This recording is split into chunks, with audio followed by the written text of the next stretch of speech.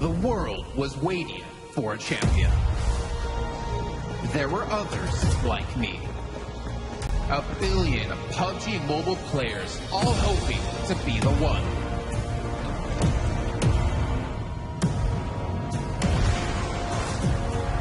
There can only be one winner, and I never stopped aiming higher. Aiming to become a pro, the best in my country. Aiming to win a world championship and be the best in the region. Aiming to step on the world stage and bring home glory. We are all here for the original, the first, the best Battle Royale.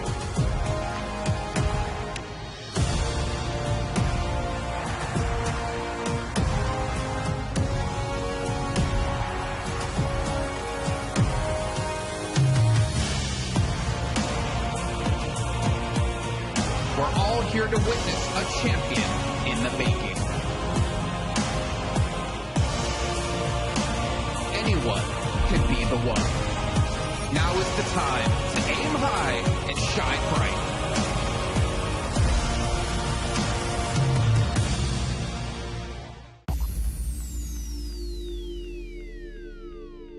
Olá, eu sou o Carrilho. E aí galera, eu sou o Mafioso. Nós somos da Alpha 7. E estamos aqui hoje para jogar o jogo de concordar e discordar com as perguntas aí que vão fazer pra gente.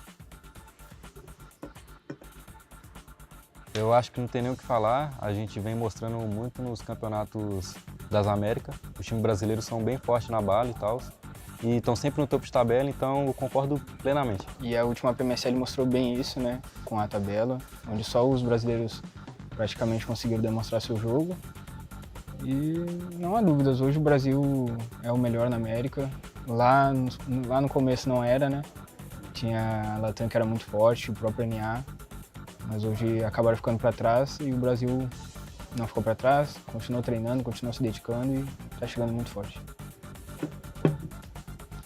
Bom, eu concordo e sei, fico ali no meio termo porque acho que a gente joga bem de qualquer jeito. Num campeonato grande é muito importante quando você tem a safe ao seu favor. Sim. Porque todo mundo está ficando vivo até o final e fica muito difícil se você não tem a safe. E se a safe não for a favor, o nosso estilo de jogo, a gente não tem...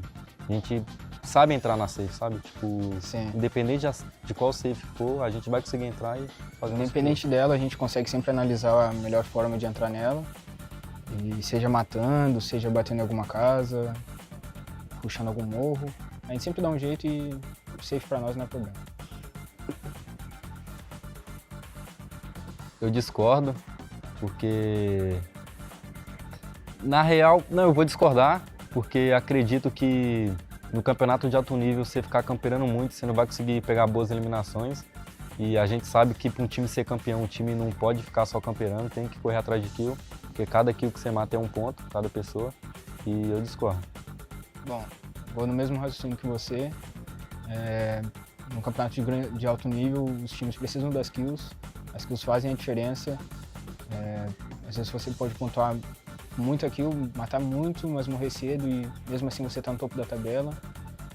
E por isso eu discordo, acho que camperar não é uma boa estratégia.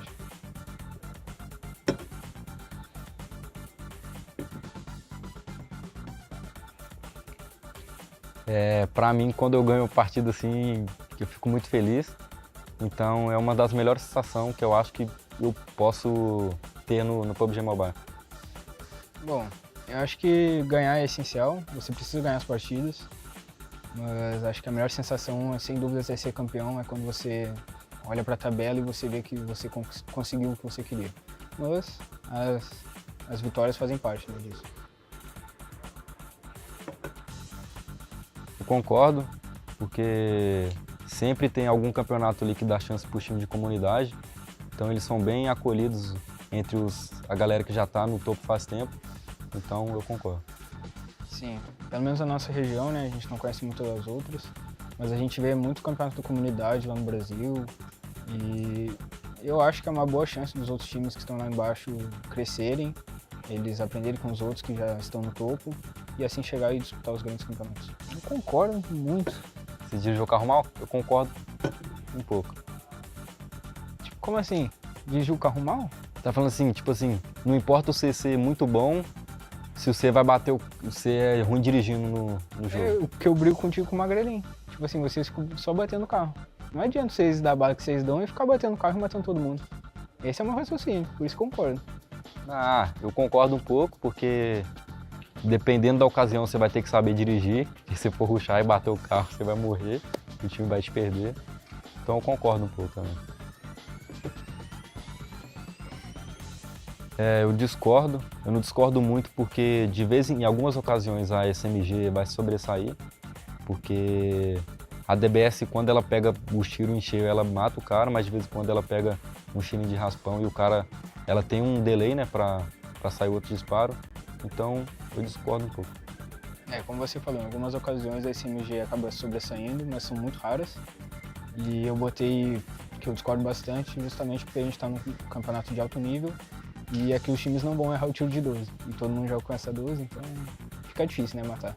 A gente, infelizmente, depois de algumas atualizações, a gente tem que se acostumar, tem que treinar com 12, que não era o nosso forte, pra gente chegar e competir com eles. Não é nada. Fala. Eu deixei no meio porque eu acho que depende muito da ocasião. Quando você quer eliminar um pixel ou tá rushando alguma casa, a Molotov é muito eficiente. Mas quando você vai rushar numa negativa assim, jogar Molotov não tem um porquê. Então o HI sobressai. Então eu deixei no meu tempo por causa disso. O efeito da Molotov ele é mais rápido, né? Tipo assim, a HI querendo ou não são 6 segundos que você tem que esperar. E como você falou, em casas a HI funciona mais. A HI não, desculpa, a Molotov. E em negativas e morros a HI funciona mais. Então não tem como concordar ou discordar mais. Pra mim as duas estão ao mesmo tempo.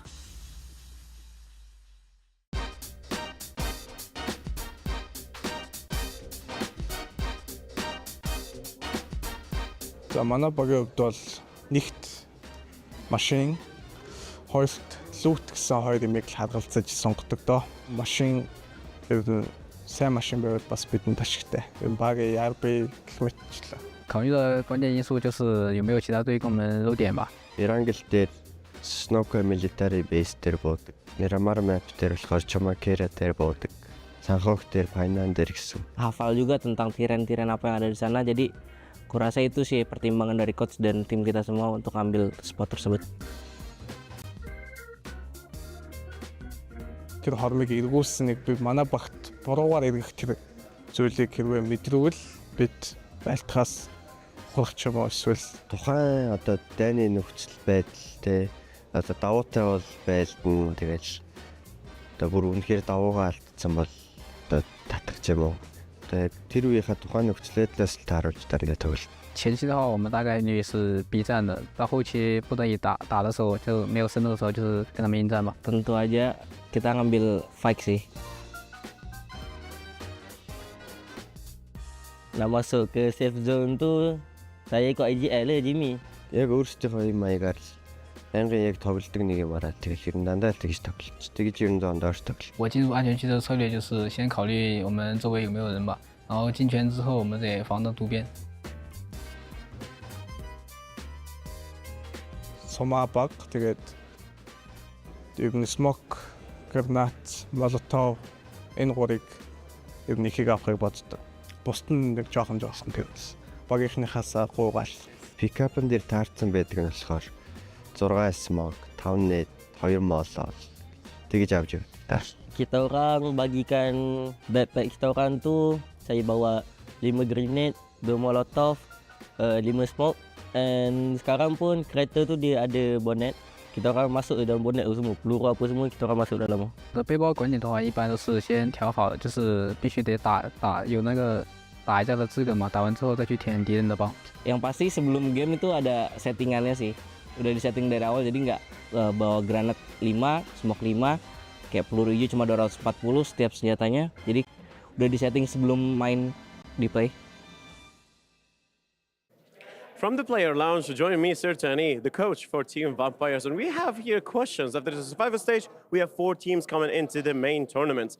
How do you feel about those teams, and which one is a threat for you? All those teams are good, but the threat I think is NRX because they play their play style is playing on the edge just like us, and also their drop is near us too. So maybe it's a threat a bit. Cool. Is the players going to change their style? Like your team is going to change their styles because of the 4 teams coming from the survival stage? I don't think so. They are playing something that they are confident that playing on the edge, aggressive style, just like that. I think are the same. Cool. So, Mr. Riyadh winner, to whom is the trophy going? Who's the winner? Everyone wants this trophy. We are too, but let's see what in game. But yeah, I don't want anyone to take my trophy. Vampire, we win. Okay, your trophy, you named it. Good luck. Thank you. Thank you so much for being with us. I'll let you to it, go to the team, and of course, prepare the team. We wrap up the first day and the Alpha 7 claiming the top. And the first thing that I want to talk about is how are you guys feeling after such a performance on the main stage? Como vocês estão se sentindo hoje depois dessa performance no cenário principal? Eu respondo. Acho que a gente está tranquilo, a gente sabia que podia ter sido melhor, mas a gente deu o nosso melhor. Então vamos para os próximos dias, foi só o primeiro dia de campeonato, tem muito chão pela frente ainda. I think we know we could have done better, but it's great already, and there's just the first day of the tournament, and there's a lot to come. Okay, you talked about doing better, basically. You are tying with DRX as the first spot. What do you feel like you're going to change for the day 2 to maintain and dominate the top? Vocês estão falando em fazer melhor e dar o seu melhor, vocês estão empatados com a DRX. O que vocês vão fazer para desempatar? Bom, como eu falou, a gente está muito tranquilo, a gente jogou muito tranquilo hoje. A gente sabe que a gente não teve um bom dia, apesar das 2 vitórias. E o que a gente vai fazer nos próximos 2 dias é basicamente chegar no hotel, treinar bastante, estudar os erros, consertar principalmente os erros, né? Que acho que a gente errou bastante hoje. E se Deus quiser vir muito forte amanhã e depois também. We know that we are doing good. We could have done better, although we had 2 winnings. But we're going to carry on studying. We're going to study the maps. We're going to study everything and do our best for the next few days. All right, anything you would like to say to your fans, basically, on such a memorial day for you guys? Tem alguma coisa que vocês querem dizer para os fãs de vocês num dia tão memorável? Acho que só tenho a agradecer por continuarem torcendo pela gente. A gente adora o apoio de vocês, então continuem torcendo e vamos para cima. #Goa7, #GoBrasil, é isso. We would like to thank you for your support. We know that you're supporting us, and that's it. #Alpha7, #Brazil, and we're going for that. Thank you so much, and best of luck for your second day as well for the Alpha 7.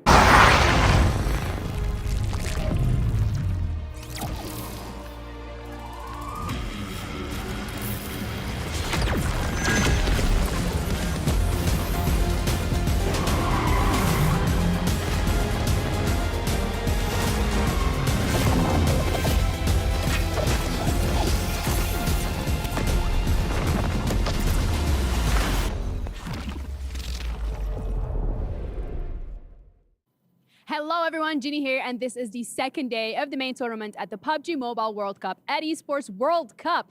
These are our keys, well, keys of some teams who have their hopes and dreams crushed already. Yeah, we already had some teams eliminated from survival stage. These keys, they're gonna end up at the bottom of that tournament, and who knows what other 15 keys are gonna end up at the bottom of that tournament, because we're gonna be getting closer to crowning that champion. Absolutely, only 1 winner and 15 more to be added to the tally. Who's it gonna be? I don't know. Can Alpha 7 finally break that second place curse? Or is it gonna be some of the other teams? Vampire Esports maybe making a last place rush all the way to the top. Stay tuned and find out.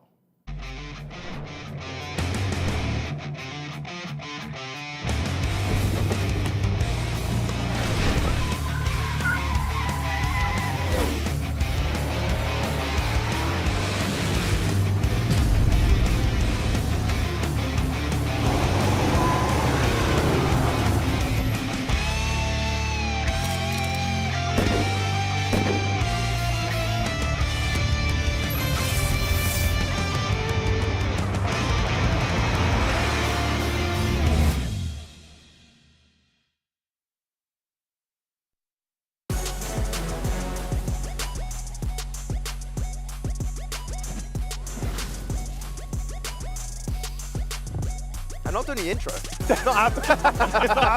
Hello, everyone, and welcome to the PUBG Mobile World Cup 2024 as we're into our final stage. and into our second day of play here. Maxman's ready to break things down. That was a really close shot of us. Ready to break things down today because we had a couple of unexpected results. DRX currently tied for first place, technically in second place because they are behind Alpha 7 when it comes to the tiebreaker. But also, Maxman's pick, a 4MV. At least they got a decent game at the end. So but the early. Cursed Man Extraordinaire is here yet again. Has not even been a minute, and we're already talking about that, okay? Are we going to expect something better from them today? Hopefully. Is it going to happen? No, maybe not. I don't know. I've given up, okay? I'm moving on. Well, I'm on the Alpha 7 hype train. No. Alpha 7's my thing. You stay far, far away from them. You should be happy with Alpha 7. They've been able to put on a pretty good performance. Pretty similar to what we saw at PMGC so far. The question is, will the results continue to be the same way at PMGC, and are they not going to take themselves the trophy? I don't want to glaze this early on. It's too early. It's just day one. We've seen Alpha 7 before being able to take the lead right after day one. Guess what? They have lost the lead before with a healthy lead. So it comes down to how they're going to be playing. They did a lot. I mean, we're going to be talking about them a little bit more too, but the team, they perform really, really well. I feel like they do have some momentum, and this is a team that does tend to carry momentum. I'm hoping that it kind of continues today. I don't expect them to get 2 chicken dinners. I feel like that's a bit unrealistic for me. But if they do get 2 chicken dinners, and if McGrellin starts popping off, that is going to be a very dangerous team, and even more dangerous team than what they already done. Can they avoid getting in their own heads tomorrow? Yes. Today, it's all happy in games. They're going to be totally fine today because it's not the last day. I think all eyes will be on tomorrow. We'll probably see them at #1 still by the end of today and see how it all goes. No, you don't like that? No.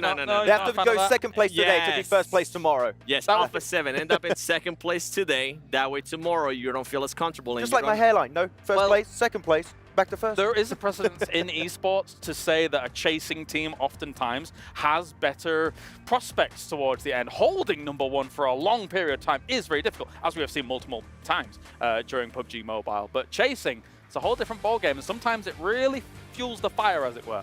Fuels the fire, and not only are they playing for the $1.5 million, they're also playing to get some club championship points for their clubs. And we do have Quickshot here to update us on what's been happening around EWC. Hello everybody, I'm Quickshot, the host of EWC Central, the broadcast that covers every single game, every single week, throughout the entirety of the ESPORTS World Cup. I wanted to take a moment to take a look at the PUBG Mobile World Cup main tournament and see how that will impact the standings in our EWC Club Championship update, brought to you by STC.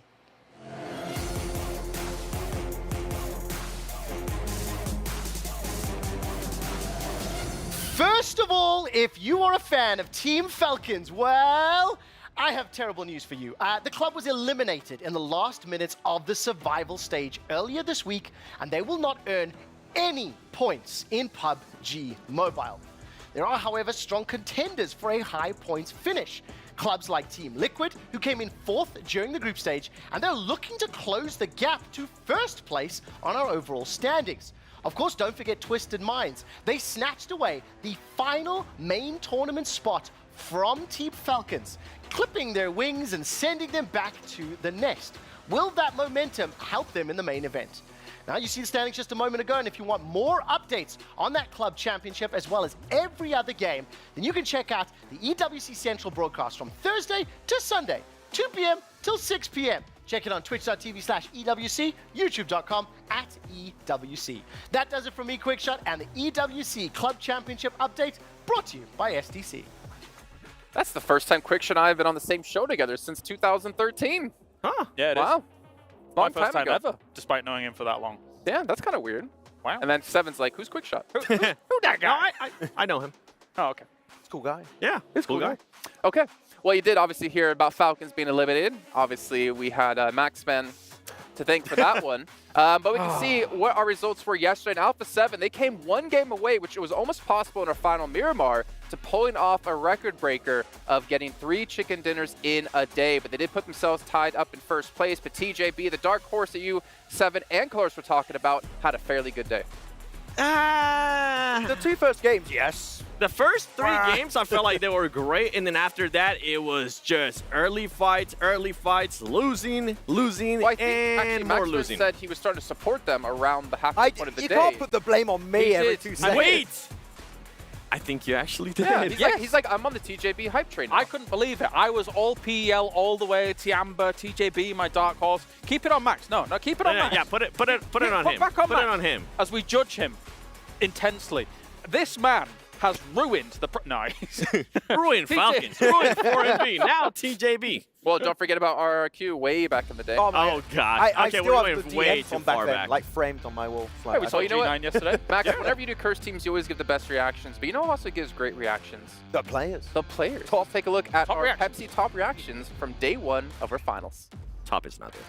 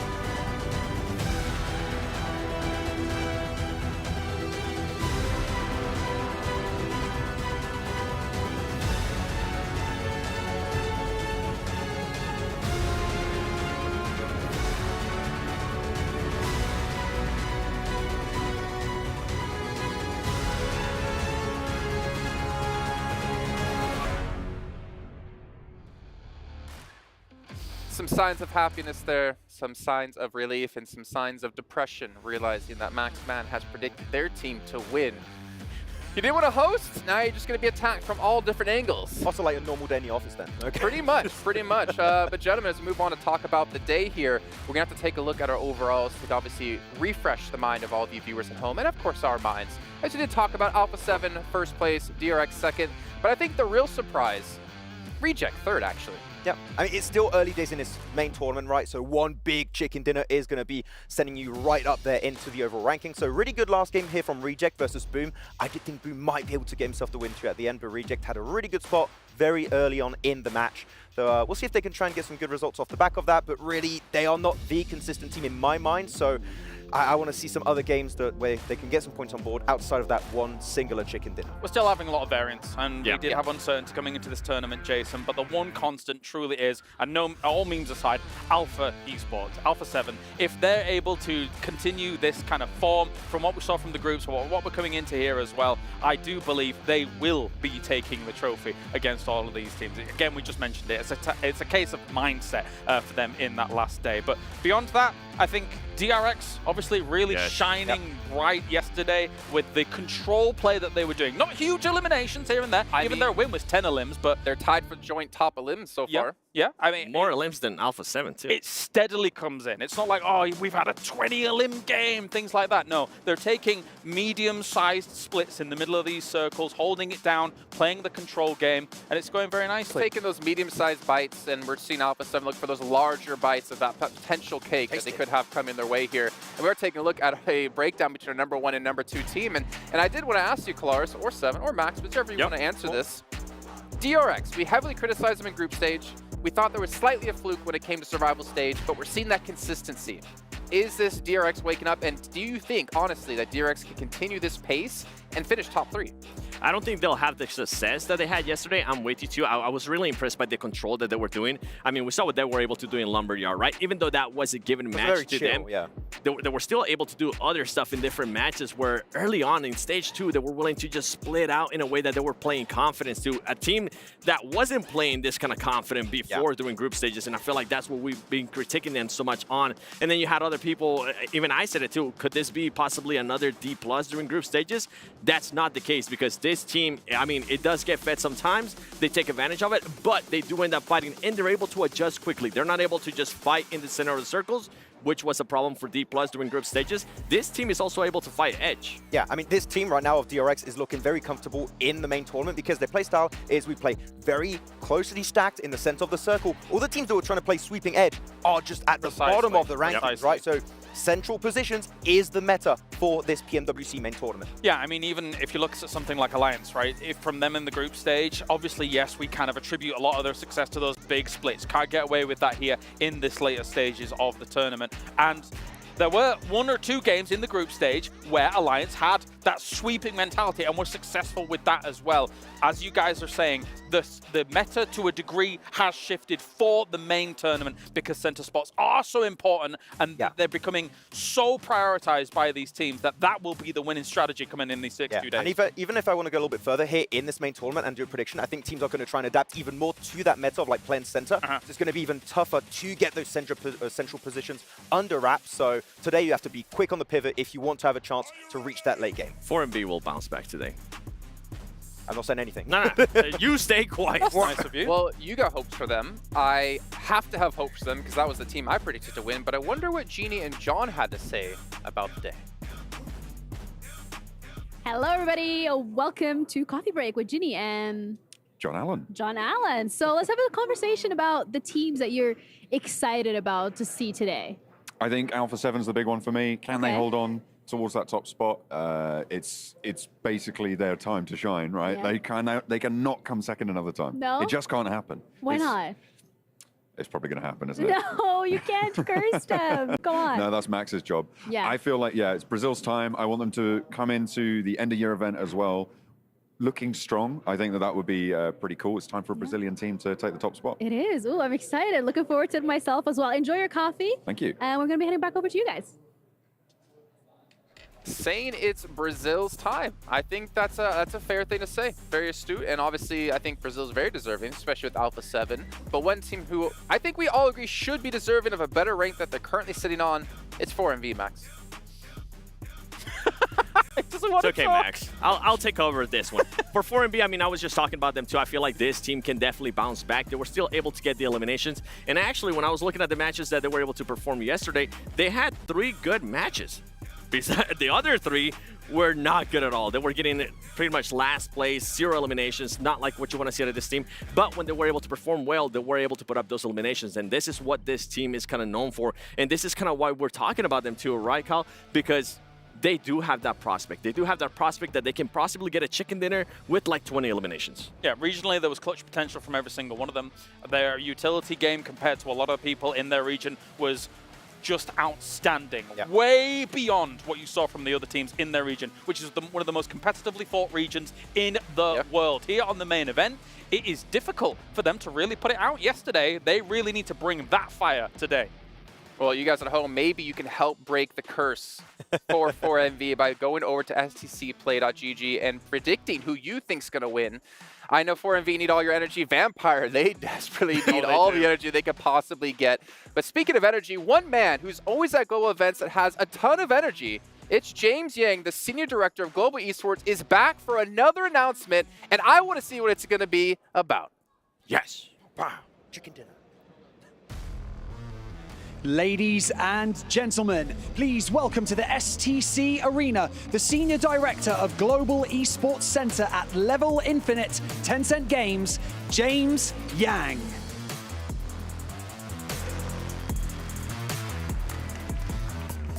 Ooh. Hello PUBG Mobile fans in the world, in the Kingdom of Saudi Arabia. Welcome to the World Pulse PUBG Mobile World Cup. My name is James Yang, the Senior Director of Global Esports Center in Level Infinite, publisher of PUBG Mobile. Over 6 years, I've witnessed PUBG Mobile esports ecosystem grow and expand. Regions all over the world have been united in the passion for esports, and we appreciate each and every one of you watching and joining us in the journey. 2024 has been an amazing year for PUBG Mobile esports, and the community in particular has been the highlight of the year to me. Your support has made this year truly one of the greatest years, and plenty of exciting announcements to be shared today will make the community even more thrilled and hyped. So let's dive in, starting the latest details of 2024 PUBG Mobile Global Championship. This December, 48 plus 1 team will get the chance to fight their way to the victory. But only 1 team will become the top of the PMGC 2024 champion. Southeast Asia, 10 teams including top 5 from PMSL South Asia 4. The top 4 teams from PMGC points from Indonesia, Malaysia, Thailand, and Vietnam, and the PMCL for winner. Central South Asia, 4 teams from PMSL CSA 4, and the top 4 teams by PMGC points from Central South Asia, Pakistan, and Central Asia.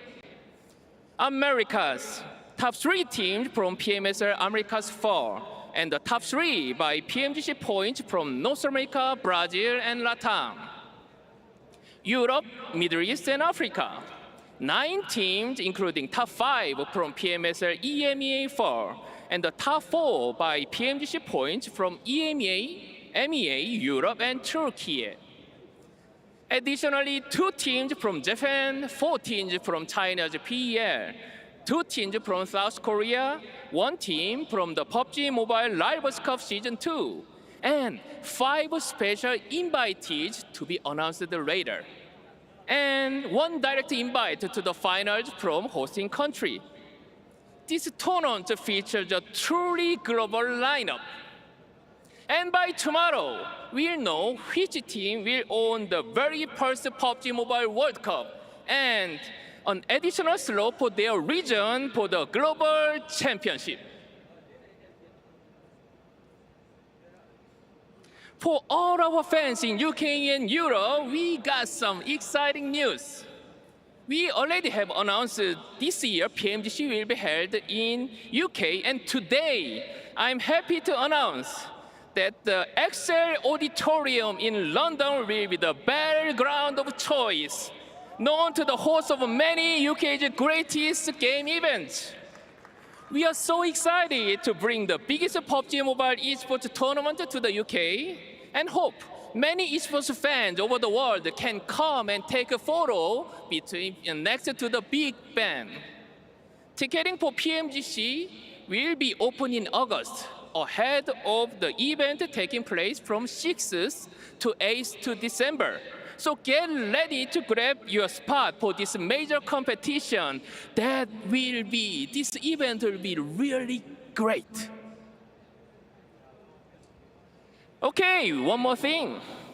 Have you played one of the most enjoyable modes in PUBG Mobile, Metro Royale? We've had so much fun developing this Metro Royale game mode, and we are looking forward to a bright future with it. So let's check out the latest Metro Royale video.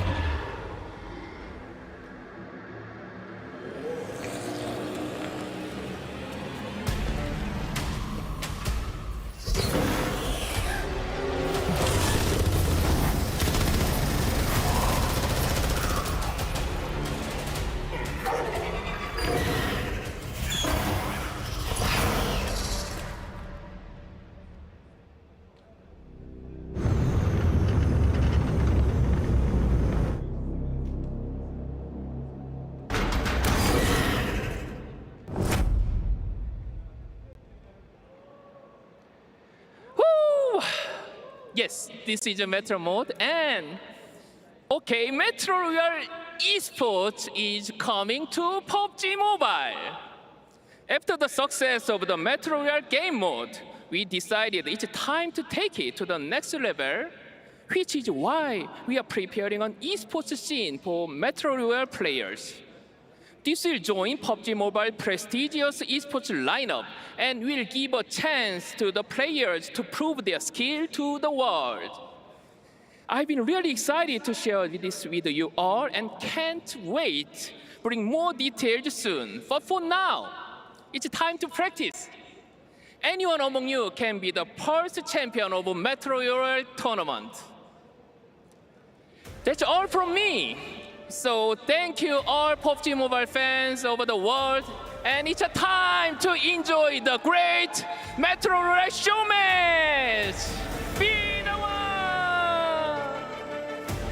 Let's get it going. What an insane announcement. Always good to hear from the legendary James Yang himself. And man, Metro Royale Esports? What more can we ask for? Hell yeah, man. I mean, we've had the Battle Royale esport for the longest time, for years and years now, and we're going to see a completely different game mode here in PUBG Mobile. It's going to have its own separate esports ecosystem here, Hot Jukes. I'm beyond excited about how that's going to be looking for years to come. And I've enjoyed myself a few matches already here, Hot Jukes, in Metro Royale. And no, the competitive side of things is going to be very interesting to see on the big screen. I can't wait to see how it's all gonna be done, right? Like, you know, what are the rules? Yeah, what are the rules? You know, what kind of gear do people gonna go ahead and go in with? Everything. You know, Metro Royale is by far one of my favorite modes to play. You know, there was actually a time. All right, I did get the screenshot. I was #1 in the U.S. in Metro Royale. Yes, for a little while. I'll just let you talk the entire time. Yeah, no, for a little while. It was an absolute blast. I played with my homie Dad Plays. You got to go check him out. Awesome PUBG Mobile YouTuber that focuses a lot on Metro Royale. And man, dude, this is going to be a blast. Guys, we're about to get into it. Of course, I'm Hot Jukes with Maxman right here, coming all the way from the studio up to cast the first Metro Royale Esports first look that we're going to actually have here. Yeah, Maxman casting in 2024. What's going on? Is it 2019 all over again? I don't know. And yeah, the first ever esports Metro Royale game. Very intrigued to see how it's going to go down because, you know, of course, you just want to get some good, juicy loot. And I played these matches.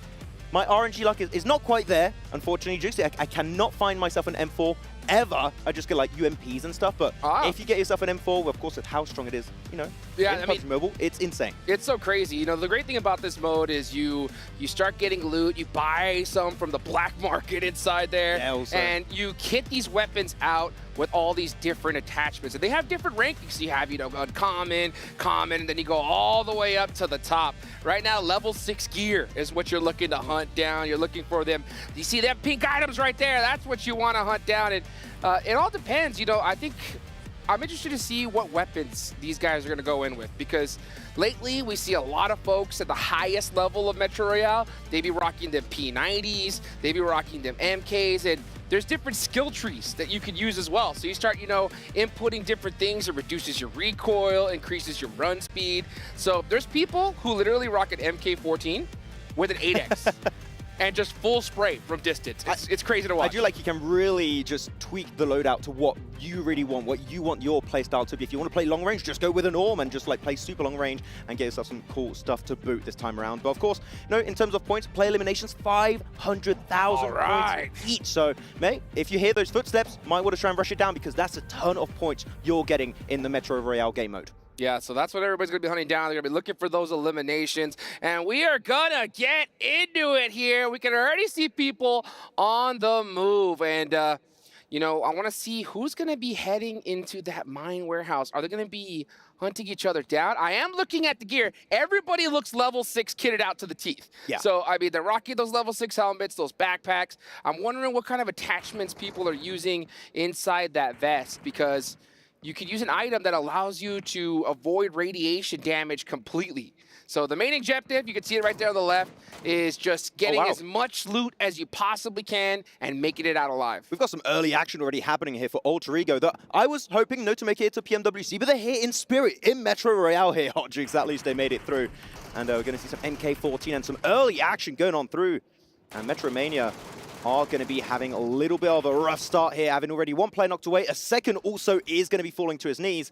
And early fights, when you're maybe also struggling to find loot around the map, is going to be a little bit rough for these guys.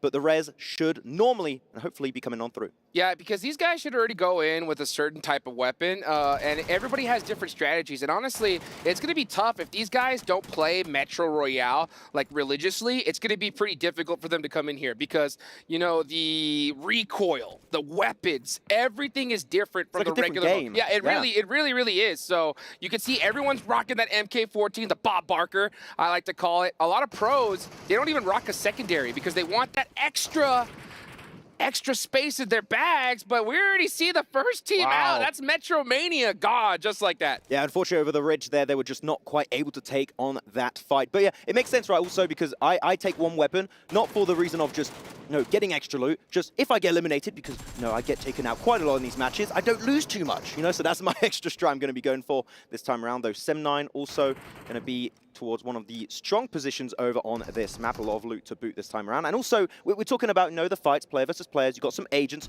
In this mode, you have zombies, right? Yeah. So if you got the super strong ones, that I'm not sure where they spawn exactly on this map, but that is going to be potentially giving you a ton of loot, but they are very, very hard to take down. Yeah, you get a different opportunity to get some, very high-end weapons as well. Some that are pretty exclusively almost drop only.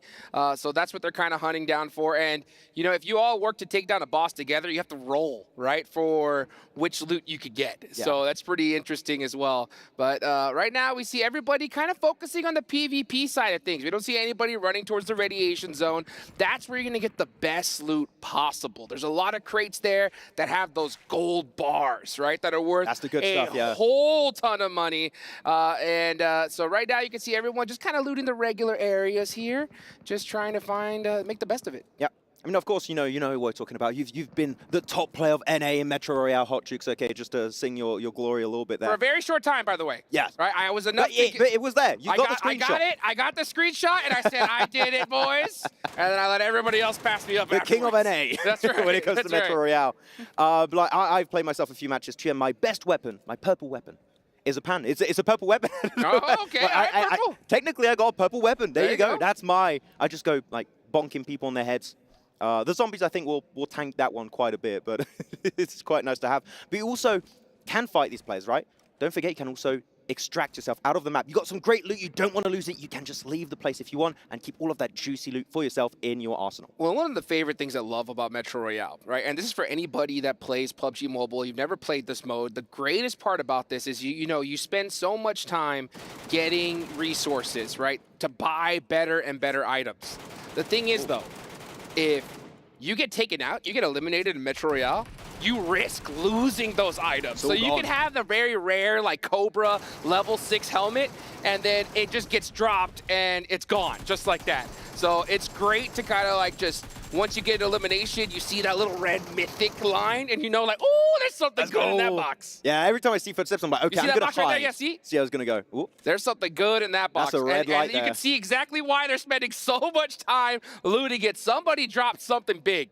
You're taking a lot of time there because there's some good loot in there. You're going to throw out the stuff that you just really don't want because you want to make space in your backpack, which is pretty limited, by the way. You can get bigger backpacks to try and take more loot, but of course, the more loot you get, the more valuable you become to enemies to take you down. And if they get that loot, they're going to be happy chaps in these matches. Though, 2 teams currently eliminated, Metromania and Alter Ego. And currently, I'm still looking at FaZe Clan and Sem9 to potentially do well in these ones because, of course, they're esports veterans. And I'd love to see, some of the PUBG Mobile esports players and teams playing into Metro Royale. How are they going to adapt? Is it going to be an easy transition, or is it going to require a lot of training to adapt to the game mode itself? And as you said, it's pretty much a different game, right? How are they going to be able to perform in this game mode? Yeah, I mean, this is my first time ever just looking at it right here. So it's going to be really interesting because obviously there's a high point value to eliminations. So you're going to see people hunting that down. But right now, what we're going to look is right now what we're seeing here. We're seeing some teams try to run to the radiation zone. So they're going underneath here and going to get there quickly. But you have to get there so fast because all those boxes that are there in that rad zone, once they're gone, it's over. So you could just get there, all the boxes are open, and you're just stuck with nothing. Just radiating away. Right. That's right. I love these tunnels, by the way, because I'm very scared of dying in these game modes. I'm just like, okay, I can avoid people, I can loot and be very sneaky. Use the tunnels, go from point A to point B, get closer to the extraction zone, using these carts, which I personally love this mechanic, playing the Metro Royale game mode. And it just gets you to position very safely until you get out. And if a player's camping, then you might be in a bit of trouble, though. Yep, and you can just see them. And the carts are a good, sign to know if a team has already taken the area. Used it, yeah. Yeah, so you see that cart gone, you're like, oh, there's a team ahead of me. And what looks like we might see an engagement here soon. They're not in front of them. They're actually just past, I think, in the other tunnel. Are they? Yeah, they are. It looks awfully close. They look awfully close. Wait, are they? No, they're not. They actually are there. Oh, never mind. Kenny's dancing. He must have found something real good. He's hanging out with summoning the emotes. loot. praying to the loot gods, please. I need myself some golden loot. There we go. Guys having They're waiting for the here. spawn. Can't put it out. Oh, they got such great emotes, man. Okay. Oh, no, okay. You cannot dance on top of the roof, Kenny. That's not okay. Okay, he's going to get the res at least, but, you know, thing is, players, you never know where they're going to be, right? It is hardcore to its absolute core in this game mode. So, man, if you're spotted out, your head is going to get blown off right away. Yeah, you can see there's some pro tips. Dancing on the open's not a good thing. And we're going to see another player from Metro Mini go down here.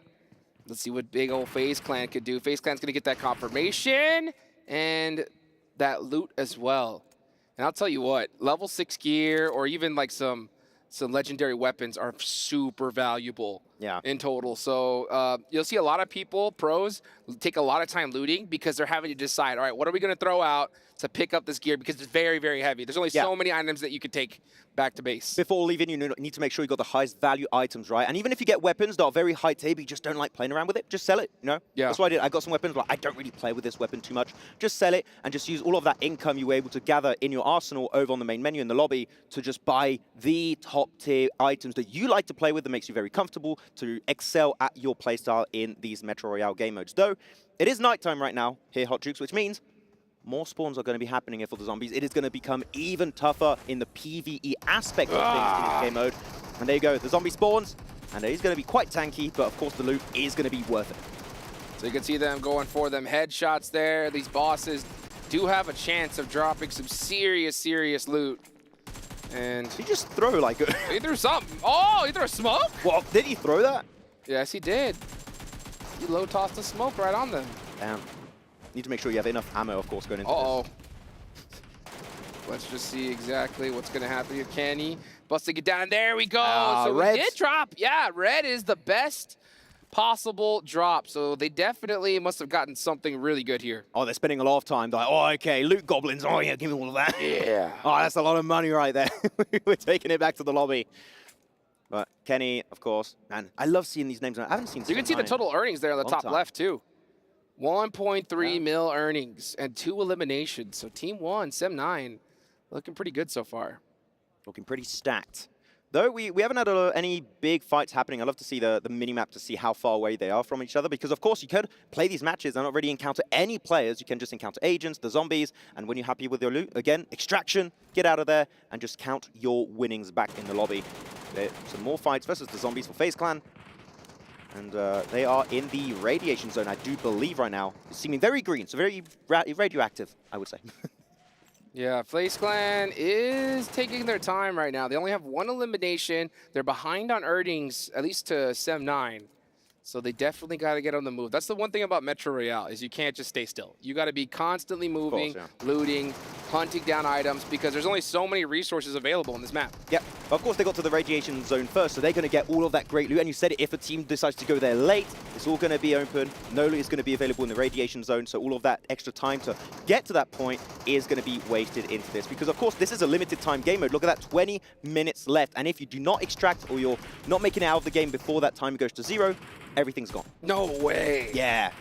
Well, that's going to be brutal here. So, yeah, FaZe Clan are in the rad zone, and I'm expecting them to just go to the moon when it comes to loot here, because this is where you're going to find all the highest tier items. You can see how long it is taking them to get this boss down. Yeah.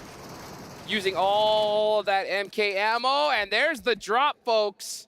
They're going to go ahead and loot it up real quick. At least one player moving, get healed up. And you can see those crates right there down below on the left-hand side. That is what you want to be hunting down. Yeah, so much good extra loot for FaZe Clan here. Looks like they're holding one player back to let him loot, yeah.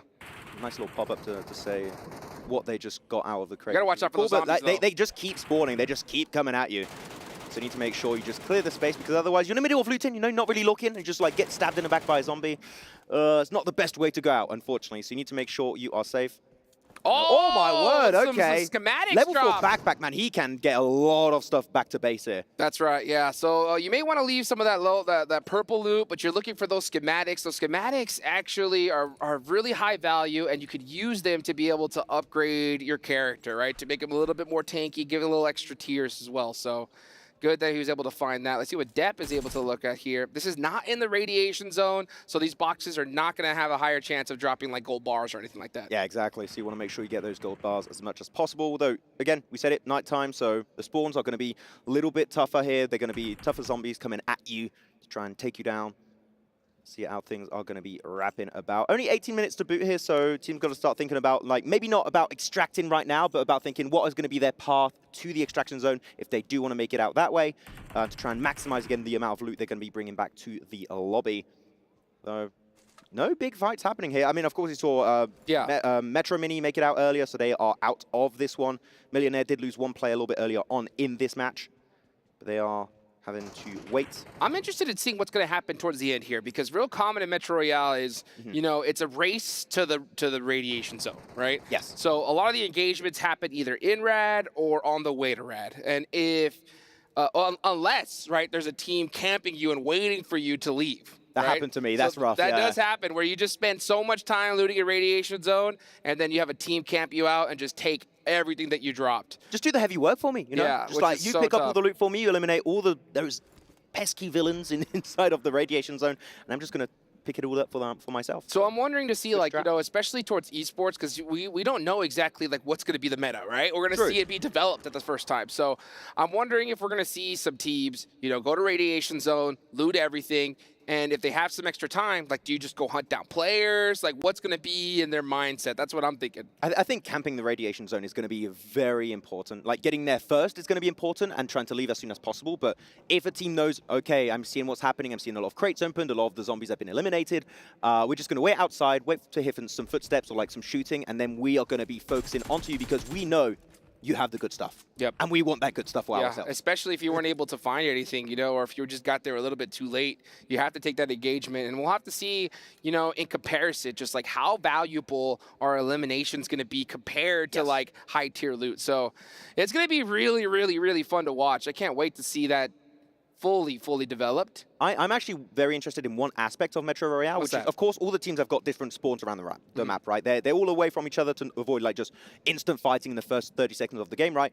I'm intrigued to see what's going to be the meta around pathing. Like, what is going to be the min-max path on a specific map based on your spawn and the extraction point to, like, get as much loot as possible and to, like, quickly get in, get the loot, get out. I feel like that is going to be the interesting macro aspect that I'm going to be very intrigued into when looking at the esports side of Metro Royale. Yeah, and you know what? One thing is for sure, guys, if you are watching now, pro tip is that if you're riding in a cart, you should always have 1 or 2 players just scoped in downrange, just because if a team is camping for you. So that's something you got to definitely keep in mind. We're watching Kenny on the move here, and it looks like he is. They are going to enter the radiation zone. FaZe is there waiting for him, but do they know that Sem9's there? I don't think so. Now they know for sure, and FaZe start this one off with a huge knock. Yeah, Kenny's going to be instantly dropped to his knees. Depp is going to have to make it back inside the building. Does make it around the corner. Luckily enough, the res will be able to potentially come out also at some point, but Sem9 are going to be having a rough time. Actually, no res, one was sent. He got absolutely confirmed instantly, so he was sent right back to the lobby this time around. And Sem9, now against a wall too, they can't really leave except for that one singular point they entered from. So like FaZe currently have a big advantage, but they also got a player knocked on their side, so currently down to a 3v3 Hot Jukes, and is now going to be Sem9 Depp with a great opening. Put low, but will be able to go for the med kit. He got lit up. Now, if you look there, his gear is pretty beat up here, so he's only going to take a few shots left. Those heavy impact bullets definitely cause an issue, and I can't wait to see what the meta is going to be of, like, all right, what kind of ammo that you could use, because you could even use, like, immolating ammo, which puts them on fire after you hit somebody. Yeah, you've got so much depth to Metro Royale when it comes to the guns itself. You've got guns that doesn't exist in the normal Battle Royale game mode. But Lawyer gets saved, actually. Actually, he gets knocked away as he was trying to knock an opponent of FaZe Clan. And it's just not going to be working out for them. And Sem9 just still trying to scramble about, trying to hopefully survive. But one thing about the radiation zone too is that, like, green mist is also limiting vision a little bit if you are far away. So that is something that you have to work against when fighting in this zone. Or even worse, zombies, right? Because sometimes you have, like, some zombies flying come beasts, and get you. apparently. Yeah. And So far, we don't see anybody in this area, but it's FaZe that get the W here. And they are looted up to the teeth. You can see over 3 million earnings, 5 eliminations. They're in the lead by far here. Yeah, man. Onsensor's got to count his lucky stars here. He got saved last second just before getting knocked, so that was a really good play around them. And we are seeing different plays, like when I play on my games, typically players tend to split a lot, but you want to stick together. You want to get that loot. Look at the earnings, how it's just going up like crazy. It's just 1 million in earnings right off that one engagement. They by far have the most eliminations. Thank you, Sem9. Yep, FaZe Clan did it. They still have 13 minutes, which is plenty of time. They should be able to make it back and extract. Yeah, exactly. Seen some ×8 scope. I mean, I'm not quite the sniper enjoyer when it comes to Metro Royale. I like to get into the thick of the action here, especially in this radiation zone where you're going to get a lot of the solid loot. Oh, we've seen some good parts in here outside of the weapons. Can't quite see. We have to scroll down. 5 million. Because they had a lot in their backpack there. So like, oh, yeah. It takes a while to go through it and saw what you want to take back to base. Though, only 12 minutes and 45 seconds left to boot. And there's only 2 teams remaining. So the chances of them clashing is relatively slim. We'll have to see how it's going to go. Yeah, FaZe Clan should have just a clear path on their way out of here. So you could just see those earnings going up and up. And we'll see some little fluctuation up and down because they're going to be dropping some items, trying to find out which the best one win. But they have a clear path on back. I wonder if we'll see a flare, because there is a way that you could use a flare for extraction. You pop it, and a helicopter comes down. Oh, it picks you up? Yeah, and it just picks you up, and you're out of there, just like that. Got ya. Well, actually, I just realized, I just saw the graphic on the side. Oh, is Millionaire out? Millionaire has left already. I was like, wait a minute, what's that little 3 next to the door? Oh, it means they extracted early. We just didn't see it. Okay, that makes sense. And that's my playstyle right there. I'm just sneaky. You don't see me. I'm in, I get my good loot, and I'm out of there. That's my strat. Am I going to want to fight FaZe Clan, Ultra Ego, Sem9? No, of course not. I'm just going to grab my money loot. Otherwise, I'm not taking the risk, man. I am getting out of there. Well, we'll see just how well FaZe Clan's going to end up here, but they can't be taking too much time. They only have 11 minutes left on the clock. They're going to have to start leaving radiation zone pretty quickly here. It does take a while to extract. Yeah, just take a little moment to make that happen. Also, I'm not sure how close they are to the extraction point. They're pretty far. It's pretty far away? Okay, so you need to start thinking about... maybe you can even go to the extraction point and you just look to loot on the way. Like you got some extra little compounds or little buildings you can try and go. But I feel like you're making out of radiation zone, you're fully looted, right? Yeah, so like, unless you have extra space, which I find it's to be very unlikely, you're out of here already. You don't have to loot anymore. Yeah, for sure. I mean, unless, like I said, it's different, because like when you are just grinding the leaderboards, your goal is to just get rad loot, leave instantly, right? But here, you know, you're trying to get just a little bit more points compared to everybody else. So yeah, if you have that opportunity, if you have a little bit of room left, then yeah, you could just try to pick up some boxes on the way. But usually, rad, by the time you're done with it, you are filled out to the max. That backpack is full, ready to burst open completely. But I do want to ask you, Hodrix, because as the past, #1 Metro Royale North American player here. What would be your #1 tip for like players that maybe for the first time are like, oh, I've always been watching PUBG Mobile eSport, I want to give Metro Royale a shot. What is like the first tip you would give to a player like that? So it depends, right? It really depends on what you're going for. If you're looking to grind the Metro Royale, you know, leaderboards, it's different. Esports, I'm still gonna have to wait.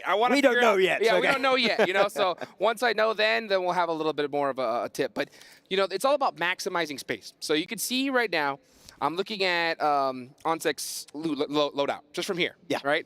We can see he's got the MK, he's got the AK, right? Usually an MK is worth a little bit more, right, when it comes to loot-wise. So usually a lot of people will only bring one weapon, right?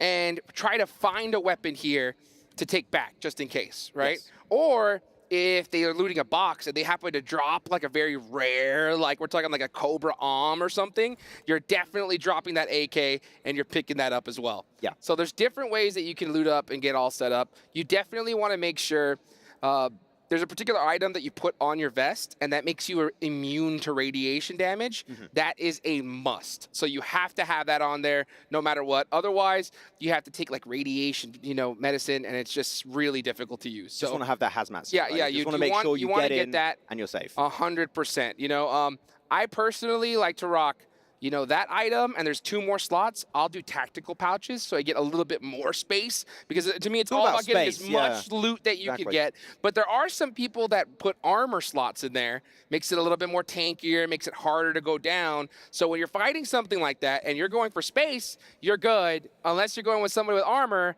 that's gonna be a big problem. We're watching FaZe Clan get on out of here.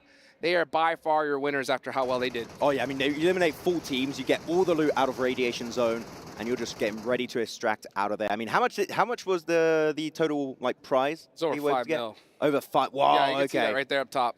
And They 5 are eliminations. getting rich after that. They're feeling good. But I feel like one very important aspect, and this is something that I did when I started playing Metro Royale, is to look at the loot pool. Like, what is something very valuable that if you see it, you know you have to pick it up. It's like not even a question. You need to take it to make sure you maximize the amount of earnings you are getting out of a single game of Metro Royale. But here you go, FaZe getting on the spot and getting ready to get the hell out of here. Yeah, they said, you know what, we're done, we got it over with. You can see him doing his little victory lap right here, and they are out of there. Look at that earnings, 5.7 mil compared to everybody else, and you can see the negative balance. Yeah. That's what happens, because you could drop items. I think we have a winner here. We don't know the esports system yet for Metro Royale, but I think we got a very clear winner in FaZe Clan. Congratulations, winning the first ever Metro Royale esports match of PUBG Mobile. Great stuff here from the team, but going out negative, no, that's rough.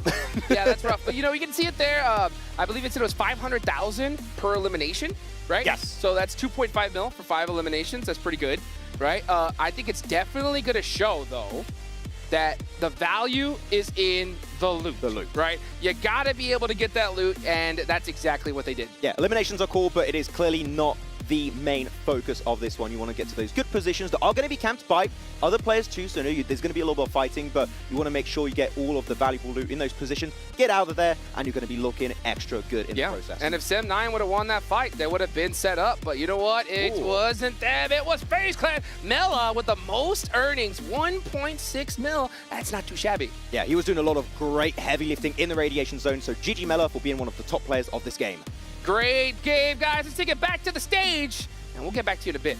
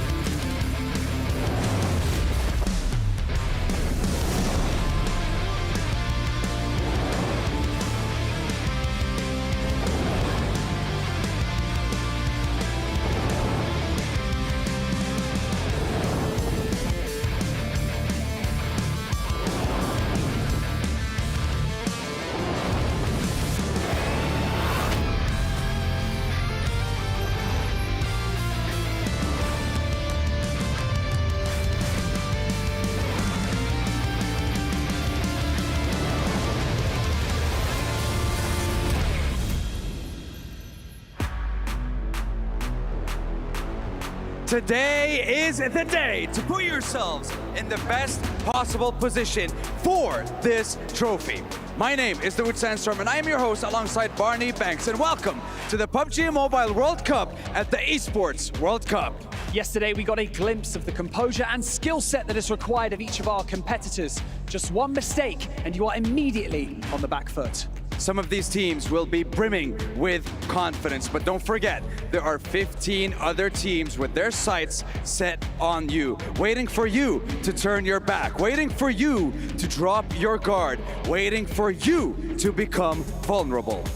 Yesterday, we mentioned that each of our teams have earned their spot here. Just one high elimination win and you are right back in the mix at the top of the table. So with that being said, let's introduce our teams for day 2 of the main tournament, starting with Al Ola IHC. Team Liquid! TJB Esports. Rejects!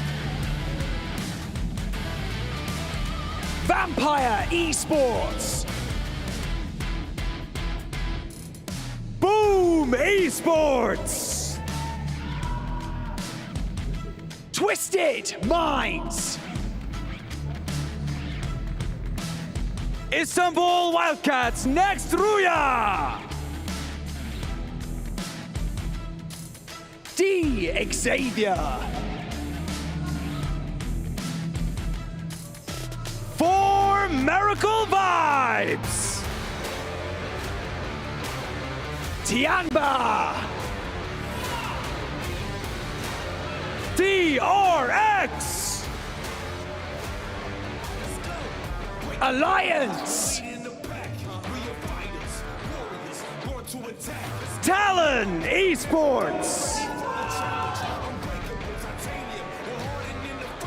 Alpha 7 Esports. Power Esports!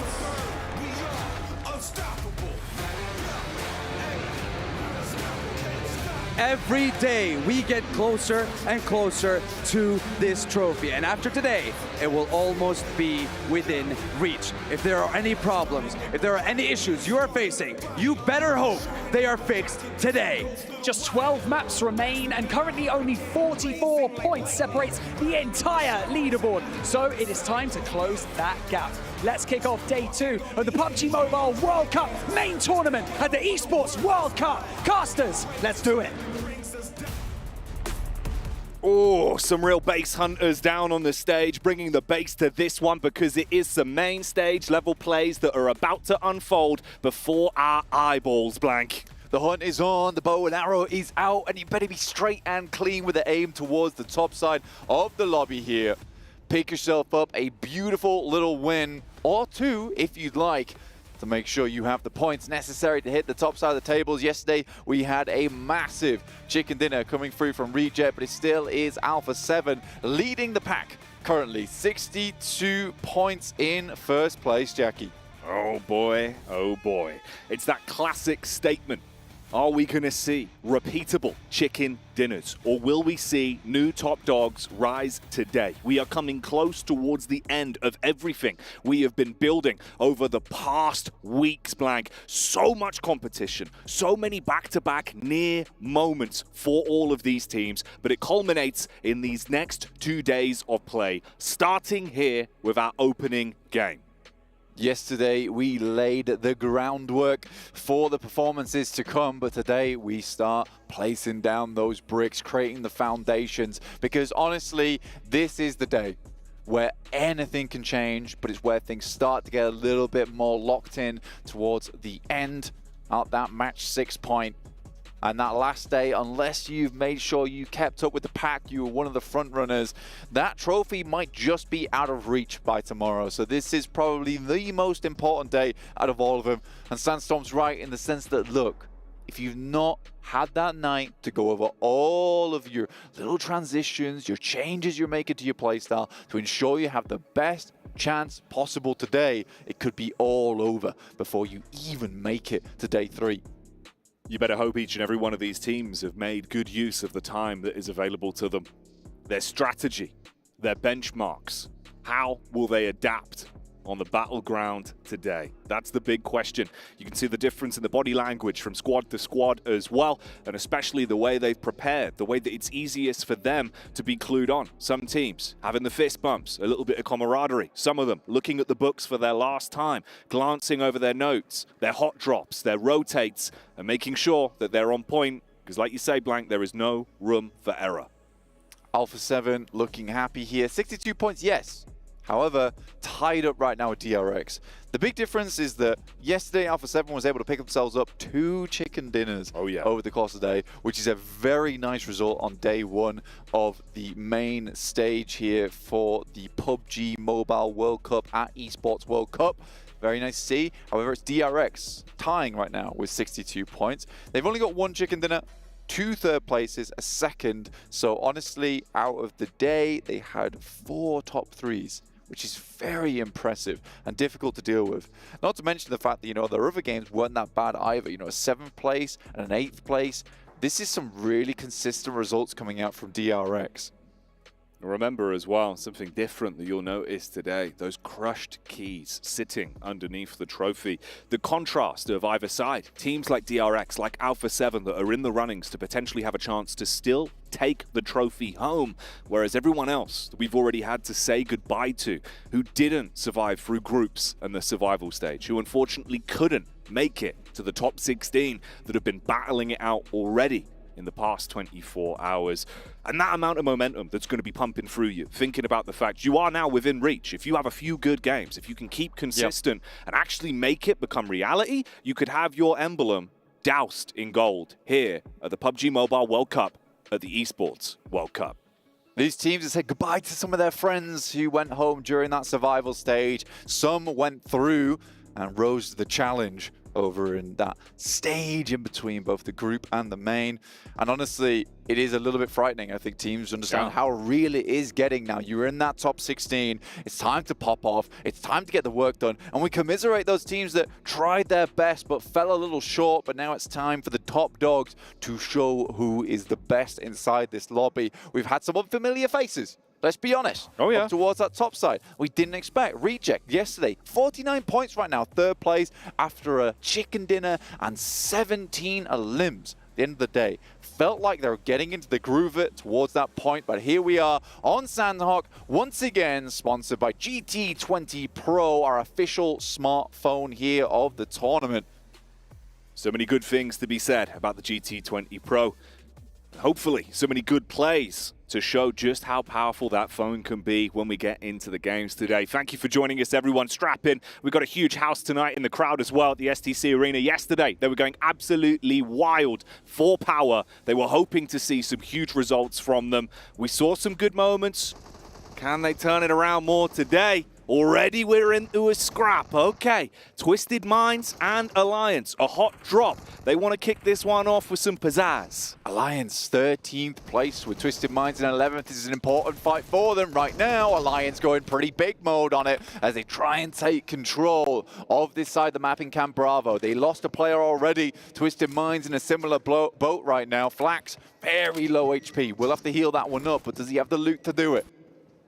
You're thrown into this fight so early, so you've had to make concessions in terms of the pickups you've got available with the weaponry. Bit of a peek over the top, elevated angle, firing down with the DPS. Beguizao able to handle himself up against Leon's. Hard commits. He's got backup from his teammate on the elevated peak as well. You thin the herd. They're actually able to clap back and leave Alliance in a real rough spot. Hit him with the laser beam, the barrel like a devil from the bottom side. Does hit nastily. And the team is playing very, very well together here as Twisted Minds. Obscure, we talked about how this guy is the opener a lot of times for the team. Alliance trying to hold on. Flax looks like he doesn't have any kind of equipment, but here comes Boom Esports from the side. Yumi finds the off angle. I'm not sure Twisted Minds know where these shots are coming from, Jackie. Well, this is Boom. Currently sat in 6th place on the podium, looking to move up if they can steal away points. Ratto Boy with the easy 2K. They were unawares about his location. He cleans up on Alliance, but the new challengers have arrived in Boom from a distance. They've got to figure out how to get Obscure back up. Question is, will Boom try and move in on this? At the moment, they're just sidling around on Camp Bravo. Twisted Minds should be able to get all 3 of players back up again. Al-Haji takes a nasty beating for himself there. Should be able to heal that one up, though. This is all the way over towards the western side of the map here. On that northwest island, Power just congregating around that coastal edge with Talon around them. And Alula IHC down towards that south side. Team Liquid start their game off in a very comfortable position in boot camp, but we head down towards that southwest, more favoring, I would say, for Miracle Vibes, and potentially even Reject, who are sort of playing the old Gladiator split, and they know they're not in, so they can take a lot of space here down towards that south side on the Confluence compounds. I really like this move from Reject. If Boom don't like the bait, maybe Alpha 7 do. This is the establishing replay, so you get an idea of what just went down. If you missed it, it was the compound crash, of course, where both teams on the hot drop had to juke it out amongst one another. Boom took shots from the distance. In the end, we say goodbye to Alliance, but Alpha 7, they've sensed the blood in the water. And they might feel pretty confident on this one, maybe steal away a few elimination points off the back of the weakened team. Yummy from Boom jumps back in the vehicle as well, so he isn't going to be an issue here. Ratto boy getting back up to full HP. 4 limbs, still feels good though. Here's Alula HC. Your demo. Overseering the high ground at the moment. Got a nice purview down towards that south side and towards the east. Giving that information back because right now the rest of the team is in Camp Alpha, so they don't have the greatest of info on what's going on, but he wants to allow his team as much time as possible to get looted in a pretty big POI like Camp Alpha. So I do like this from Demo. And again, this is a big mistake. A lot of people make it at home a lot of times, is when you play that off angle towards the eastern side of the Northwest Island, you've got to be really safe because your whole job is just to give info back and not die. As soon as they lose that player, things get very, very awkward. Here's Alpha 7 though, and this is what you call Jackie. Oh, that's a huge spray as well. Beautiful work there. With a garden hose, unleashing bullets, spraying them down. And it's only Obscure that's left. There's no timeline where he can make a play to get Guizhou back up. So far fragmented and so low on health. They hard commit onto that. They flushed out the entire squad. Just Obscure remains. He's good on off angles. He's good in 1v2s normally. But can he go absolutely huge here? Claps down onto the first. They'll barely save his life. That was cheeky from Obscure though, bro. Dear me. The question is whether Boom heard this, potentially have a look back down towards that south side, but I think Alpha 7 are safe. Carrillo though, 3 elims. Picked all of them up in that engagement. Basically didn't need the rest of his team to be there, but they will have to get a move on now as the circle starts to encroach over towards them, pushing them further towards that center, down towards that southwest side. As most teams have made it in. Team Liquid even made their way across from boot camp. They crossed the river. They're now on that north side, potentially looking to hold out power as Reject decided to regroup around Painan Bridge and some of the compounds that sit beneath it. I think that's a strong spot, Jackie. Could keep them safe. Could. It could. You'd hope so. Maybe bolster their defense and set them up for a good swing of things in the day here. DRX on your screens now, of course, as well. Alpha 7 with those early elims. They will be peeling themselves a little bit further ahead. And I suppose the big talking point there really is as well, right? There's a timeline where Obscure does put them down to a trio. Then maybe it's not as great of a start to the game. You're thinking, all right, yeah, we got a couple elims, but now we're in a bumpier spot for the actual chicken dinner. The fact they make it out, stealing all the points, getting away, and still having the full squad alive is gigantic for Alpha 7 on the first game of the day. Yes, yesterday was brilliant for them, but remember, Blank, it's a new day, right? Anything could happen, but that goes to show the blood's still pumping. Decision-making is looking clean. For Alpha 7, an aggressive map like this is where they really thrive, right? This is where they find their most enjoyment, get themselves the chicken dinner yesterday on this map too. It's potentially looking for a little bit more. Their rotation's a bit more difficult than some other teams here. They're right at the back of the queue on this southeast side. They'll have to go through Boom, the Xavier, who are well renowned for their long-range engagements and some of the nade play. So pushing through them is like pushing through barbed wire. So yeah, the Xavier could be a little bit of a problem in front of them, but Alpha 7 might just blow it to pieces. You never know with how they're playing. Definitely could be an opportunity for that. You get a bit of an establishing shot here. Nice cinematic pan over the bridge, seeing where Team Liquid and Power are. Of course, that bridge could be a bit of a talking point later on as well with the rotates that are coming down towards it. Currently, Alula XIHC are edge guarding it. You've got Talon and Tiamba that would be late to follow suit. We wrap this circle over towards that western side on Tambang. So Vampire get themselves a little bit of a lifeline, stay in the game a bit longer towards Tambang. and Nakam down towards that southern edge. Team Liquid looking towards ruins right now. I think they're posting themselves up around some of the high ground that sits in that area. You might be able to guard out teams like IHC as they come in from that northern side. Yeah, still a lot of space. This is one of the most heavily compounded areas on the map. So for teams, a lot of safety can be garnered. If you're on the outside of the circle, though, those teams that have posted themselves up early on, like 4 Miracle Vibes and Painan, will be looking to stop a lot of these pushes from coming through. TJB with their 9 elims so far on Sandhawk on the average. Very, very nicely done. Good to see TJB were able to keep their winning streaks up as well in terms of the way they were playing back from survival stage here into playoffs yesterday. Currently only a few points away from potentially breaking themselves into the top 3, the podium finish, if they can maintain it. But you know how things go here. It's incredibly competitive. Anything could change. No one is safe yet. You've also got the rotate from DX Xavier to start to make their move up. That's close by IWNRX. Here's a nice shot, actually. Okay, so reject in the compound. You've got the 2-2 split. So they've got high ground, and you've got cover.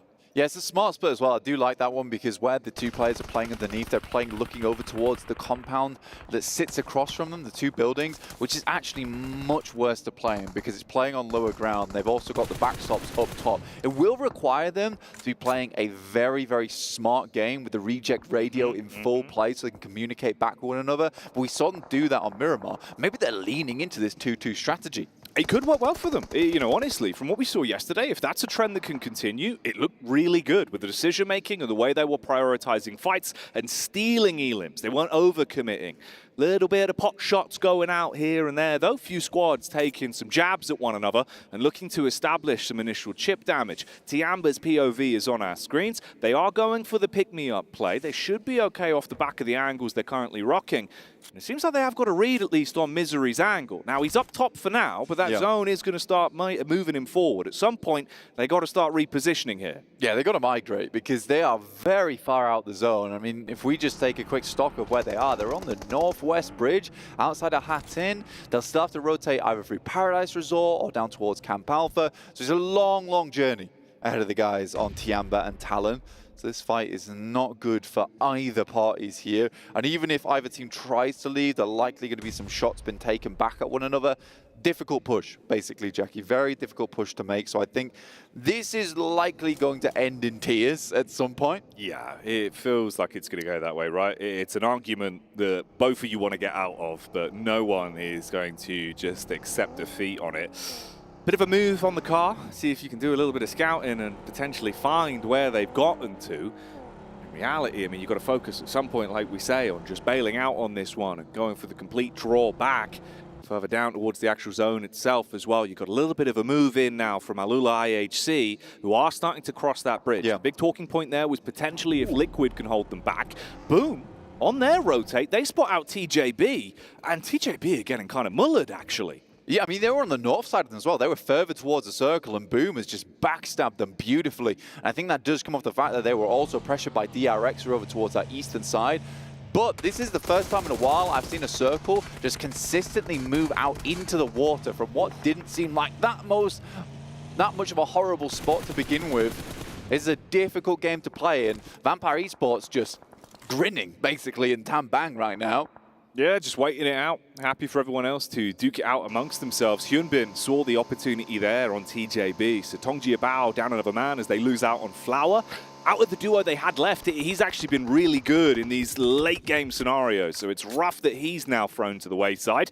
This is the elongated fight that's been going on for so damn long between Tianba and Talon. Equal trades towards either side. It's what we were talking about. No one's coming away the victor on this one. Both teams kind of realize that this is sort of like a 3 or 4 elimination count for both, and then they're just going to go down. I mean, we're heading into stage 4.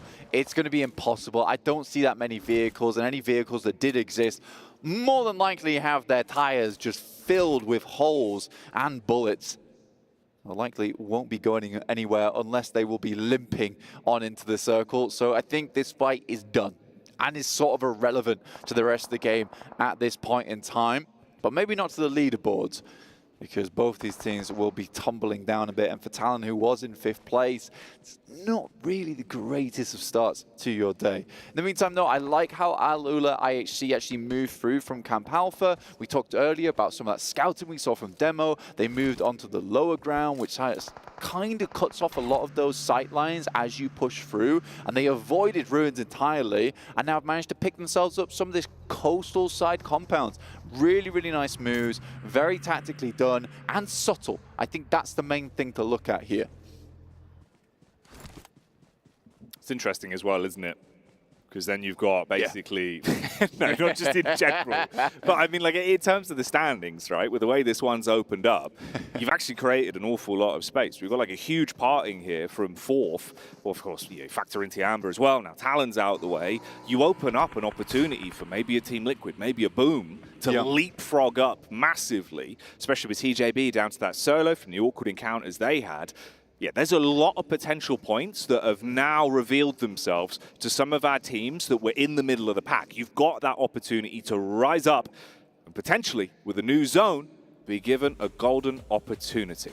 Yeah, I think the Team Liquid, they made a really nice rotate from boot camp, honestly, straight through, avoided a lot of the fights, and the big thing is that they managed to maintain 4 players for the first time in a while. What is this circle doing? It's just going out of the water consistently. It's about 50% of the circle in water right now. These players might start to jump in themselves and just try and swim this game out as more and more teams are getting taken down to the play zone. This southeast side is so clumped up. There needs to be some de-weeding going on from some of these teams that are in the circle towards a lot of the squads that are attempting to grow forward into the position that they'd like further towards the north. Difficult maneuvers required now. I think the circle got excited seeing the Ocean Odyssey gameplay yesterday, mate. Water? Yeah, he wants more water.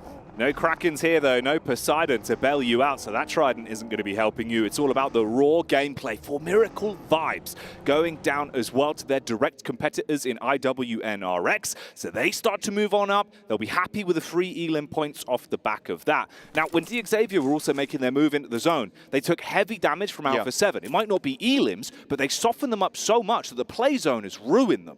Yeah, Xavier played a weird game where they were desperate to try and hold out teams as much as possible, and I think they forgot about the fact that the circle was looking nastier and nastier by the second. They actually had a decent opportunity to move in, but they'd rather look towards some of these rotations as they came through. Alpha 7, on the other hand, even though they're an aggressive team, I think that they had way more stock placed on where the circle was. They knew they just had to belt their way into the circle. That's exactly what they do. They've got some front members towards the Boom team here, the McGrellin, as well as Revo.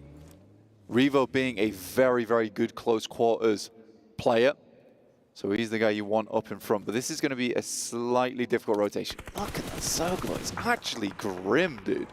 Yeah, it's really not comfortable. Considering the amount of players we still have alive right now, trying to squeeze each other in. Maybe Vampire have played the right move the entire time. I mean, they've just been sitting back. They've had a pretty good setup in terms of the actual map control here. And with the zone ushering everyone else in, from high, they're just taking pot shots. So they understand exactly where Alula IHC are coming from. They've got that covered. And now GK First actually is kind of making a bit of a smooth move around the back line just to keep his head down. He's just thinking about, like, 20 minutes from now, maybe something like that, then I'll have an opportunity to pop up. Everyone else is battling amongst themselves. Team Liquid, with all 4 alive, do start to throw themselves into the fight. IWNRX watching the move up from the zone as well. They've got vehicles, so they're okay for now. Clap back from Power. That's actually going to be a bit of damage done to Team Liquid here. So it's getting interesting now, Blank. Luckily, Powers get taken out for Team Liquid from IWNRX, who are just slowly making their way through this circle. I mean, 6 limbs. But you're right, Vampire has literally the tam-banging spot of the circle. And they didn't really have to do too much. They sort of just wanted to keep themselves out the way. The circle said, no, no, no. You're winning this game, by the way. This is for you. Yeah, this is for you. Stay there. Stay healthy. IWNRX take themselves a knock. And you're right, GK First could get him a really, really good game, purely off the back that so many teams haven't made this play early, and TJB instantly was just switching into points mode. How many can we get from placements? And with the amount of teams that are going to fight on this eastern side, it's likely he's getting a top 5. Yeah, he could actually make a bit of a smooth move later on. steal away some points from it. We'll see how that unfolds. Goodbye, though. Alpha 7. They were going from strength to strength on this one, but they've been hit with a detonation as Alpha 7 are gone. Such a weird play. Talk about gunning it into the circle. And talk about a throwaway game for them. I mean, they had the good chance to try and take out Boom Esports. Surely they knew the positions they were in. They're not a bad team at scouting. I think that they were actually going for the crash onto Vampire's spot, but there's still so many angles at this stage of the game that, I don't know, man. I think you just take the straight fight with Boom. And this is really rough to watch for DRX as well. You're thinking, okay, I mean, Alpha 7 just detonate out of nowhere. Maybe we've actually got a chance to kind of build ourselves a way into the game now. No, you get hit with a barrage of bullets again and again and again until the entire team is torn down. So our number 1 and number 2 squads currently on the rankings are gone here in game 1. And this gives a perfect opportunity for Reject now in third place. 4 players alive in a fairly decent compound on the eastern side to get even more points on the game. This was the best opportunity for them. Carrying the momentum over from yesterday on that last Miramar, this is awesome for them. Unfortunately, just a tiny corner of their compound now remains in the circle, and Vampire once again gets hit with the lucky stick. And we'll continue in this game here.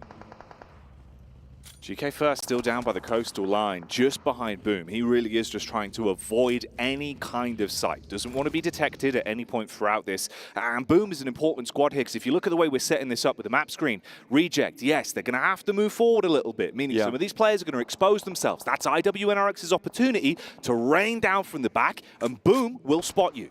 This is where Reject really needs to display a little bit of dominance now, Jackie, because for Reject, they played that Miramar game really well, but this is a big test for them. IWNRX is not a pushover team, but they need to nade them out. They need to take shots. If they clear them from this decent size as they rotate in and go for the crash, Jackie. Here we go. They make their move in. Nice nade. OCO blowing them away. Drops the big boom on him and shuts down the crash in seconds. Uh-oh. It goes from bad to worse. IWNRX, they thought they were given a golden goose egg. We can swoop in and attack Reject. But they took the lights out, turned the lights off, and removed everything there. Reject withstand their first test, but there is a clash. Boom with the other squad. With that move out, they deal some damage, and that's 2 players removed. OCO and Sarah no longer alive. Sarah, who did so much damage yesterday for them as well. Unfortunate that they leave at this point. 6 teams remaining, and I think Reiji as well as Reject would love to get themselves into a top 5 here. A dangerous push out into the open to get into the shack. Pombits, 8 grenades in the pocket. A disgusting amount of ordnance to send over towards Reject side. The first one is sublime. They enjoyed that one in the crowd. You could hear the cheers.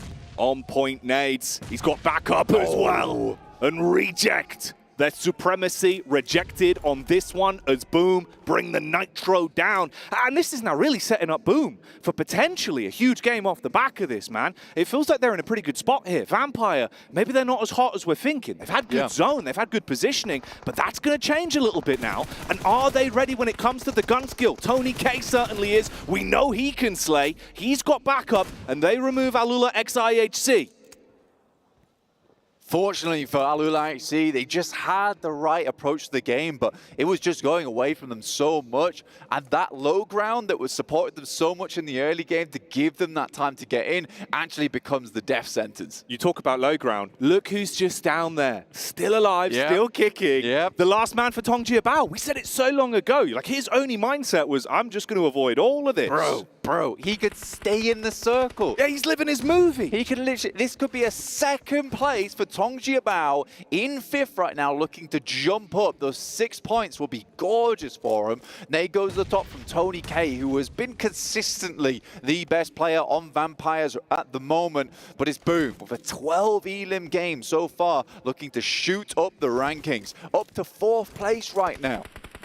All of Tongji Bao have got their fingers crossed that this fight between both teams turns into a bit of a messy battle.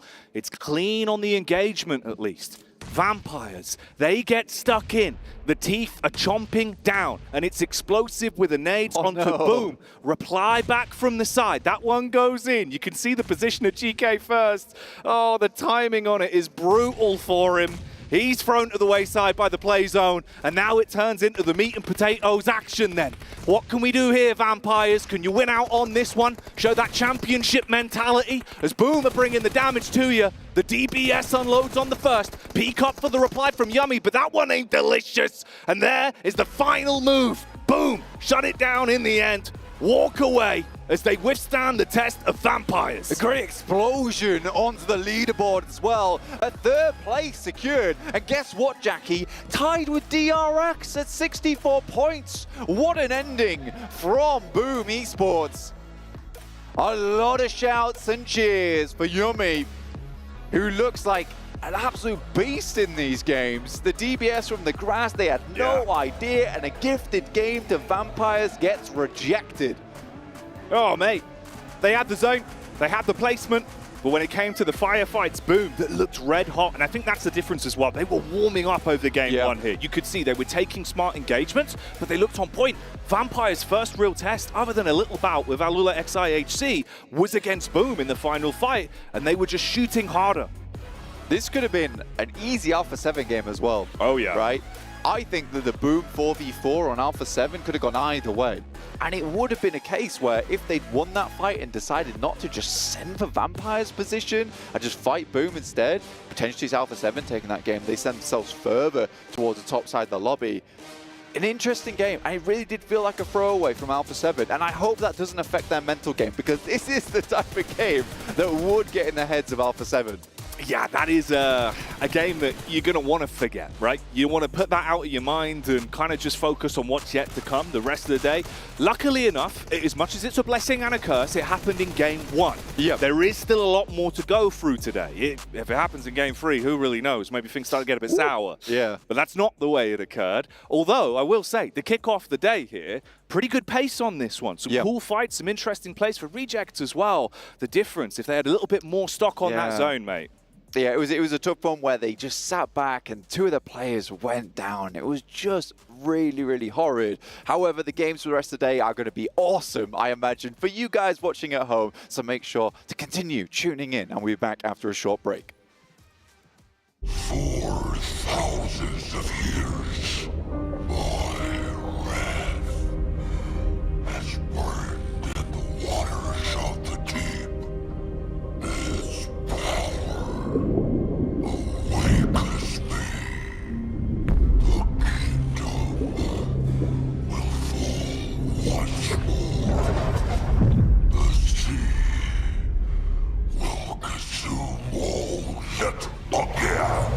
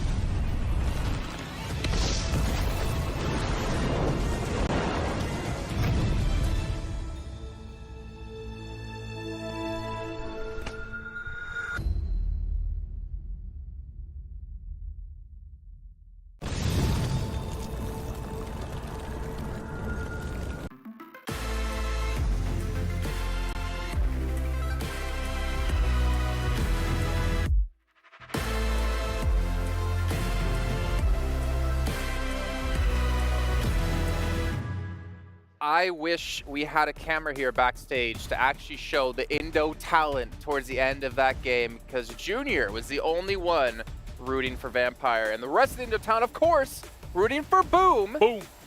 And Junior losing is always a good thing. Yeah, I like Junior, but it's a little bit weird sometimes. Like, you could say that about all of us. You know what? Yeah, that's fair. I'm the one talking. I wish he wasn't doing a segment right now, or I'd want him to come over here and be like, "What'd you say?" Like, he's wearing a leather jacket over there.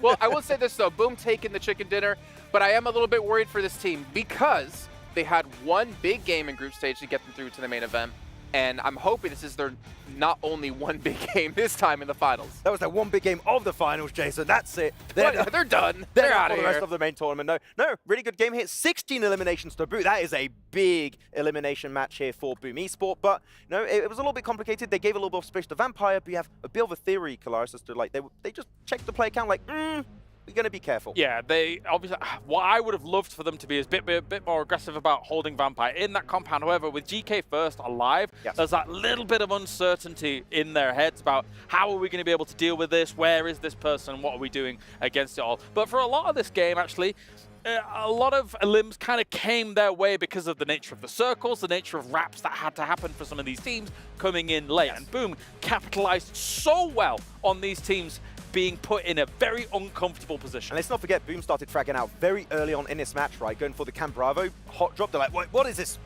Sorry, stupid hot drop that's happening over here. What's In going San on, It's just third party that gets some points. And go for a very nice wide wrap to get into the circle. So Boom were active from start to finish in this match, which results then in those 16 eliminations. Well, DRX are not having a great game, only 2 points, but Alpha 7 only getting 3, so that lead's not going to grow too big for them towards the top of the table, as Boom is obviously looking to join these teams in the top of the table. But a very weird match as well. I'm going to throw out a couple of teams here for you guys to discuss. Talon and Tiamba towards the north. There's really no win in that situation, Claris. I know you're just kind of like, all right, well, they're just committed to just eliminate each other, and they're going to go out to the blue, basically. Yeah, as you said, there really is no winner for it all. And also, like, once you've kind of got your horns locked in this scenario, in this fight, you're coming so late to the circle that I think both teams have conceded themselves to defeat. You just looked at each other like, rotation, maybe, but even that's not going to, like, save it for them. You had Talon and also Power fight a little bit there. It wasn't in Hot Tin this time. You also had, was it Twisted Minds and Alliance fighting in Camp Bravo, which is where you talked about, you know, Boom and Alpha 7 fight, the rest of this. Why are we seeing hot drops on Sandhawk? I don't understand. I kind of agree. Like, we were talking about it, and Kalaris mentioned earlier, I think that for a team like maybe Tiamba, Sandhawk is a bit of a non-game. Like, they're more focused on your angles and They're Miramar. so late. Maybe that's it. That late. It doesn't seem like they're trying. I'm sorry, when you get involved in like some early altercations, not trying to rotate early, for me, you're just focused on your angles, you're focused on your Miramars, because you just don't really expect to get any of the points on these Sandhawk games. Sure, especially with how aggressively the circle ends up shifting as well, right? As soon as you see that second circle shift aggressively, you're like, oh, geez, if we're not moving now, we are donezo. And then also, it to be so far west to Tambang, it's just a very, very uncommon a location to have this circle happen. So yeah, for a lot of the teams, one thing that Sandhawk really does test you with a circle like this is how dynamic you can be as a team, how reactionary you can be in the moment. And for some of these teams, they kind of floundered on it. It's very difficult though. Yeah, actually one team I was hoping to see do really well in this game was going to be, I mean, DRX, right? Oh, I thought you say Vampire. You're going to say Vampire? I mean, Vampire, they got a decent game still. I mean, very low elimination, but they just make it to the late game. It's a free match, but I was expecting to see DRX do really well because drop in Same, they send Suaz really early on in the center of the circle, and because of all the teams shifting to the eastern side and northern side, I thought they're going to get very late into the game, they're going to get a ton of eliminations, but they were just very passive, and they got kind of caught off guard by all of the teams going for that late rotation. So unfortunately for DRX, what could have been a really good game did not quite work out for them. Well, it's still, at the end of the day, because Alpha 7 didn't score too many points, that goalpost, it's moved by 1 point. For sure. Yeah. That's it, right? So it keeps them in arm's reach, but it's all about the other teams looking to catch up here, Kalaris. Yeah, and one of those is Vampire, of course. They got themselves 4 elims in this game, and as much as, yes, okay, we see as Vampire get a second place as well as 4 elims, which is not really that many for a second place, my concerns still do exist for how well Vampire is going to be able to do throughout the day. This circle kind of came towards them. They had this compound for a long time. Yeah. Up until those final moments, they had, like, what, 1 elim? So I understand it. Like, it's Sandhawk. Sometimes you have to play it passive if you've got a compound, you've got a decent circle center spot. But yeah, it was. They were in 16th position, right? Like, sorry, Yep. this is not going to cut it. If you're going to get to the late game, you're aiming for chicken dinner. Maybe you don't get the win, you get a second, third place. You need to go hard on the eliminations. You can't stay cooped up in your compound and hope for the best. You need to try and go hard for those wins. I can kind of understand it, but I feel like also Vampire really need an okay or like decent match to kind of get out of the slump they're currently in, because you don't expect them, well, I can't say you don't expect them to be 16th place, but you expect them to be doing a little bit better when it comes to this event, because this is typically their time. So maybe it's just kind of like, all right, we got a decent finish, now let's start to ramp things up, because honestly, considering where they are, they desperately need to. I don't think so. When I was talking to Sir Tanny, is like, no, we're just going to play our game, we're not going to change anything, which for me is a little bit scary going into the main tournament. Very. You need to adapt to your competition, especially when the meta from the group stage, as we said, is like a little bit slower, changed significantly heading into the main tournament. It seems a lot faster. Everyone is playing central, sweeping edge playstyle is not working anymore. So you need to adapt, and for me, that kind of scared me when Sir Tanny told me that, so I don't think we're going to see that change at all. Unless you're a team that's dominating, and even if you're a team that's dominating, why would you ever say we're just going to play the same way? I don't know. Literally no clue. I wish I knew, but unfortunately, I don't think that is something that is going to make you a champion in this. In an invitational, maybe it works. Not in a qualification-based tournament. It is going to be so much tougher to make it happen. It's tough because I'm conflicted, right? Because if you compare it to previous mid-seasons, obviously it's a total different ball game. But when you look at how they were able to perform in PMRC before this, up against PEL, up against CSA, all of it. The fact that there's 3 acronyms in this PMRC that they played does not help my case.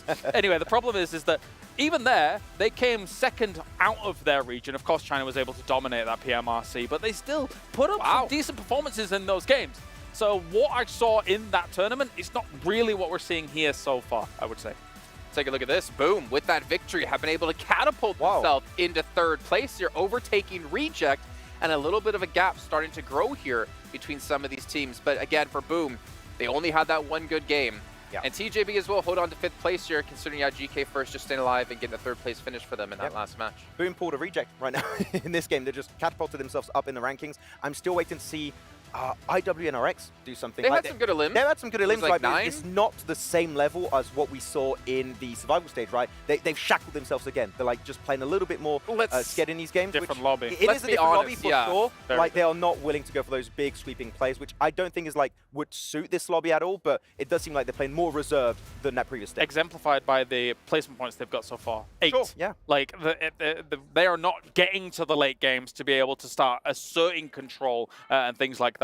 I do think that NRX, the problem is it might be a little bit to do with map order. I think actually they're able to really flex out on Miramar, but it comes at the end of a day when maybe you've not quite got that like boost Hurts your for morale, yourself. yeah. So if it was all reversed, maybe it would be entirely different because there is so much mental game going on in PUBG Yeah, I Mobile. mean, you talked about it, I think, a few days ago, right? It's like when you get eliminated early on in the match, you're just here thinking to yourself, like, we're having a bad time, what are we going to do to repeat? And you just get in your own head, and at this stage, that can really impact your performance on the global stage. I mean, while they're sitting there out, they can maybe look at the skins they're using in game and be like, that PMWC Violet that makes me feel looks better. pretty good. Maybe I should pick one up because it also has an S12K skin, and you guys at home can pick it up. And it also incorporates aspects of that PMWC trophy based off the design by Ailu in the PDPX Esports Outfit Design Contest. It honestly looks really cool. We got to see one of our performers yesterday wear it. Well, speaking of performers, time to head back to our casters to kick off our back-to-back Aaron Gills. Take it away. Thank you, Jason, for setting the stage. And what a glorious stage it is. The Power fans getting rowdy, hoping they can rise up the energy for Al Hajj and the rest of the Power squad. But at the minute, the real Power rankings, Blank, for me, that get me excited, are those top 3 spots, the way the points have fanned out. 65, 64, 64 Zoo Lane. This is unbelievable for the boys towards the top side. Very, very tight on the scoring. Can't believe Jason just called us a couple of jesters, though. That was mean. Oh, well, you know, welcome, Pilgrims. Performers, innit? Yeah. It's us, the Crown Jesters. We're going to be getting you entertained with all the plays on the GT20 Pro. Which is the phone to be playing on. You can now play the rest over here in the circus with us, Mr. Blank and Jackie. We're like a comedy mime duo act. That's right. When we commentate, we're doing a lot of miming. We can't see it. pretend we're playing on the GT20 Pro, but we wish we were playing on the GT20 Pro. We do. Maybe one day. Maybe one day. For now, though, we'll stick with the present. And what a gift we have been given with today's opening game, Blank. And look at the statistics we've got to give you. Man, Yummy having a hell of a day. And really, boom, showing they could actually push themselves into a fantastic finish. If this is the way they're playing throughout the rest of the games we've got, Blank, we're in for some explosivity all damn day. Yeah, I think a lot of people were saying, I was saying it even yesterday, Yummy is a big player here in the PMWC, right? He's very, very good at the game and also seems to operate extremely well under pressure, making plays that I don't think a lot of teams would have expected. I mean, there's the waiting in the grass in the middle of the open for Vampire Esports to basically step on him before he sent in with the DBS. That's something that I don't think a lot of teams were watching out for here. It is Reject on our screens. Twisted Minds get a little bit too close for comfort. And this seems to be a reoccurring trend of Twisted Minds putting themselves in very uncomfortable positions at the start of the game. It was a bit of an awkward playing path up from that north side down towards Lipovka. And for Reject, they're not in the worst place. They had a great finish to yesterday, weren't able to capitalize on the potential that we saw in game one. You don't want to suffer too many losses up against Twisted Minds early here. So they are playing cautious at least, trying to share the limited loot that is available between the two.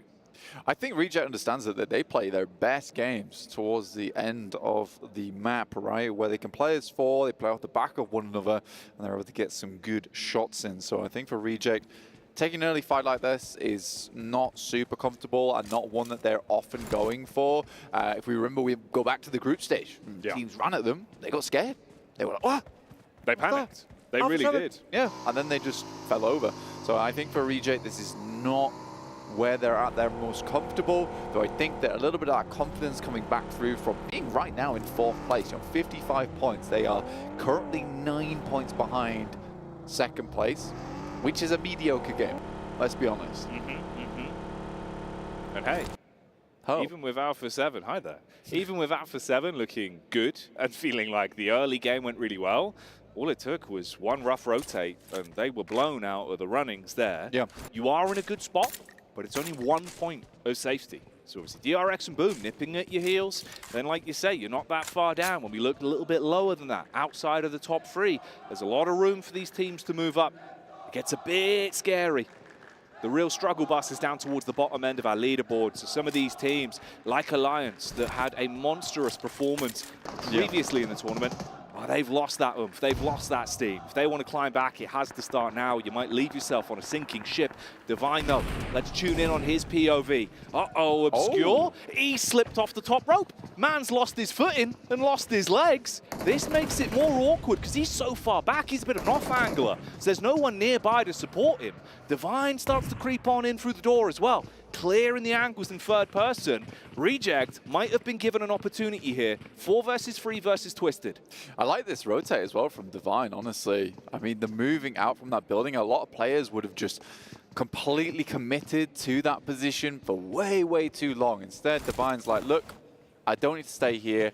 My teammates don't have the best angles for me, so I'm just going to slip out as they come up the stairs. And now he's in not a horrible spot. 2 shotguns to work with, but no vest, no helmet. He is incredibly weak when it comes to shots coming over towards him. Obscure, no way to get him back up again. I'm not sure if it was an explosion that he caused or what Reject caused. So again, we'll check the elimination feed for when that one does come through. That should be a nice nade actually onto Duello. Yeah, it is. Wow, Twisted Minds priming that one to perfection.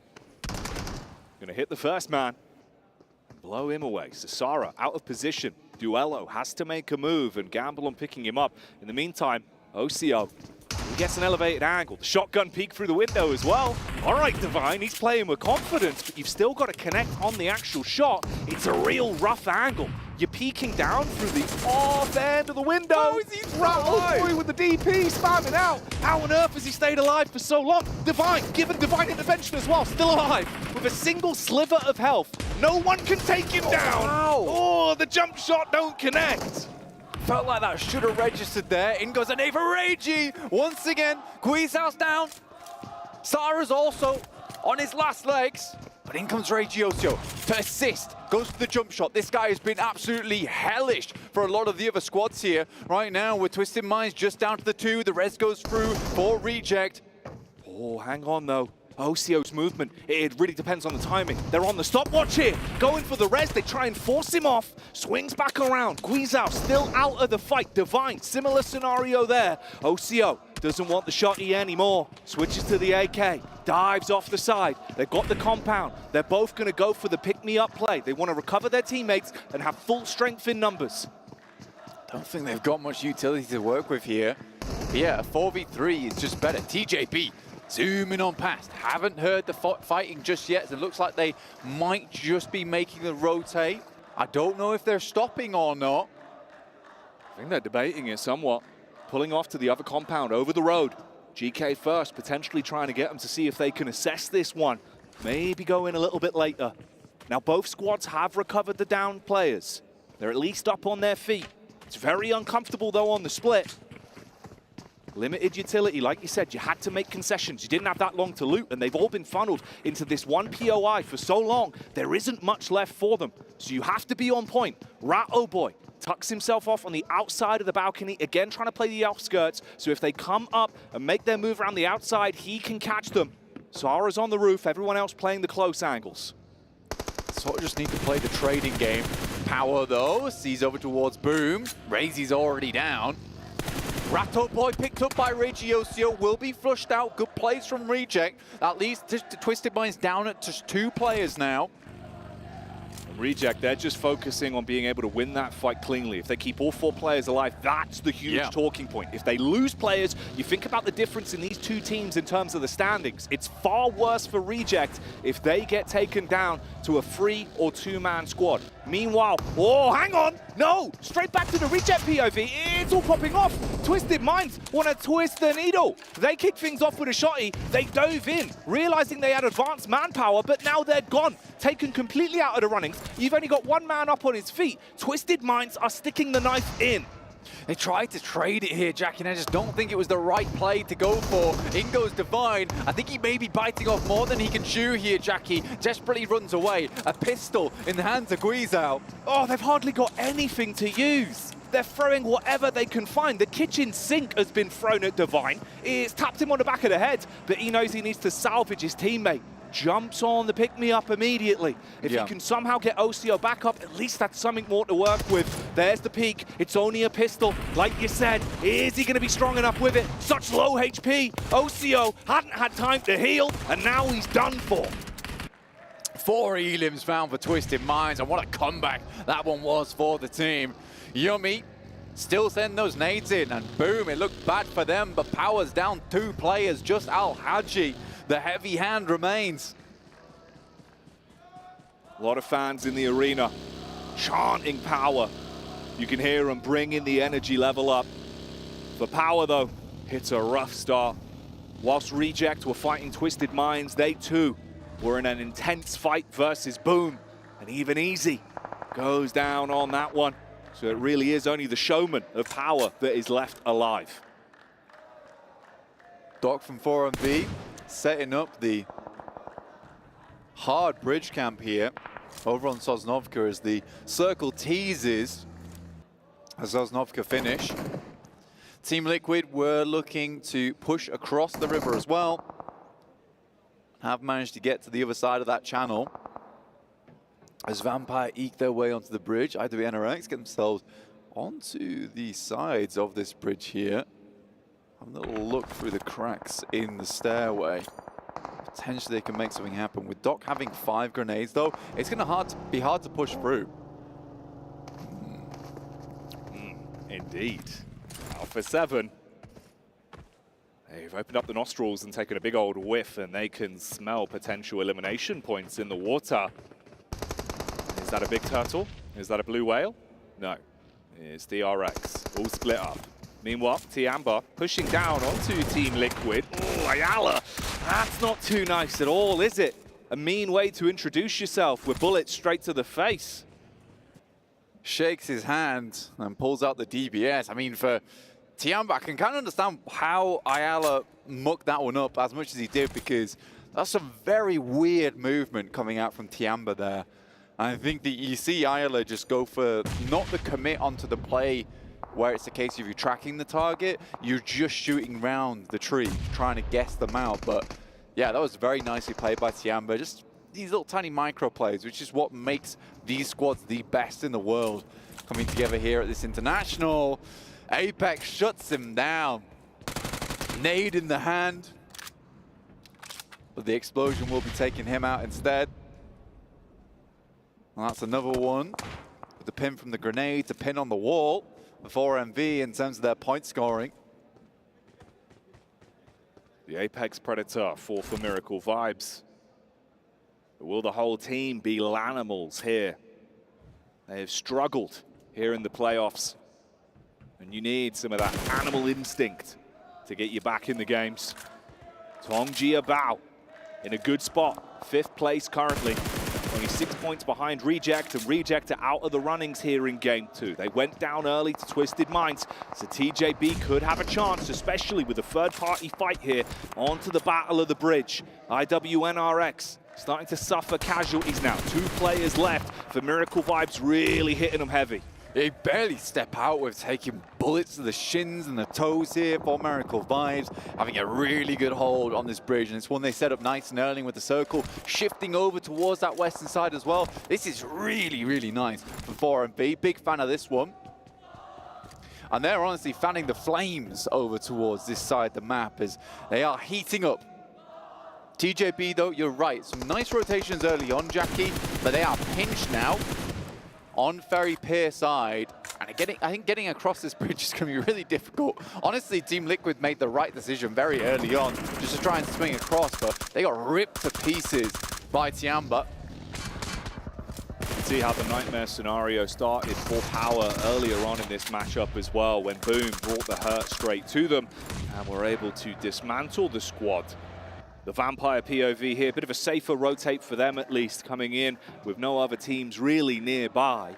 But that is a stark contrast for what we've got going on behind the Battle of the Bridge. Yeah. Alula XIHC, Twisted Minds, the duo that's left there, and Tongjia Bao, all now getting very close to one another on what is a tight choke point for the rotate. The problem with this circle, and the problem with the previous circles, was the fact they was kind of undecided whether it was going to Sosnovka and where on Sosnovka it was going. So a lot of teams hadn't already made that push. They thought they had much more time, but time has just flown by here, and teams have not got into position. Alex, last player remaining. TJB looking to take him down. Zjol on the other side. And Godless trying to provide backup. Maybe gets the flush, but does not quite find it, as only remains here. And a good player to get back up on his feet, because he's been making plays for TJB. It's so rough as well. You can see Alex is trying to come across everything he can, even from the knocked state, to try and give them an opportunity to do something. Maybe commit with another tag back. Only he's going to be tight on the push here, trying to med up quickly enough as the move comes in. He does give himself some extra HP to play with, but barely. You can see how low he is. There's not much left. Oh, here comes Twisted Minds onto Alula XIHC as well. Remember, these teams are all on top of one another. It's close distance. You can swoop on in, potentially flush some good Elim points. That's a good connection from Guizhou as well. There's a timer on this fight, though. The blue is hurting, and 4MB is a team that's waiting on the other side. The more open, ready to accept any team coming their way and chomp on them. Pick up the points for their troubles. Nades keep flowing through. In the meantime, Tiamba taking shots over towards Alliance, who are having a very bad main stage here, despite being so dominant in that group stage. It's a complete change of pace for them. Flower, he can be a real big dog for Tongjia Bao. We've seen him having show-stopping performances, but in this one, he's got to pull the plug, try and heal up. Meanwhile, what remained of Twisted Minds are waved out of action as they go down. They at least got some Elim points from this one. That's one saving grace to it with 5 points, but now the focus is on Tongjia Bao to take down Alula XIHC, keep themselves alive. If they clean this up now and can get out, they'll be happy. They were prepared to sacrifice these 2 players as well in GK first and only, in the sense that it was going to be Flower as well as his teammate just to make the full send. Luckily, there is some big plays made towards the end there, which keeps TJB up as a 6. Now, everyone's kind of moved away from that bridge. It's no longer prime real estate, and 4MB looking to clear out more teams on the side, as Alpha 7 is going down once again. And like I said, that mental game is a big deal for this team. The curse is starting to echo through the STC arena. and they're feeling the brunt of it. Godless went for the quick rotate. He dies out on the bridge. Gone now. Forget about him as Alula XIHC are out of the runnings. McGrelly up close and personal. Switches to the shotty. Bombards down onto Baron and removes his rule in the close quarters combat. But the zone is moving them forward. For Miracle Vibes still have a clean spit and eyes on him as well. Nade gets cast into the smoke. That's on the money.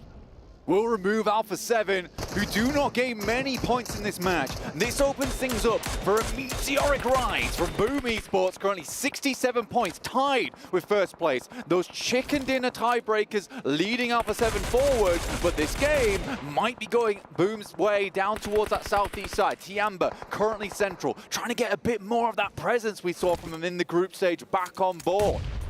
Oh, mate. For Alliance, it just goes from bad to worse. They exit stage left to Talon. Not in the worst position with some of the other squads above them going down. If you have a huge game out of this one, keep adding to their total tally of eliminations. Who's to say they don't have a bit of a chance to build themselves up? But look at Boom here. This is the team that could be exciting for this one, Blank. You come into it in second place, already 3 elims. Feeling pretty confident with how the game's going. They've taken a chicken dinner already. It could be a great day for them. Absolutely, Jackie. I mean, let's take a quick look at the circle now where players are set up. Tiamba playing around in that valley at the moment. They've got a 2-2 split going on. I quite like this. They have the compound to retreat to in a very central spot. DXAVIA over towards that northwest side, and 4MV, after all the punishment they dealt to a lot of other teams, they come away with 7 eliminations. It's still decent. They have 3 players they have to work their way through. Surprisingly, Tongjia Bao, they're in. I don't know how they made it in, but they did. They're currently battling with Doc at the moment. Ooh, a battle that seems to be going their way. Flower putting the punish on. This is actually pretty huge for them. I mean, you think about where they are currently in the placement, and you look at the contrast with 4 Miracle Vibes. 7 elims, they were stealing away some good points on this. Tongjia Bao get back into the zone, now have the longevity to play with. And remember, they're in a really good spot here. They could leapfrog some teams if they keep this up. Yeah. And you've got a weak 4 Miracle Vibes, but it's DXAVIA that are starting to encroach further in. Only goes for the rotate in the vehicle. A knock onto DXAVIA though. GK first receives one of his own, but the fact that TJB had the resilience to make it into the zone as 4. This is a dangerous move. Going for the drive-by. Flower gets knocked out, but luckily they get the end on them. But he has to move. 2 knocks come through. I think they're just in the zone here, Jackie. There's a potential to pick them back up again, but very doubtful as both players will just bleed out. That felt like an overzealous play coming through from TJB on a game that they could have scored big on. Yeah, they needed to. They really needed to. They were giving themselves a fighting chance, but the full commit does not pay off. The drive-by doesn't give them what they wanted. And this is another team that could have started to climb their way up. Looking like now it's down to, again, just another one of those scenarios we've already seen today from Tongjia Bao, where it's just one player forced to coast it out until the end game. Boom. On our screens again now, up against DRN. Your number 2 and number 3 squads in close succession going into game 2 here. There's the flick up on the hillside. Yummy. He was up in the highest damage dealers for a reason, but he gets silenced in the 1v1. Tiamba looking to maybe jump on the back of this, and with how tight our scorings are right now, Tiamba could actually leap up quite a bit in this game. They've got so much presence to work with. So many other teams have been suffering on the outside, and they've got all the utilities to play with. Pompit just has to get away from this one. Get in the motorbike and just send this away. Zip round the side as fast as possible. 3 elims, 1 player left alive here, looking for potentially a top 6, but Tiamba is on the hunt, prowling for the remnants of the scurry back coming through from Pombit. So much damage to the highest teams in the standings. It really is giving an opportunity now, like you say, maybe for Tiamba to have a huge game on this one. 4 elims, good zone control, smart positioning, and isolating these fights. They know some of the players have scurried further back. Oh, this is a bit awkward, isn't it? Cardozo, right with Talon there, down towards the hut. On the jump out from the vehicle, it looked like he might have actually just spotted his head, so he knows to engage with a molly. That's 6 seconds of burning. You're just going to have to sit there and tank, and he waves goodbye with the flames. He survives it. I was wondering if he was going to get burnt in that situation, but no, he's just fine. Cardozin out in 8th place. Team Liquid They're not doing horribly at 40 points right now, 20 points behind the lead. And with the guys in the top side of the lobby, the top 3 down on a 2 and a 1, and it looks like Pombit's taking even more punishment. Not sure how long he is for this world, and not long at all, as they will exit stage left. 68 points, they claim first place. The Wolves of Boom left out in the cold as the pack goes down heavy. DRX take another knock, it's just a solo left. Similar situation to TJB. Tiamba looking better and better the longer this one goes on, feeling confidence with the fights they've been given. Talent being their direct competitors though, up on 40 points going into the game. 5 elims, mirror matchup versus Tiamba. Vampire, they looked pretty good in game 1, but it was ripped away from them, and they haven't had that much impact in terms of the eliminations. Again, you're trying to see what you can do late game. Limited HP on 2 players. DRX now fully committed on 2 as the last man goes down. Tiamba just moving around the circle as much as possible, Jack. They're trying to pick up points where they can. There's 16 teams remaining, and that is plenty to go. I love this spot right now from Shan as well, holding that high ground compound, which is going to be so important. TJB, Long's still inside the circle, though, so might be able to ladder up a bit. A top 5, very, very decent. Vampire, once again, into another high-placing position. 29 points at the moment. They do have pretty far to go right now, but we have said it, and I'll keep saying it, that this leaderboard is very, very close. There's lots of opportunities for jump ups at the moment. In our second match of the day, Tiamba will retreat back to this high ground position inside the compound. Maybe not looking for the highest elim game. I think they understand that those 10 points from the chicken dinner, which should be guaranteed from this spot, is more important. They know what the smartest play to go for is. Vampires soaring around the outskirts of the hill, take a few shots. Peppering those bullets over onto DXavier. The trio alive there. Nade thrown out, slightly off target. The Lone Ranger from Tongjia Bao in Longs down towards the bottom there in the gulch, tucking himself in. Again, looking to just coast for the longevity on this one. And a little bit of scouting from Talent. They've got a lot of map control over here. So much room to breathe, whereas the rest of the squads are fighting in close succession, especially with Tiamba now getting a good line of sight back over onto DXavier. Yeah, just slowly dropping these smokes out to deny some of the sight lines onto their position. They're surrounded on this Bermuda Triangle of a circle with DXavier, Talon, and Vampire. The northwest, northeast, south, respectively. We're Longs sitting back, keeping this game calm. Tongjia Bao done very, very well. Realistically, this team should have gone out probably 15 minutes ago. The fact that they get into this position is just a testament of the skill that they displayed over towards that northwest side of the map in the blue for so long. More shots go through, though, from Nuzi. Finds Nade. That was actually a bit risky as well. I mean, Stoned has now isolated the peak from QZ. He was able to put bullets towards him. He scarpers slightly back, tucks into the compound with the rest of the squad. So Vampire deal a bit of damage onto 2 squads there. You do get that 1 knock across onto DXavier, but they should have time to pick things back up. Talon starting to move up a little bit as well. They've been scouting for some time, but have never fully committed onto these fights. Stone flicks back over. Oh. That's the re-knock onto DXavier. Consistently punishing these peaks coming through from DXavier. Just cannot get an angle for even a second. Stone playing this one out pretty perfectly at the moment. The next circle, where does it go? Does it shift towards the center, push all of these teams out of these angles, which are the barest amount of cover they're able to play? And it is central, giving Tiamba one hell of a position to work with.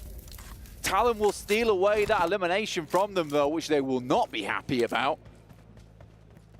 The claws come out once again as Talon swoop in to put themselves in the driving seat. Most eliminations in the current game so far. Oh, there's the quick getaway, though. You jump in the vehicle, just the duos. They take the 1 car down the hill, get into a better spot. Map geometry giving you a little bit more cover now from the angles that are in play. And Talon, it's been all about the scouting, but that's because they had zone. Now they've got to move up a little bit further forward. So weird the way this circle works, where it's sort of just angling towards this endgame, where everyone's just going to have to appear out in the open at some point. And Tiamba all the while trying to pick up as many points as possible off the back of this one while securing themselves that chicken dinner. Some sort of gifted circles, but I think Tiamba played well enough to get into this position. Great shots over towards Xavier, which will take them out of the game. TJB ranks up again into a top 4. Be so pleased about this one. Tiamba, though, needs to start thinking about these teams who are getting a little bit too close for comfort. Since the start of the main stage, Tiamba has dealt with that slander, wondering where the team that we saw from group stage went, and they're back here to play now. Tongji Bao, the entire team watching on the last man screen, hoping that he can coast on through, go undetected, and that the fights will erupt between the other fully topped up squads. Talon, debating whether or not they want to get themselves in the vehicles. You talk about vehicles, here you go. This was the solo, behind the car, the burned out vehicle, so no chance to detonate it, little bit of cover from the rock, but Vampire seem to have sniffed him out. They've got some nades still. It's a question of whether it's worth it to make the push out, to send a grenade across. I mean, these players are so good. Lobbing a high grenade like this is child's play to them. Takes the hit, that's really problematic. Now they know he's there. And more is going to flow through, but they'll need these nades later on. That one's perfect, yeah. Oh, he's alive! Timing on it so rough, though. Hang on, look at the reply! It's Tiamba! They cast one in. This goes both ways. You've given the information about his location, but now they know they can bombard on you. Nice. They've forgotten about Longs. Vampire's nades are good for the response back. QZ takes a heavy hit. Smoke wall goes up. There's finally the tag. That's Vampire securing the bag on that one. And off the back of that engagement, I mean, maybe they can move up onto this. Nice. Try and swing heavy on the compound. Hard confirm on the knock player as well. That was a great response from Tiamba into an even better reply coming through from Vampires. They're blowing the doors off now. Looking to hit him quick and fast here. Hard commit onto this position. In come the smokes, but Talon waiting in the wings. An opposition not to underestimate. Sharp as the claws that they are wielding in this game. The crushing power can be so lethal. Biding their time, knowing that these fights are erupting, but thinking about the big finish. Tony K, stoned, both of them looking really impactful with some of the plays that have been made over the course of the tournament. For now, it's a little bit slower. The flow of action was ramping up with the utility usage, but you know you're down to your last few bits. You don't want to overcommit with them. Use them when it matters most. Get those clean engagements off where you set yourself up for a cleaner firefight. Talon still lurking towards the backside, but your timing on that is going to be limited. Everyone will be forced to brawl as the zone comes in. Stage 9 now, this game has gone all the way. The high ground, literally playing king of the hill at the moment as two teams try to aggress over towards that position. Vampire is going to open with a Molotov. Look to hit the Vam rip-roaring pyre over towards the compound itself and burn Tiamba out of position. So many smokes deny the sightlines as everyone gets closer. The mist enshrouding our battleground. Last nade. Oh, is it going to be strong enough? No, not for Tiamba anyway, as it's Vampire that strike. The nade going downhill towards the Talon camp will connect and rip one of them out of commission. Vampire, realizing both teams are bleeding, both teams are mortal. They commit with the dunks, the nades over the top, adding insult to injury. The bullets through the smoke still land as misery goes down, softening up Talon so much. Tiamba swooping from the side, but they flip the script. The Molotov denies. The problems now arising. Vampire looking like they want to do some damage, but Tiamba with the turn. Oh man, it gets intense at the end, but Vampire are able to secure it in the carnage as they thrive in the chaos and take themselves the chicken dinner. Dracula flips this around with the a la carte slam down on the table. And it's the king of the hill that we'll see from Vampire, who managed to make it over towards the top side. Tony K on your screen with some incredible plays on display. That was nuts towards the end game. Vampire played a very slow but methodical game there, and they'll take the win off the back of it. I mean, that's 2 games in a row now where they've hit very high heights. A second place into a chicken dinner. The Vampire comeback, it's real, man. It really is. It is looking like maybe there's so much more stock to it now. You think about the difference as well. Small changes, a very low percentage on that first map of how things could have gone slightly differently. Whew, you could have them in a position where we're talking about back-to-back chicken dinners, but we'll look at the facts of what we have been given. Yeah. That's still a huge win in its own right, especially with the way the comms looked, the way the nades looked. It felt like a lot more of the Vampire we want to see. I think the mistake came in from Tiamba quite early in that game, which is where they went from this roaming playstyle where they felt like they're on top of the world to suddenly, I think a call must have been made. It was like, we need this chicken dinner. We need the 10 points. That's so important. So they just rolled back on all those eliminations, which might have been more beneficial to them if they just took more of a proactive approach. Because in the end game, it just got to the point where they were completely surrounded, Jackie, which is not good for them. That is a situation they didn't want to put themselves in. If they'd been more proactive, moved out early, isolated a 4v4 with a team on one of the sides, potentially Vampires don't take an approach on that. They don't risk the third party. So again, for Tiamba, it was just a weird change of pace towards the middle of that game. It really was. The all-out carnage then in the final few moments there when everyone finally had the confidence to swoop in on one another, and the nades made a world of difference for them. Yeah, absolutely. I think some of the nades that Vampire were throwing were just unbelievable, Jackie. It was really nice to see, and I think that even the nade that came through from Tiamba after they saw Longs, that one came out so quickly. But you know what's going to be quick as well? It's this break. We'll check out the desk as well and we'll be back real soon with the next game.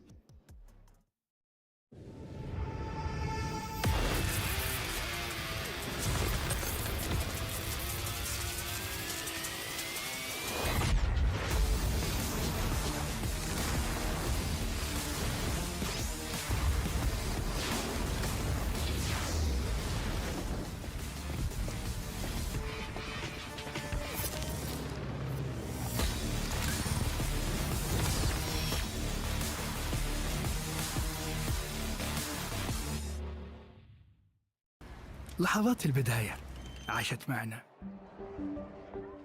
كنا نحسبها وقت للتسلية بس. نحسبها بس ذكريات. عبود أعطي أختك اليد يا ولد. ابتكرنا فيها ابتكارات، وإذا بغينا قلبناها خرافات. كنا نحسبها بس لمة وصحبة وسهرات. انتبه نوب ترى نوب. لكن كنا نشوف عالم ما حد يشوفه. لا تشغل وقته بشيء يفيده. الله عليك على الصوت. عالم كبر وعاش فينا. عالم الحماس فيه يوصلك كل مرة لحلم أصعب، بس ما يصعب عليك. بارد معك وين ما تروح.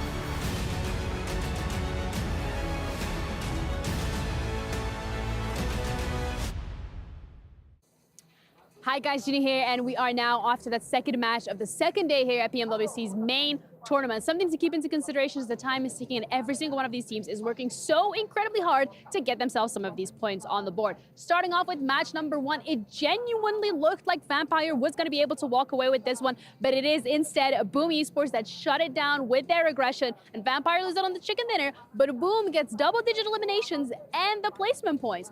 Heading into match 2, something to note here is that A7, although ahead when it comes to the points, did get eliminated early, but once again, all the way to stage 9 of the match. It is down to the very last bitter end, and it's Vampire that comes out on top against Tiamba as they thrive in the chaos, get themselves the chicken dinner. It is only getting more and more exciting as we're heading into the final few matches of the main stage, so make sure you guys stick around because this is incredible.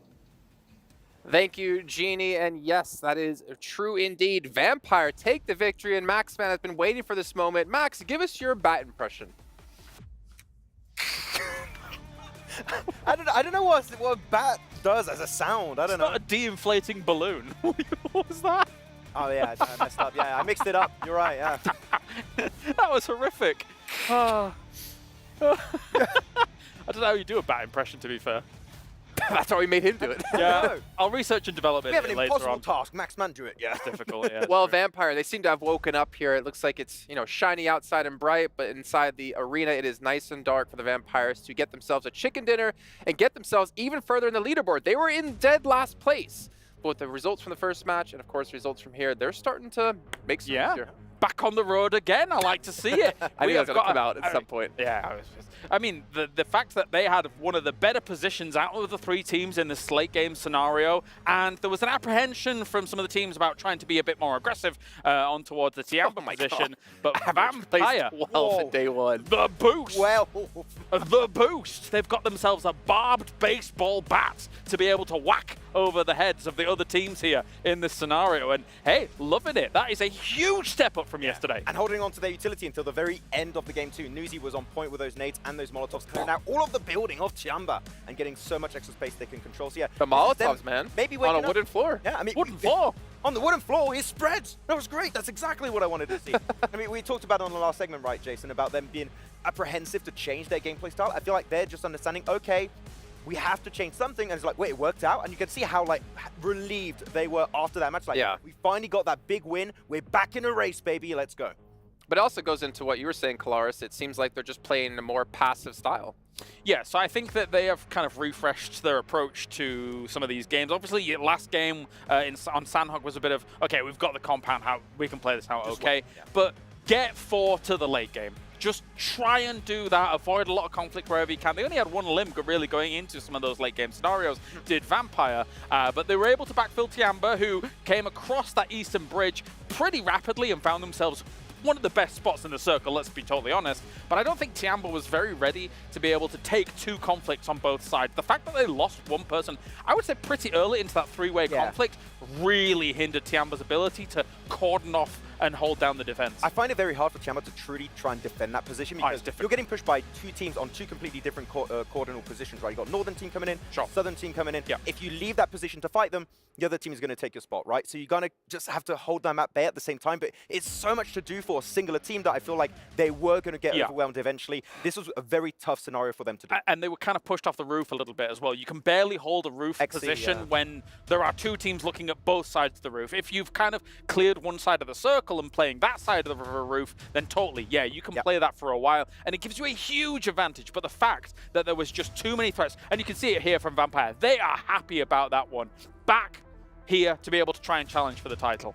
Well, you can see here the difference of style as well. Talon, with their 11 eliminations, didn't really put up too much more damage than Vampire, but obviously weren't in the winning seat here to close out this game. But still a lot of points nonetheless as they're continuing to climb the board. One thing I do wonder, by the way, about Tiamba is I feel like if the way they saw the zone closing, eventually those teams would have gotten closer and closer and closer, and thus in nade range. And with the buildings, as you were saying, Max, it's just one big room. You throw any sort of nade in there, you're going to catch probably at least 1 person. I would assume if you're Tiamba, you should have made a play earlier, even if you did get backfilled or another fight came your way, because eventually they got nothing from that position. Yeah, but again, if you leave your position to try and fight one of those teams, because you can't take a fight from that position, you have to actually leave to peek over the ridge. The team, like, if you try and fight Vampire, guess what? Talon are going to take your position away. Yeah, but you do nothing, and then you get nothing. That's what I think it's a very tough scenario. I feel like it's just like we have to go for Hail Mary play. What do? Do we find like sweep everyone, or do we just stay in our compound and hope for the best? Unfortunately, as you said, when you get in nade range, then you're just going to get obliterated because Newsy in particular, man, those nades were good. He was on point. Yeah, and that's in part what makes me happiest about seeing a late game scenario like this. The util respect. Yes. Oh, every team had so much to expend in those final moments. I would say particularly offensive smokes to be able to block off a lot of line of sights to cause, and so some chaos in these overall. And yeah, Vampire ends up winning because they had the better position overall. I do like the smokes coming out from Talon because they were offensive over onto Tiamba's position to block out their vision, to keep themselves safe from Vampire at the same time. So really good play from them, and they do jump up quite high. Talon here in top 5.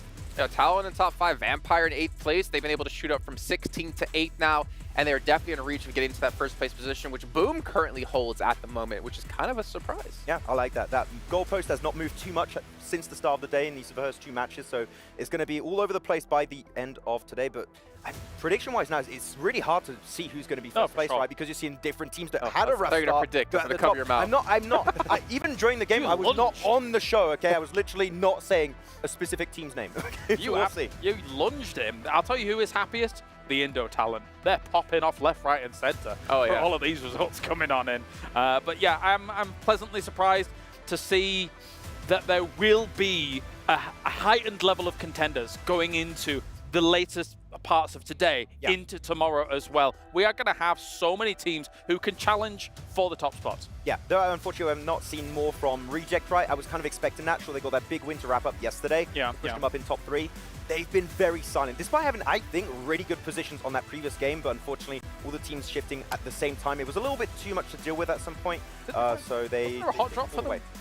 They had a hot drop over there, but like after they moved. Were they in Atlantis? Yes, in Atlantis. Sunken City, however you want to call it. What do you call it, Jason? Watertown. Watertown. Well, one thing I did want to say, we're talking about teams being quiet. What about Alpha 7, man? Oh, yeah. They were I'm technically joined first, but we're first place overall. They have had a massive fall off today and have been struggling to get into later stages of the game. That is some low survival time. They are not playing a lot of PUBG Mobile today. Let's be real, though. 2 games, you get an unbelievably West Circle on Sanhok. And then in this game, nobody was on Military Island, and then you have to scramble to make even just that phase 2 transition. So that causes wild variance in what can happen with those results. If you've already taken, especially what you consider to be a central position, that's the bane of your existence when it suddenly shifts back south. And we've seen that central meta happen, right? So for those teams that were performing well usually, this couldn't be the worst. Yeah, despite having a rough start here for Alpha 7, at least Boom did not overtake them by a significant amount. It's like 1 point, right? So like, they're fine, 1 good game, they can be back in that first place. So Alpha 7, sure, not the best of start, but they're still in the race for that first place. I think For Miracle can also be in the race still, as we saw, in about 11th place. But it is time to head into our second airing of the day, our 3rd match overall. Let's go back to our casters of Jackie and Blake.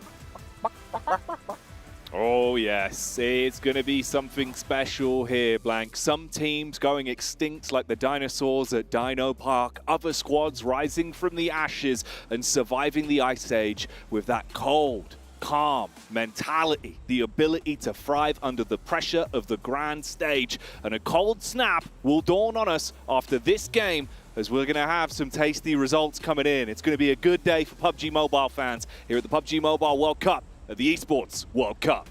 The Vampires ice in the veins at the moment. The comeback again is real. The classic Vampires action, even over at PMGC.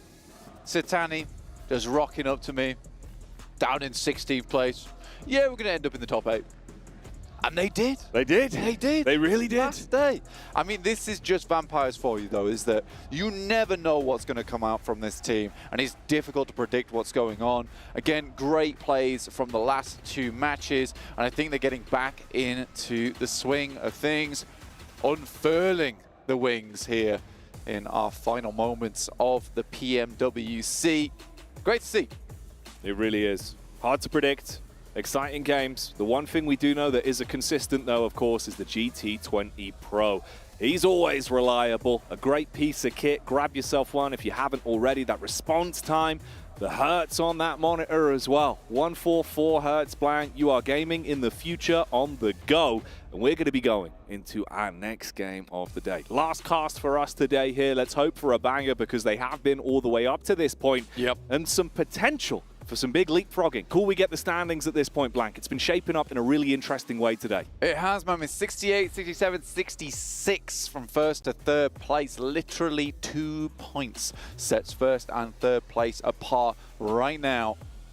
And again, the rankings are just so close at the minute that it's very hard to predict. And this is one of the rare circumstances in a grand final setting like this, where you have a case where you go into tomorrow and it's still all up for grabs. Usually this is the day where teams set themselves apart. Team Liquid will have to set themselves apart from 4MV here though, and not pull themselves apart in this engagement. Oh yeah. Team Liquid looking to put them in the blender and asking the question, will it blend for Miracle Vibes? Don't breathe that dust in. That's for Miracle Vibes dust. That's not going to be good for the lungs as the Uzi clears its way through them in seconds. The Revolver not being too handy there. And Mythic will pick up his first elimination of the match here. Team Liquid, 40 points right now. 41 with the extra added elim. They're looking to ladder up a team that has a lot of potential on side, but we just haven't seen too much of it. Felt a little bit sloppy, a little bit messy throughout this tournament so far. Still a very strong team though, that cannot be denied. 3 teams currently over on Sosnovka, a little bit crowded down towards the island. They all should get across. The circle looking like it's centering up over towards the northwest side of the map. The river is in play, difficult to work around with. And you got Alpha 7 sandwiched between Alula IHC as well as Power over towards Zaki. Again, for Alpha 7, Kale was talking about it. They've had some rough games so far, but I still think that some of the plays have felt a little bit weird. Not up to snuff with what we've seen from Alpha 7 so far. Again, this is definitely a team that could be first place when they're in that right headspace. And that's the rough part about it, isn't it? To put it under the microscope and look at the fact that you've had some golden opportunities in these very games. But 1 or 2 small mistakes has led them to their demise, caught them unawares on rotates. When they've exposed themselves, they've been blown to bits. Cars are looking very lethal around them. It's all been a bit scary. Chance to redeem yourself here, though, of course. Only 1 point. 1 point that stands between them and Boom in the top spot. But it's similar for the squads beneath them. Always room to climb your way up. Everyone gunning for a chicken dinner, gunning for big elimination games. You've got to play smart PUBG Mobile at this point, as the competition has been ramping up over the course of the playoffs, and it is all to play for. I mean, you're looking down to 6th place right now, who all have a reasonable chance of laddering up to first off the back of 1 game, Jackie. I said it before, I'll say it again, like in this setting, that is sort of unheard of. But again, we just have very, very good competition here at the PUBG Mobile World Cup here at the ESPORTS World Cup, which is awesome. It's exactly what you want to see. It's what you want to see on a main stage every single time. I'm liking it. I'm loving it. I'm sweating a little bit sometimes because it's very hard to predict. No, it is. It is. It's cool, though, with how things shaped up off the back of the groups and survival stage. Some names making it through, others falling to the wayside, but a very competitive playoffs here. And each and every team gunning to prove that they can stay alive. That's what Team Liquid are doing on the getaway, staying alive. The BG's maneuver, as they are able to get out of there, avoiding the damage from For Miracle Vibes. Remember, they swooped in on each other in the opening moments of the drop on this game. They took down 1 member from For Miracle Vibes and now complete their exit mission. I mean, Baron was just sort of looking at them menacingly from behind the wall, so furious. They would even dare to take 1 player off them. Currently 11th place are For Miracle Vibes, struggling in this main stage. Apex is blown away by the dinner plate there from Team Liquid as they go back in for a 2nd round. Yeah, they're ringing the dinner bell. You thought they were bailing. Instead, they're coming in and hitting them with a hailstorm of bullets straight onto Apex. It was a nice knock from the distance. Meanwhile, a bit of a different scene. Literally on your bike. Quickest getaway possible. They jump on the bike and start pedaling. I mean, at this point in time, it's all you've really got going for you. A bike and some ammo. That'll do the trick. Put it in the saddlebag, boys, and head on into the circle. Right now, I think 4 Miracle Vibes currently in a position where this tournament, if they continue playing the way they have, they'd need a big comeback like Vampires have had over the past couple of games. To 43 points after what was, I think we can quite confidently say, a pretty abysmal start. Yeah, first day was not kind to them whatsoever. Yeah. For a team that's won 2 mid-seasons in a row. Yeah, that's what I mean, right? You've got that championship mentality. You know you've got the firepower for it. A lot of power on that team. We're so back now, though. Exactly. If you're waking up now, who knows? Yeah. It's always hard to put a sleeping giant back to sleep. Teams are going to have to cook up some kind of sleeping potion for the Vampires so they can retire back into their coffin and stop causing so many problems inside the lobby. At least at the beginning of day 2, the main stage. If you're joining us just now, hello, welcome. We've had some pretty crazy games so far. If you want to go check out the VOD, you absolutely should once the day ends. But for now, stick around with us. We'll keep you updated as best as possible. And thank you very much for tuning in to the PUBG Mobile World Cup at the ESPORTS World Cup itself. Stage 2, about to pop. See where the zone's going to go, how things are going to shape up. There's already teams are beginning to make their move. Amber getting over the choke point of the bridge with Team Liquid trailing behind for Miracle Vibes after the dents that were done to them. They're quite far out. Wow, bit of a shift on that one. Yeah, very uncomfortable actually, Jackie, because this one does sit the river right in the center of the circle here. So you've got to make this weird decision of do we play north side or do we play south? South side has a lot more compounds, but the fact that north side does not have a lot of locations to play, a lot of teams will try and take a position on this north side if they have the possibility to do it, because they know that later on they could probably make their way into the south side of the island, of this river, and find themselves a position that's relatively easy to play with. But getting into a position on the north side later on, that's much more difficult. Reject, though, finding Twisted Minds and getting some much-needed revenge from our last Erangel. Oh, yeah. Revenge is a dish best served cold, and it will be a bold play. They instigate the fight, but Xavier might want to finish it. Now, you've got a bit of a spread on these 3 squads in a line effectively amongst one another. Obviously cluing you in, if you missed it in the previous game, it was a hellish encounter to open up that game 2 between Twisted Minds and Reject. Went on for far too long. There were no winners there, but Reject lost out in the overall encounter off the back of what was quite a nice cleanup. You know, they were down to, I believe, just 2 men and turned the tides on a full squad of Reject. It was really nice. I think Reject probably could have just dipped out at that point, to be honest with you, and just focused on what they were trying to do, which is just maintain players, realistically. I think that would have been the smarter move. Again, I don't mind a team that is on the come up here and just decide, look, let's try and just push it a little bit further, see what we can get away with, what can we not get away with. They're in a position right now where going into tomorrow, there's still a good chance for them if we ended things right now on today. But figuring out what doesn't work at this stage, where you're a little bit safer towards the top, is not a bad idea. Alula IHC. Shots over towards DRX, who have got a measly 2 points on the day, Jackie. Not great for them. Definitely not grandiose at all.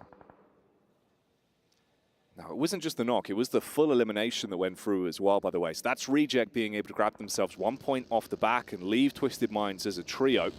Here's the move on in from Alula X IHC. Of course, they instigated the fight onto DRX. Things are still a bit bumpy. You've got 1 man down on the ground. The rest of them trying to move out. Power from the sideline, hard confirm onto the knocked player, and will grab that one. So they take away the point all the way from over the back. DRX tried to pull a fast one there. Pull the wool over the eyes of the teams that surrounded them, trying to get out with the player on the back of the buggy who was knocked. Respect the play. Doesn't work out, though. Meantime, stage 3 about to hit us. We'll decide whether we're heading north, south, or directly central, keeping this game up in the air. And that's exactly what we're doing, heading over towards that island. Reject currently have that nice little split over towards the southeast side of the bridge that runs through that tiny little island that sits between the river there. And TJB is in. I think TJB has made some smart rotations like throughout the main stage. Not always having the greatest of success on them, but I think they are rather smart in the way they did it. I mean, they impressed me yesterday. 2v4 coming out as well. Yeah, I think China is definitely here to play, with Tiamba actually regaining a bit of points here themselves, up to 7th.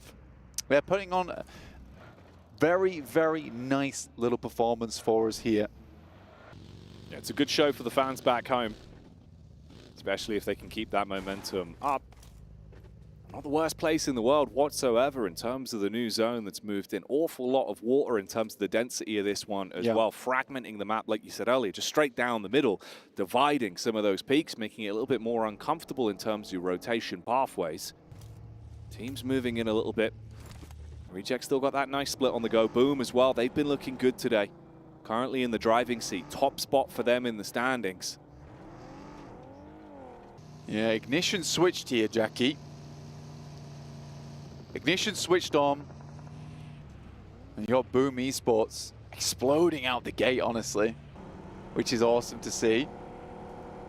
And I think for Boom Esports today has just gone really well for them. I think this is something that a lot of people are expecting. For Indonesia as well, this is a really big result. And again, it was back in the day, a lot of Indo pride. I mean, they used to be the greatest at this game. Okay, and it's nice to see that we're having these send-ins from teams like Alter Ego and now Boom as well. It's awesome. I'm very, very happy to see a bit of a resurgence here for this team. Oh, yeah. And region. Oh, exactly, man. It's cool to see. You can only imagine, you know, what the Indonesian talent are thinking right now. It must be popping off over there with some of the calls that are being made. You know they get hyped. It's going to be fun to check that one back on the VOD. Not only Boom Esports, Talent Esports as well from Indonesia in the top 5 right now. It's really good. It's really good. I'm happy to see it. I think back in the day when we were casting over Bigatron Red Aliens. Oh, yeah. You know, the heyday where things were still very undecided and they were just annihilating all the competition for a while. There was a slight dip. But again, it's nice to bring things back over towards that Indo side of things because they are just constantly grinding over in that region. Next circle about to pop though. Again, I have a feeling this is going to be a River Island finish, man.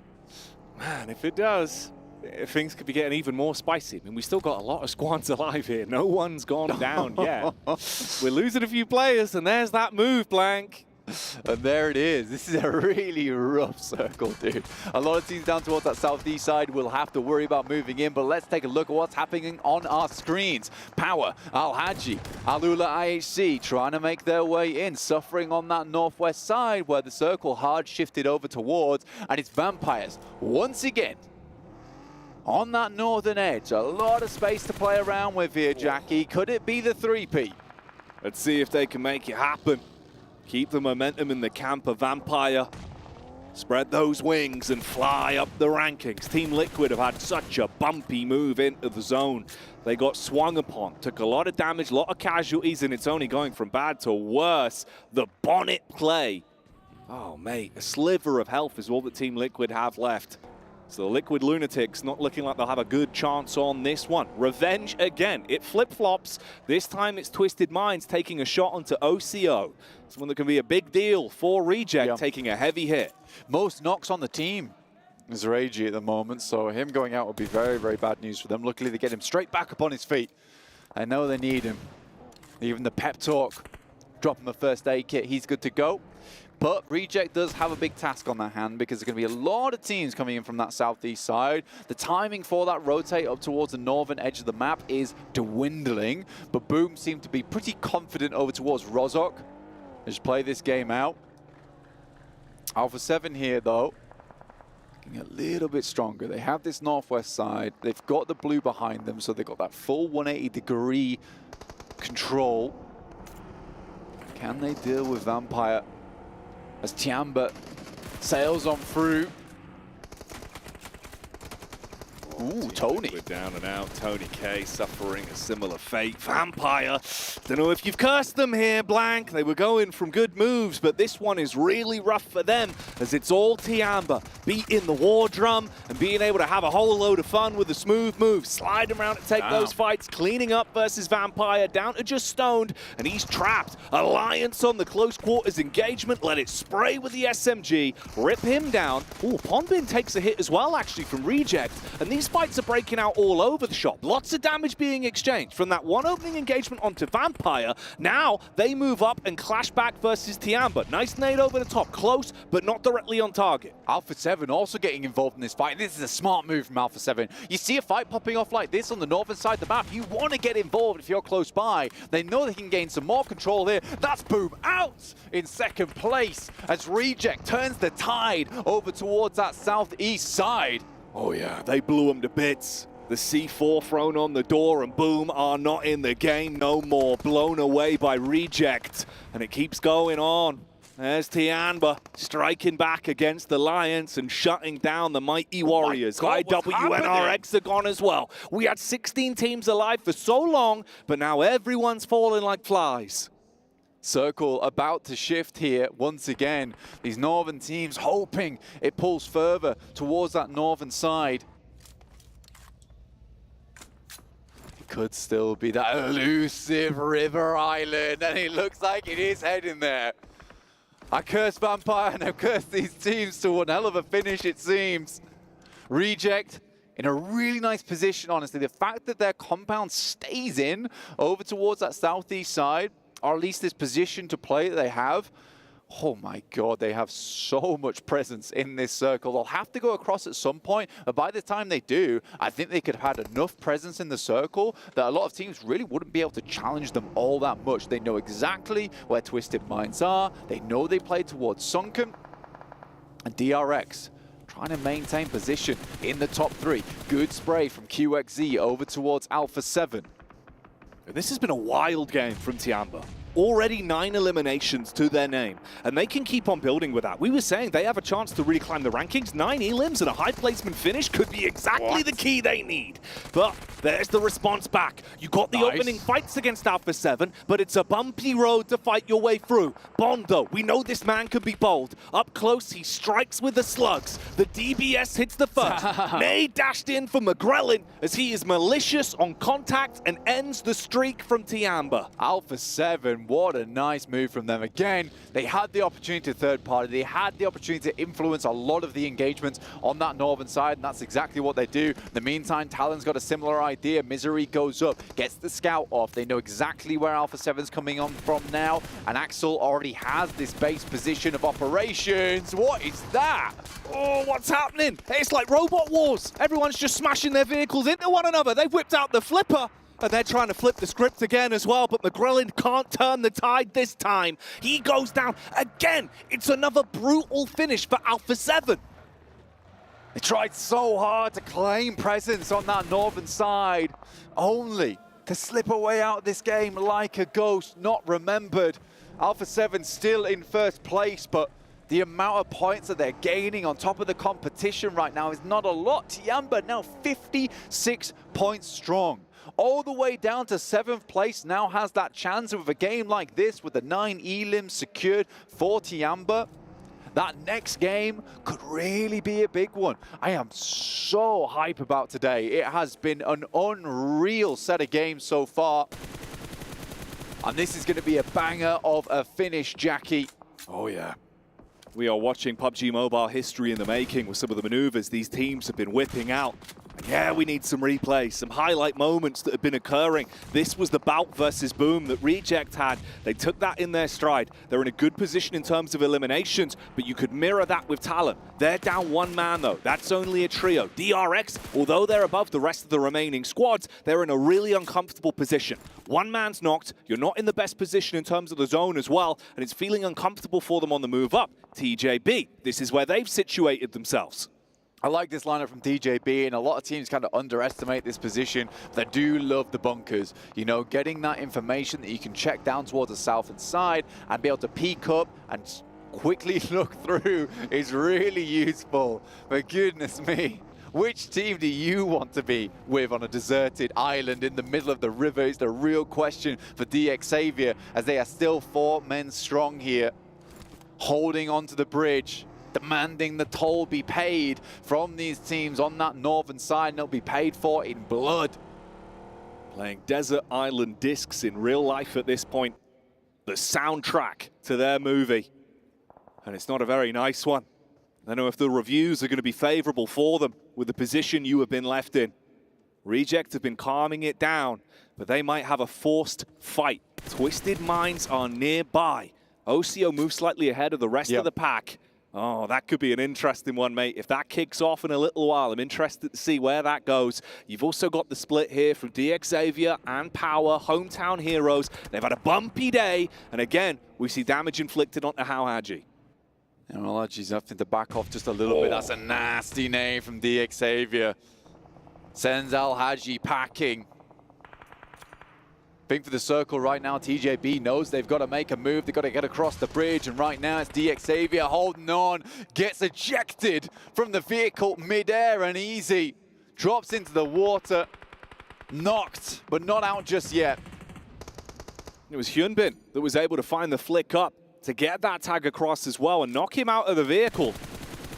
And Lamborghini looks to end things. They dive out of the car, finally looking for the quick swim across, see if they can reposition. All 3 of them have their eyes locked on. Oh, a bit of a split up as well. You can divide yourself into 2 duos here for Tongjiabao. Nades go across towards Sarah, have to send some back of their own. Squeeze out, putting punishment in. Sarah needs to hit a decent nade to provide them a little bit of space to push on forward. But Tongjiabao on the other side might have an idea about this one. Medkit being administered. Shadows spots out Tongjiabao as they're trying to make the cross. A really nice position he's got here, but if he's spotted, could be bad news. So he drops the smoke. This is smart. Deny the sight line. Wasn't able to get the amount of pressure or value out of this position initially. Ratto boy strikes onto Sarah. He was the one man in the close angle, and a nice nade is able to deal damage onto him. Divine is nearby, but the paranoia is, of course, a well-placed nade with you having to group to go for the pickup. That could take you both out. The other 2 players that were in the water have made their pathway across onto the other side, back on dry land. Talon took a hefty hit as well. It was Misery that went down from the contact. They were floating in what could have been a watery grave. They picked themselves back up, 3 players alive, but trapped in such an uncomfortable position with these 3 angles surrounding them. Tongjiabao in the back. You've got the 2 sides for DX Xavier with their wide split as well. Misery spotted immediately. If he comes back up, takes a big gulp of air and a big hit from the lead on Flower. Lamborghini just trying to push them back. He wants some of the meat that's from Talon here. Pick up some points for themselves. Reject, lose Ragey OCO as GK first spots out. There's no response either. And the circle centers up. That's a nice one. With them finding that opening pick from GK first, they were able to swing in and hard commit onto Reject. That gave the opportunity for Twisted Minds to also dogpile in. So Reject going from looking like they're actually making this one work out, controlling some of the fights, to losing a lot of the edge they had. Flower still fully focused on the Talon in the water maneuver. Connects that one across to deal some damage onto Axel. Still just laying in bullet after bullet. Knows that they're sitting ducks. He just has to connect onto them. Lamborghini's been watching the peak through the side of the smoke. If they overcommit on the swing towards Talon, he's there to mop them up. TJB just climbing right now. DRX managed to stay in the game, but only 1 elimination. They pop out, but there is a step up, but no response just yet. The shotgun is there. It's not doing the damage, though. Only 1 bullet left remaining in the chamber, and DX Xavier needs some backup. In comes Lamborghini. Oh, he's struggling to get a connection off. He closes the distance, pulls out Big Papa Pump, blows him to bits down by the water, leaves him dropped. Yeah, the nade comes in short, but it's a little bit late. Hyunbin's still alive, miles away from the rest of the action. This hurts the Xavier far more. It gives the move up for TJB. Tongjiabao go in. Flower heralding the charge, calling for the Bannermen to move up and seize the initiative. They hard commit onto the 1 knock player from DRX, but you better be ready for the backline. PUBGM, nade in hand. He was absolutely instrumental with these beforehand. The nade goes through, doesn't get too much damage done. 1 cent further with the air burst, but it's not close enough. As TJB themselves burst onto the scene. It's been a tough rotate for them to get across the side.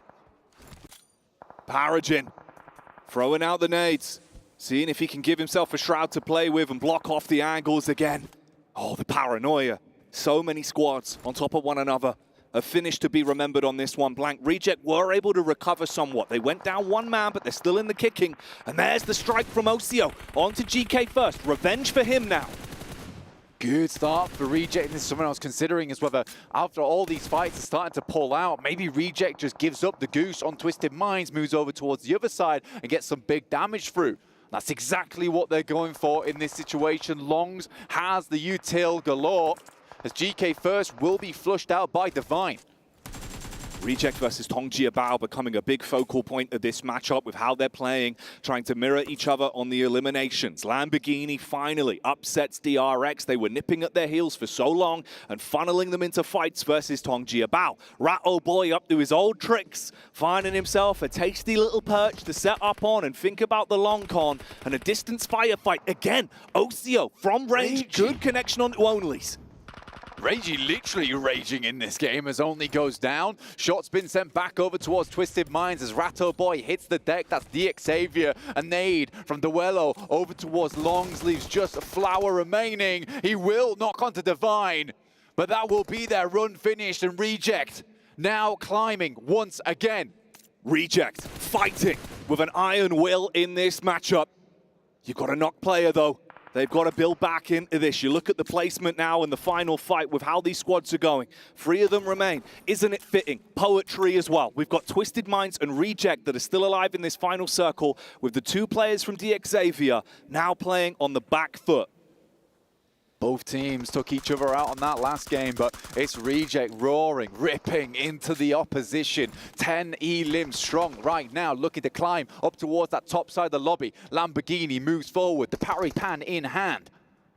So low on supplies. Could be a problem for them. A hellish feat to have to fight from. Cover to work with for Reject. They're confident in the wider split. OCO's been looking so good with a gun skill on the way they set themselves up. Reject wins this game. They take first place, Jackie. They have had a phenomenal couple of days here, and we're back down to the wire. Walking the tightrope here with Reject, Twisted Minds, and DXavier. Stage 9 begins. Nades over the top. Molotovs going in. Looking to deny space, deny peaks, assess the situation, get the lay of the land. Twisted Minds onto DXavier, dent the Lamborghini.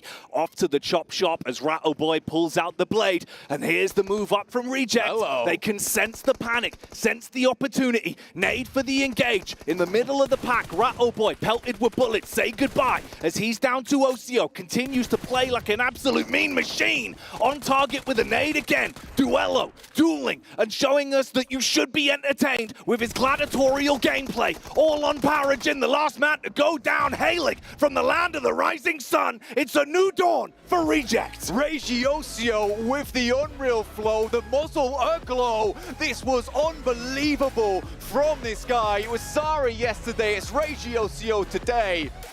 They are playing hand in hand. And Japan is going insane in the PMWC at the moment. Laughing, smiling, it's happy days for this team. A huge one for Reject.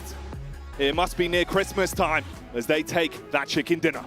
And that chicken dinner should settle them happily in a first place after that one, in front of Alpha 7.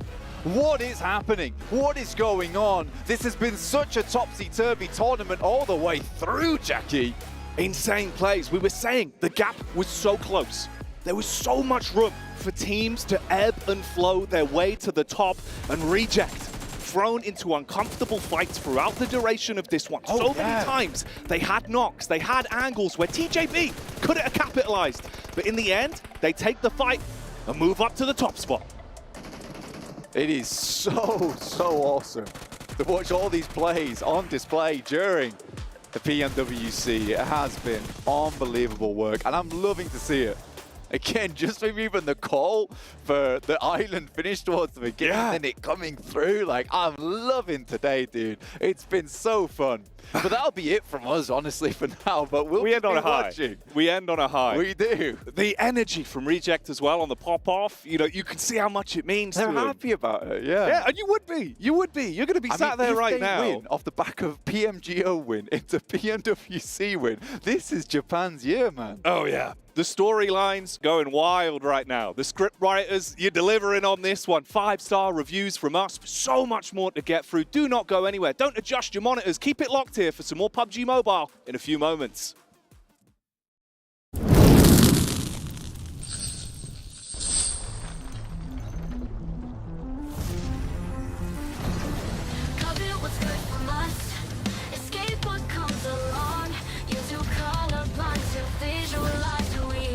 What they wanna live for.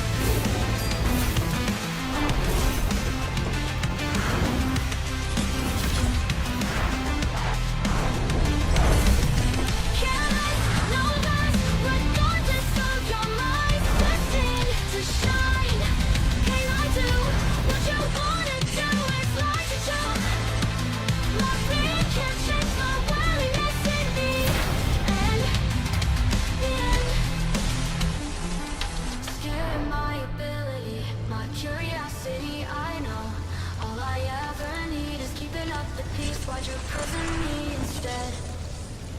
Covet what's good from us. Escape what comes along. You're too colorblind to visualize who we are. Light, careless, no less. Regardless of your mind's destined to shine. Can I do what you wanna do? It's like a joke. My fear can't change my willingness in me. And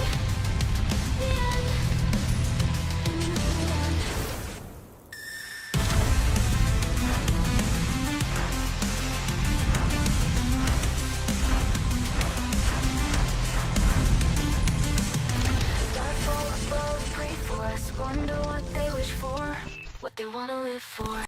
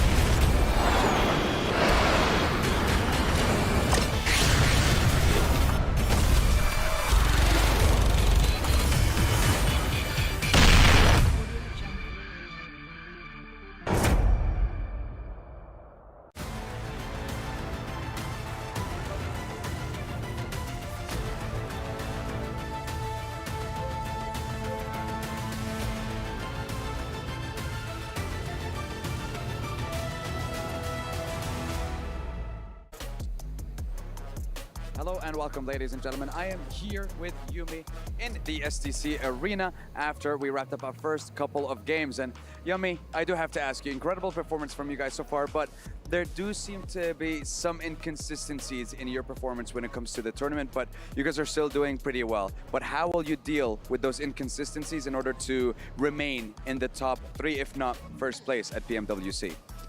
Ya, jadi Yami, kalian kan performanya masih agak kurang konsisten ya. Nah, kira-kira apa rencana kalian biar bisa ngelewatin itu, biar kalian tetap bisa bertahan antara top 3 atau bahkan jadi juara dari PMWC? Yang bakal kita lakuin pasti ningkatin awareness kita, terus PD kita biar bisa lebih baik lagi daripada hari kemarin. What we plan to do is increase our awareness and also our consistency and communication so we can perform even better than what we already did yesterday. Yeah, I mean, when we're talking about yesterday's games, Yummy, you had 5 out of the 6 games. In day 1, you guys managed to get 5 eliminations, but the placements seem to be where you guys are lacking. So how will you try to deal with that? Are you guys getting caught off in rotations, or what seems to be the problem you guys are running into? Ya, kalau kemarin kan kalian dari 5 dari 6 game, kalian tuh punya minimal 5 elimination. Cuman kalian placementnya tuh kurang. Nah, kira-kira rencana kalian buat ngelewatin itu gimana? Apakah kalian ketangkep di rotasi? Kira-kira kenapa? Gitu kemarin. Kalau kemarin tuh karena kita kurang awareness-nya gitu, jadi kita udah dapet zona, jadi apa ya, kebuang sia-sia gamenya. Sekarang kita ningkatin awareness kita biar bisa maksimalin gamenya. Just like I said, they are trying to improve their awareness. Sometimes they have the zone, but they're lacking awareness, so they just like throw it away. Now they're trying to be more aware and be able to do a better performance overall. All right, I mean, I want to follow up with that one more time. When it comes to the team's movements and the rotations, is it usually the IGL that makes those calls, or do you guys sometimes, or do some of the other players kind of chime in and try to help out with that decision? Ya ketika ada call-call keputusan-keputusan gitu, apakah IGL kalian Razy yang buat keputusannya terus, atau kadang-kadang ada player lain yang bantu-bantu ngasih lempar ide atau keputusan gitu? Yang pasti semuanya ngasih ide, terus kalau misalkan yang ngukuhin keputusannya pasti Razy. Semuanya ngasih ide. Everyone chimes in ideas, but the one that made the final call will be Razy, the IGL. Well, we'll see if Razy can lead his team and continue their dominance at the end of the day. We have wrapped up our first couple of games, but we still have quite a lot for day 2 here at PMWC at the EWC. We're gonna head on over to the studio to continue the rest of the day. Take it away, boys. Well, Boom trying to continue their dominance throughout the day, and there's a lot of teams gunning for that #1 position. One of those teams, well, the winner of our last match, Reject, who started the day off in 3rd place, dropped out of 3rd place, and potentially dropped into 1st place now with that victory.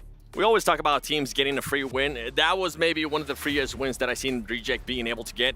Yes, they did end up fighting TJB. By the way, TJB now being in a good performance again here at the first half of the day. I want to see how they finish off the day, because that was the big question mark for that team. I'll give them how credit, they 7. actually got the second half of it. 3 top 4 finishes today for TJB. That's the thing, though. Like, yesterday, they ended up, I think it was 2nd place, 1st place, and then 6th place at the beginning of the day. And then after that, they were just non-existent. So they're kind of mirroring exactly what they did yesterday. That second half, I got to wait and see what's going to happen there. Hey, for Reject, though, in this game, as saying, like, with the compound that they have, which is kind of northeast of Atlantis, Watertown, Sunken, whatever you want to call it. Venice? That's the one. It's a great staging point for an island circle like this. Right, we get these island circles, but they do happen in PUBG Mobile every so often. And when they do happen, one of the things that is most important for them is to kind of cordon off the fight from the team that's going to be coming from Sunken City, blah, blah, blah, and try and make sure that that happens later on. If you get in a conflict along the riverside there, it's almost mutual destruction. You're just going to take casualties and it's going to be a problem. So I expected that fight to happen. Both teams kind of maturely kind of stepped away from it and then came to fight later on. And that was why they were able to get towards the later stages of a circle like this. If I'm not mistaken, you actually were a big fan of the way Xavier played the island as well. Yeah, I think if this circle hadn't shifted towards the south side of this island, Xavier had a really good shot of being able to do it because they were proactive about their position on an island situation like this. Some of the best spots in a circle like this are actually underneath the bridge, trying to use that, leverage that to your advantage against the other teams that are trying to move across. And that's what Xavier was doing. I liked it. I know I don't often sing the praises of this team. However, this was one of the times that I was like, yes, keep going with that. It's just a little bit of a shame that, again, the circle shifts slightly south of them. And luckily for Xavier, DRX didn't have their full players. They only had 2 players. I think we were kind of talking about this too when we were watching those teams. If DRX would have had those 4 players, I felt like they would have made the push too. And you were kind of agreeing with this in regards to, I think they would have peeked over. They didn't really have anybody being able to get an angle on them. They would have been able to get into a fight.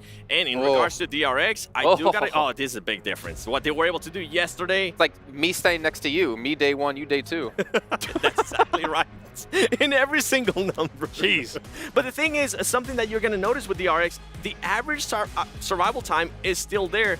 So far, they have had 8th place, 1 elimination, 6th place, 0 elimination. So it's good to see them going back to what kind of worked for them yesterday. They did have a 2-2 split. Unluckily for them, the awful shift that happened just didn't end up going on their favor. But I mean, they're still putting themselves in contention. I don't know if I'm a fan necessarily, because I feel like if you want to win PMWC, you have to be able to fight teams, and you have to be able to get aggressive. You can't necessarily depend on a passive play style. And we're seeing a completely DRX today. Well, in this game, losing 1 or 2 early is going to hinder you on an island like that. I'd say even if they had 3, they'd have been confident to peek over and kind of join in on that fight that was going on north of them. However, their transition across the water was difficult. I think that if they go all 3 at the same time like they did, you're probably going to lose someone to the lines of sight for the other teams. But if you have an anchor player, that actually Jason brought up, well done, Jason. Then I get one in there eventually. Yeah, you would have a little bit of cover whilst the other 2 make the transition, right? So being a bit, again, proactive about getting to the island and trying to lock a position down would have benefited them here. Speaking about being proactive, you guys at home, be proactive and vote for PUBG Mobile's Esports Mobile Game of the Year. You can see the QR code down there below. And of course, while you're there voting, you could check out this man over here. Come with me, camera. This man here. Come here, Seven. Come here. Look at that camera right there. Look at that camera right there. Why should people vote for you, Seven? Because best analyst. There you go. Vote for him as well. Thank you so much, Seven. I'm going to vote for you after that amazing speech. We're going to head back to our commentators to kick off our final airing kill of the day. Take it away. We're not chickens. Vote for 7. Do it now, guys. He deserves it for sure. Well, it's a big moment here, folks. We are now officially reaching the second half of the tournament. So everybody in the studio right now, especially all you Power Esports fans, make some noise. We are going to be sending straight on over the top. And of course, for over-the-top gameplay, you need some over-the-top gear. That's right, with dual gaming chipsets and a 144Hz AMOLED screen, the GT20 Pro will equip teams with up to 120 FPS, which is also the first batch of supported devices, offering esports-level performance and visually stunning experiences in the 2024 PMWC. Now, as we always do, let's check in with that plane path from all the way on that northwest side down to Milta Power. Primorsk a little bit out of the way here, but other than that, probably some fairly chilled out drop spots for a lot of teams now. Everything looking just like it should right now.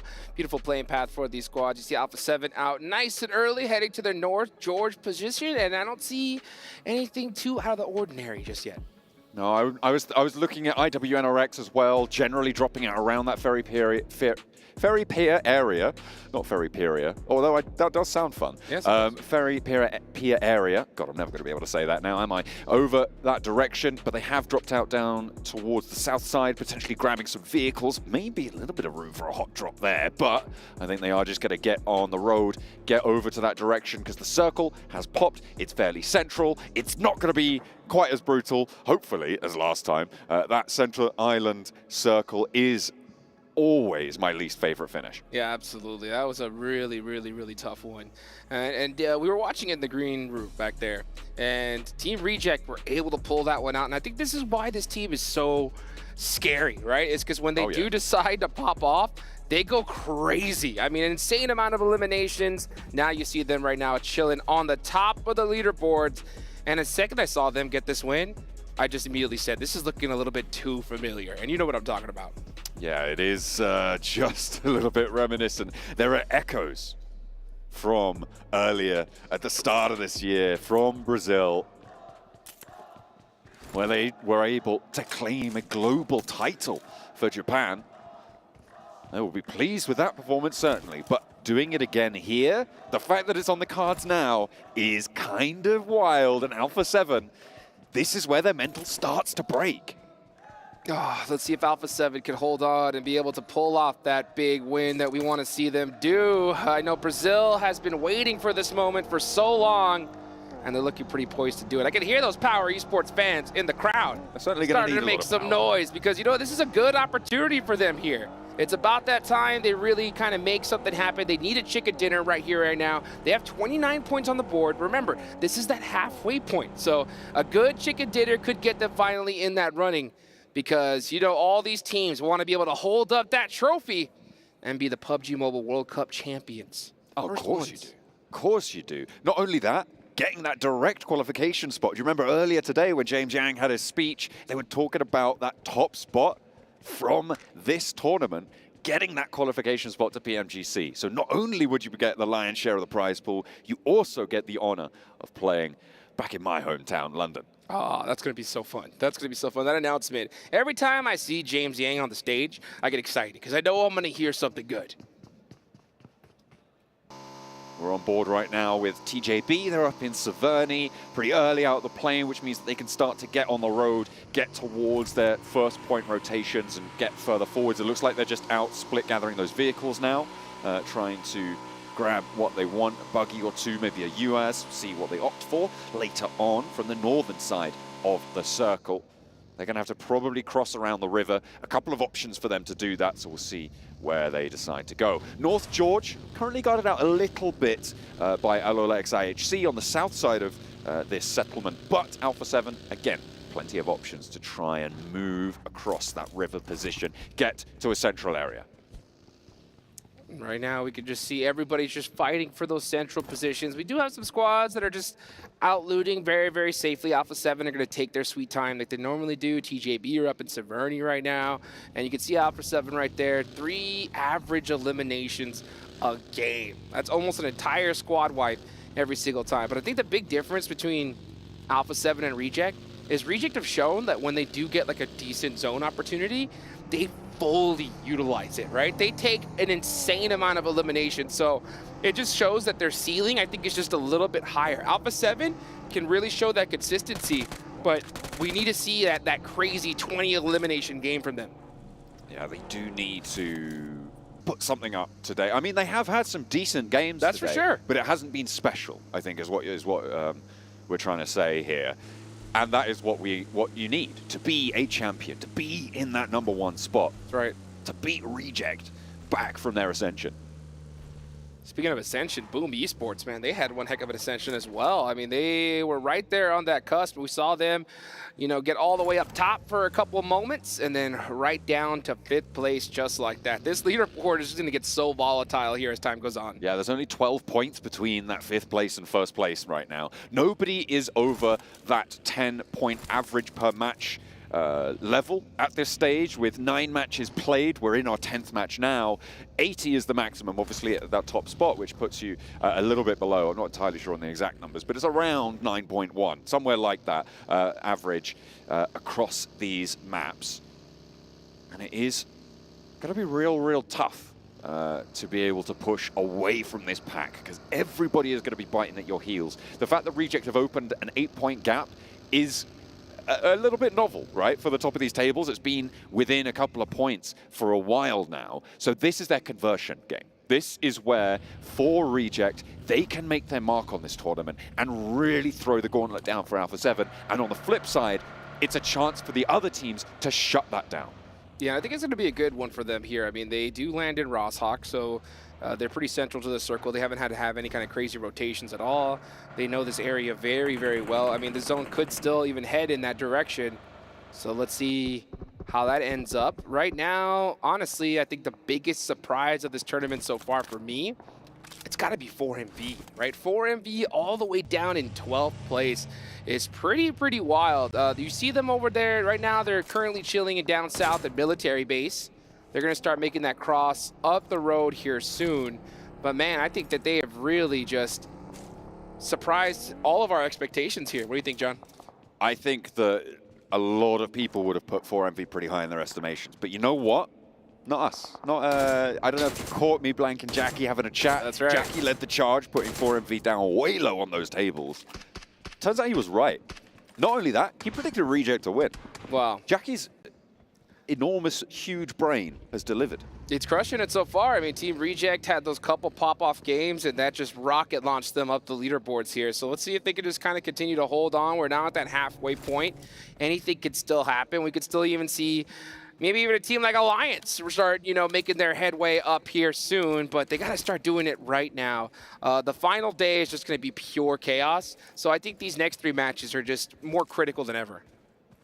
Definitely. Every single match counts with an 18-match set. It is really dangerous to let it start to slip now. From first to last, that gap is pretty gaping right now. 80 points to 24, sits at 56 points difference, Hot Jukes. That is quite a big chunk to be able to catch up over these next matches. Oh my goodness. Hardship! That is the hardest shift down to the southwest side, keeps a lot of the river crossing, that main sort of gap between the main island and Sosnovka military base in, which puts playable terrain, because likely not going to go to that military base unless we get another one of these circles.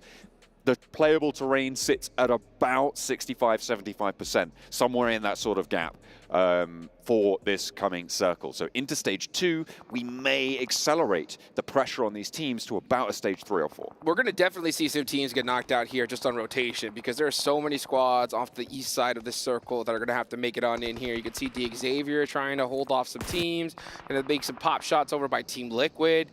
Team Liquid driving right next to Tianba. And they're going to get away from this one for now. But they better watch up, because you got Alliance set up. I mean, everybody is set up on this side. And you can just see Alliance starting to put a little bit of punishment onto Tianba. They're actually going to take one elimination right then and there. We are going to be able to pick up the point early, right off the bat. That gap now sits at 55 points between the top spot and Alliance down on the bottom. But you've got to start somewhere. And this is where they will try and have it on. Alpha 7 taking shots towards Team Liquid. So is everybody else, apparently, in this lobby. They are absolutely punishing this rotation from the team on Brazil. Yeah, team, you can see Mythic just down and out right here. That nade's going to finish him off. So Twisted Minds is going to be out of this one. Well, actually, no, Twisted Minds on that one did get a nice couple knocks there onto Team Liquid. That's what I meant. So Team Liquid down to 2 players. You can see 4MV popping some shots now. And Tony K getting knocked. Oh, but nice shots from the back line do even things out. Everybody trying to push into these priority positions now. Apex trying to crawl away. 4MV, they tried to get off of that military island. And they have been shunting on the east side. Vampire, their major task, stoned down. Doc on this high ground here has great oversight, but it's also incredibly dangerous to keep this one held. If you get spotted, there's plenty of teams around that will be only too happy to send a bullet right between your eyes. Yeah, Doc's not trying to move a muscle at all. He's trying to play it very, very safe right now.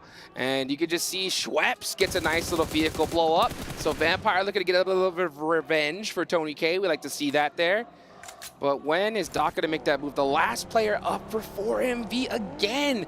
They lose pretty much everybody so early on. And it's just going to show that this military drop location is just not working out for them. Doc still up. Still trying to make something happen. And he's gone. And he's down. Vampire, bring him back down to earth. Come on now. Let's not be silly.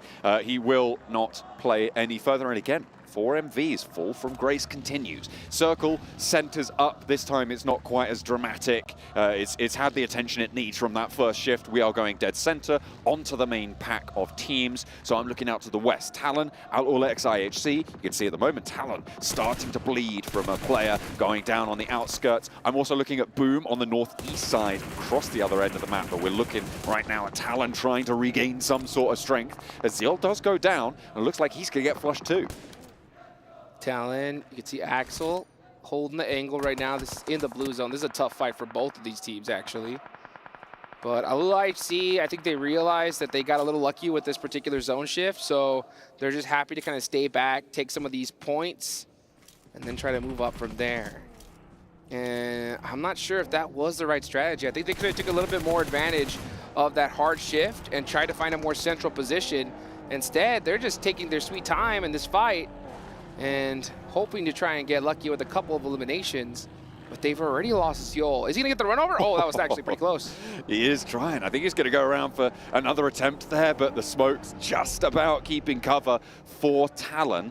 And that was, nope, okay, it wasn't the last attempt. They want to do a little bit more. Yoru, though, his smokes are starting to fade. Only the one to play around in now. Are they going to go back in? No. No, that's surprising. So. Hang on a minute. Is there a turnaround further out? They still got Demo out there on the off angle. Could potentially be a little bit different, but maybe they think they've cleared it. Maybe they think they've gotten rid of Talon. Oh, I'm not too sure. I'm not too sure. I think they just wasted a lot of time there, and these are critical moments, especially for them. Let's take a look at a quick little replay. See Schweppes get that nice thirst.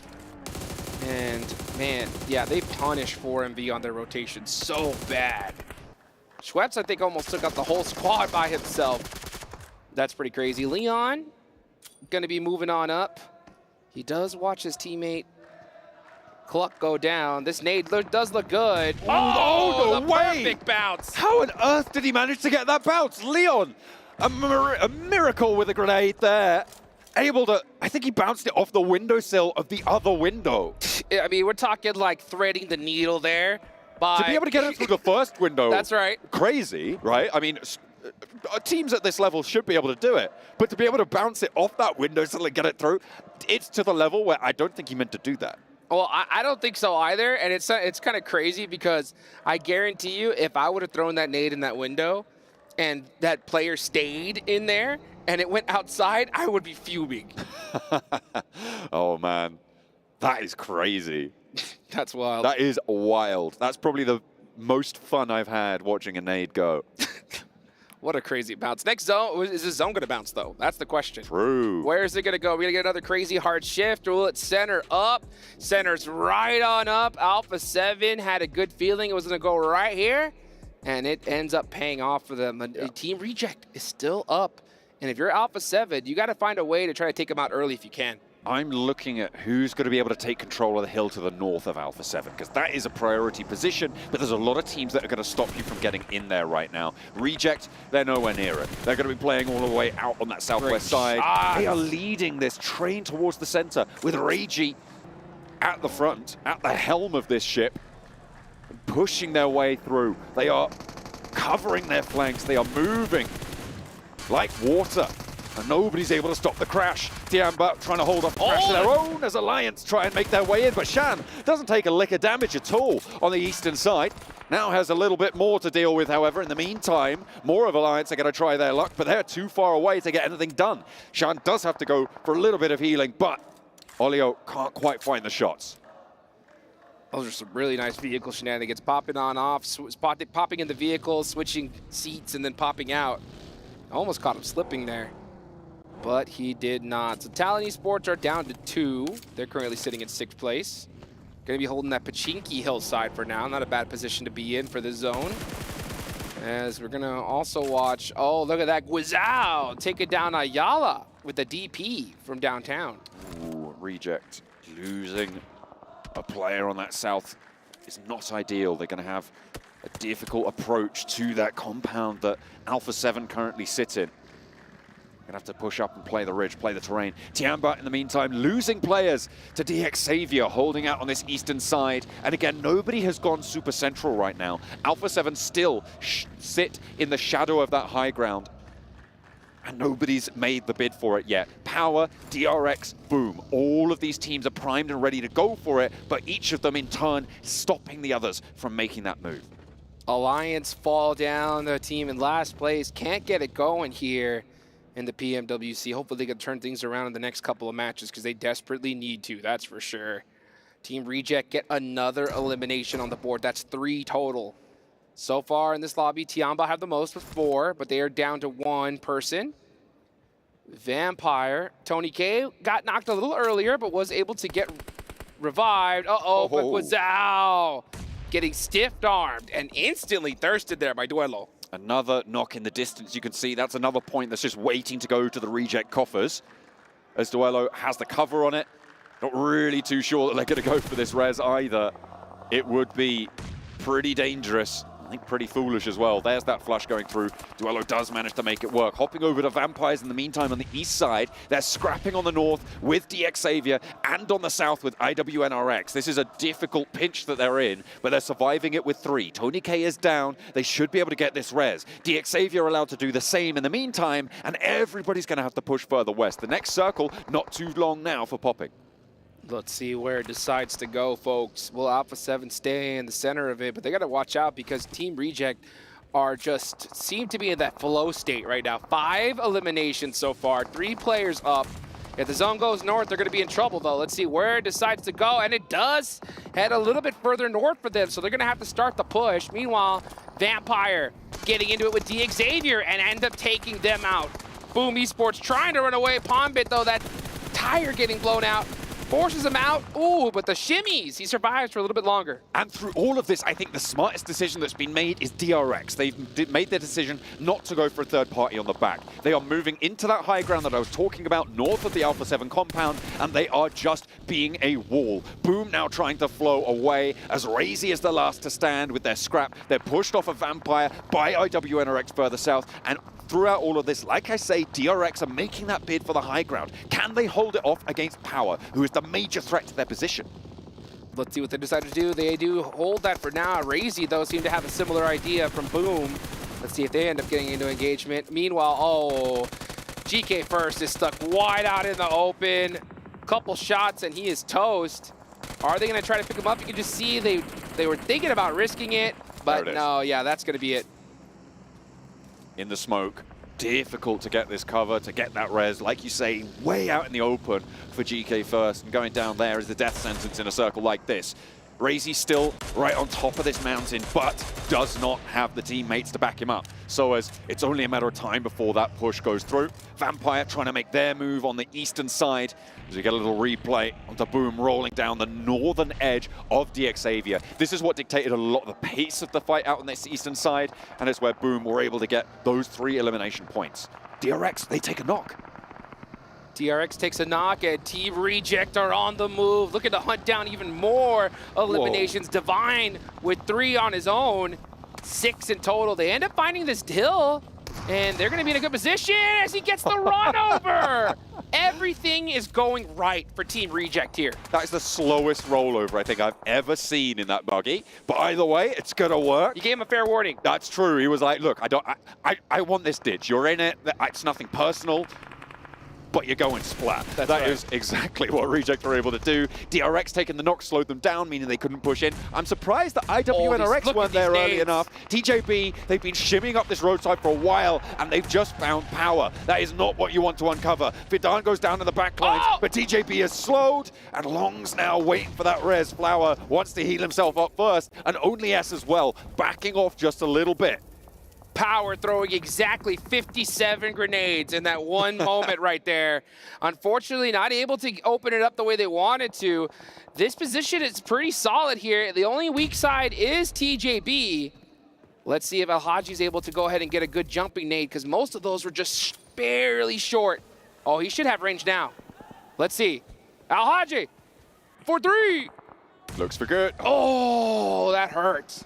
For the good shot, but it's not going to dunk down this time around. Flower able to weather the storm, and that's another nade over onto Reject, bringing them down to just Duello. Alpha 7 starting to flex out now from their compound on the south, with Magrelin and Carrillo are going to try and push up towards the top of the mountain, but Duello's not going to give it up without a fight. A south shift as well.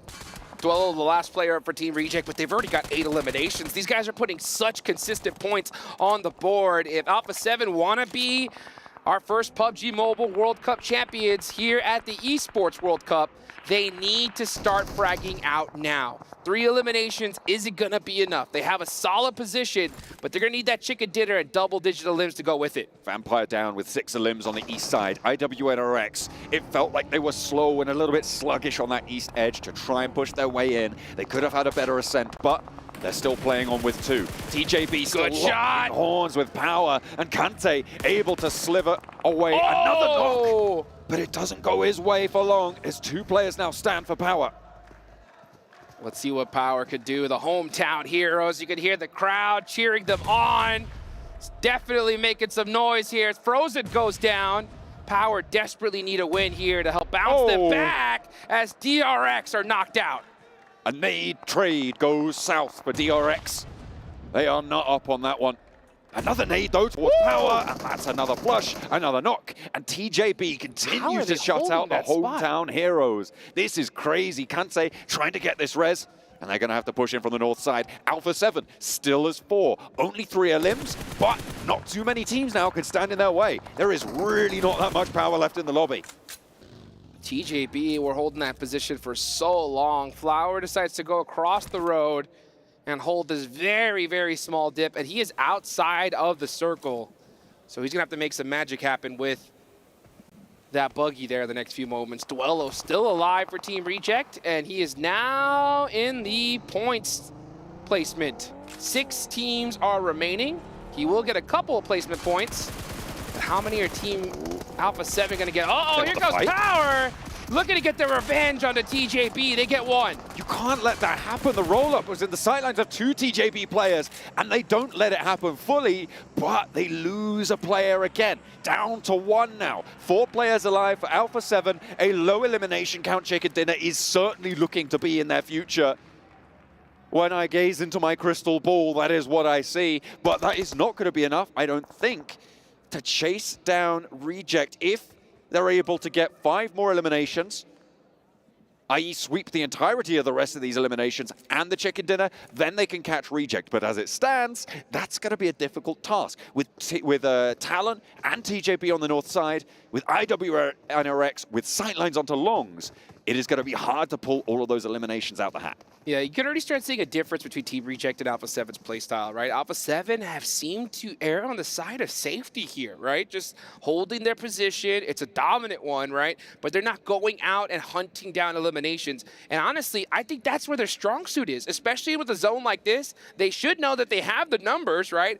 Go out and clean up these elims. But instead, they're like, no, let's just play safe, get a guaranteed chicken dinner, and go from there. But look at this. Every single time we see a player go down, that gap between them and Reject will still stay larger as time goes on. Absolutely. The hillside to their north still sits as an ominous presence on this Alpha 7 hold, though. And with 4 players still alive against them, it's possible that things could go a little bit topsy-turvy, as has been the theme of this tournament all the way through. And for Alpha 7, they're on the south side of the road. They're going to have to cross it. Look at where the circle sits. They can stay here for just a little bit longer. But IWNRX have that high ground. Talon as well cover that western flank if they want to try and roll around. It's a difficult exit for Alpha 7, unless they can find some picks. I think Alpha 7, win this game 100% of the time here. I mean, they have such a dominant position. I think the only way they lose this is if Talon and IWNRX kind of have an understanding of where things lie. If they decide to be like, hey, guys, we got to take out Alpha 7 first, and then we'll fight each other afterwards for the 1-2 finish. But if that doesn't end up happening, then Alpha 7 are going to win this game. But again, it's going to be with very, very low eliminations. And that just goes to show you, like, just how powerful that elimination count is, because Team Reject, when they get an opportunity like this, I guarantee you, if this was Team Reject right here, they would have already been out of these buildings hunting down everybody. Yeah, Yoru would not be allowed to sit where he sat right now. It's kind of surprising, because this is a different Alpha 7 coming into this tournament. It has been a little bit up and down. We have seen some misplaced footsteps from them so far today. Let's see if this is another one, or if this reserved play style is going to be a boon to them in the long run. They are still just keeping it calm. This circle, whilst they are going to likely have to cross the road, they don't have to leave it yet, and this rooftop affords them so much of an overlook. Yeah, I think what's happening is the only thing that I could possibly even imagine is if maybe Alpha 7 didn't really have a good idea of the elimination count, and they're thinking that they're in a pure 4v4 here. You know, if they're thinking they're in a pure 4v4, they're just like, all right, let's just wait it out, see where the zone goes, and then play it from there. But little do they realize it's a 4v2v2, and IWNRX is starting to get mighty close to Talon. Axel's got that nade, locked and loaded. That's a good bounce. Right in between both of them. Oh, that hurt. Not quite going to get either of them, but another one to follow it up. That's a little bit short as well. Kynes goes wide. Axel there, stepping up with a pin pulled, and Kynes breaks out wide with a jump shot. Looks for the spray, but the challenge is no good. Now IWNRX going to lose one, and Axel left his team now in a 2 versus 1. Alpha 7 immediately send out of this compound, straight over the hillside. They know it's not a full 4 squad now, and Carrillo will have McGrellin at his back. The spray downs can come through. They full force move up to this northern side. Over the hillside they roll. Frozen's not going down just yet, but the vehicle over 1, over 2, and Alpha 7, they're rolling on away like it ain't no thing. In the rear view mirror, they see the chicken dinner.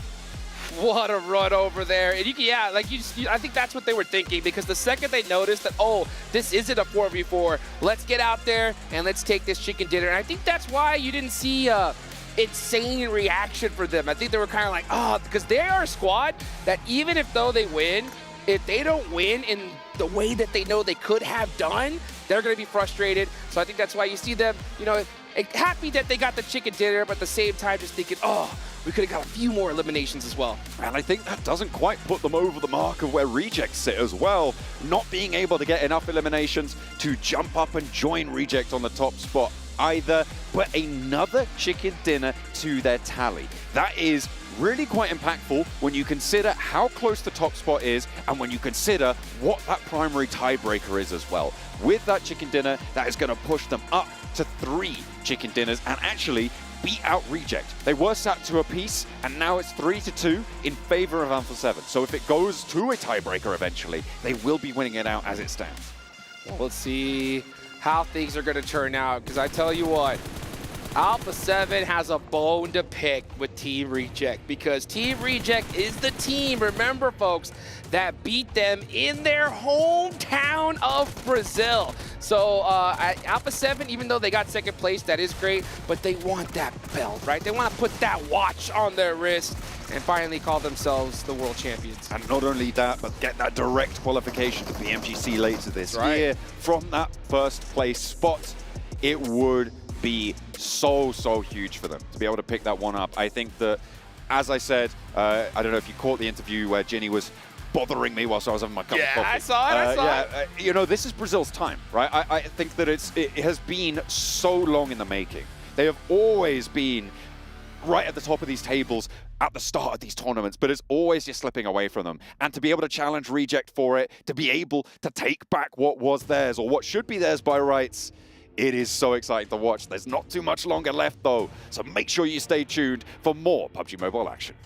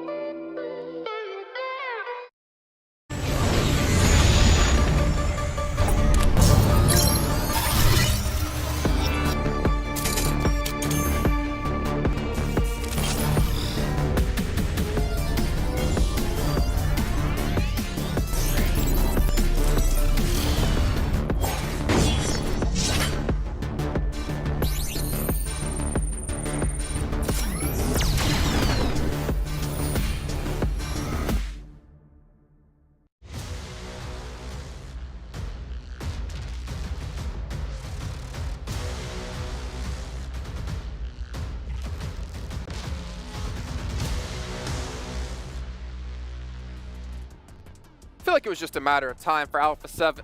Get that out of here. What are you doing? You realize every time you wear the jersey or bring it to the show, Alpha 7 finish, not first place. No. This is too early. It's gonna happen. Okay.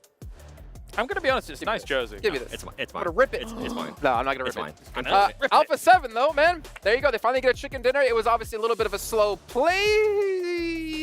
Ooh, nice catch, Max. Max did something. We praise him on such easy things, but you know. Put it back. Could throw it back at us. But yeah, Alpha 7 they get the win.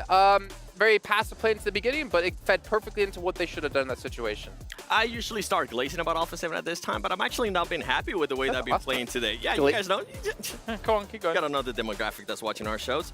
But with the way that they've been playing, I mean, for this win, they really didn't have to do absolutely anything until the end of the game. And as you were talking about it too, when we were watching it, James, they had full control of it. They knew exactly what they were doing. They knew that they didn't have to get involved if they didn't want to. And at the end, they decided, you know what, we're just going to run people over. It's a deceptive control game. Like, for a lot of games, you would think to yourself, okay, a central position, holding that down. Keep nodding, boys. As I explained to you what happened. Yep. Sometimes you would have them in a circles position, a situation in the center where you'd be like, that's the control game. However, they knew the only way they could possibly lose this game is if they get pincered by the 2-2 or by the teams that were coming in from the west, from the east. So fall back to the compound, which is still in. You have full control of it. Use those roofs and allow the other teams to basically decimate one another. What we saw as that game folded down, if that's another team on the other side of this circle that beats the other team and then suddenly is going to be challenging you, they had so much utility. How much? Raring to go for those last moments, and they didn't even need it. They were just on destruction derby, just running people over and finishing things off. So Alpha 7 was having a whale of a time. You said, you know what, just go start native people. All of a sudden we just blink. Start running people over. I thought it was Max driving. They had a million ways to finish that game off to Alpha 7, and I really love the control and, again, the mature decision-making that they showed throughout this, because a lot of other teams would have just said, well, we need to be in the center. We need to be taking these fights. But they realized you don't need every elimination, because the win for 10 points alone, as opposed to second place for 6, that counts for the 4 points. That's really big. It does count, but for them, I mean, especially with the 2 Miramars coming up, I want to see them be a little bit more challenged in regards to games. I want to see how they're going to be performing whenever they do get circles that aren't in their favor, like we saw at the beginning of the day. They were getting very unlucky with the circles, and they were either taking fights outside the zone, or they were taking a little bit too long to rotate. But, I mean, for this great win, but I just want to see them challenge a little bit more today. I kind of want to see them prepping a little bit more for tomorrow. What about DRX and Reject? Oh. Because we saw a very similar zone here we had, I think it was yesterday.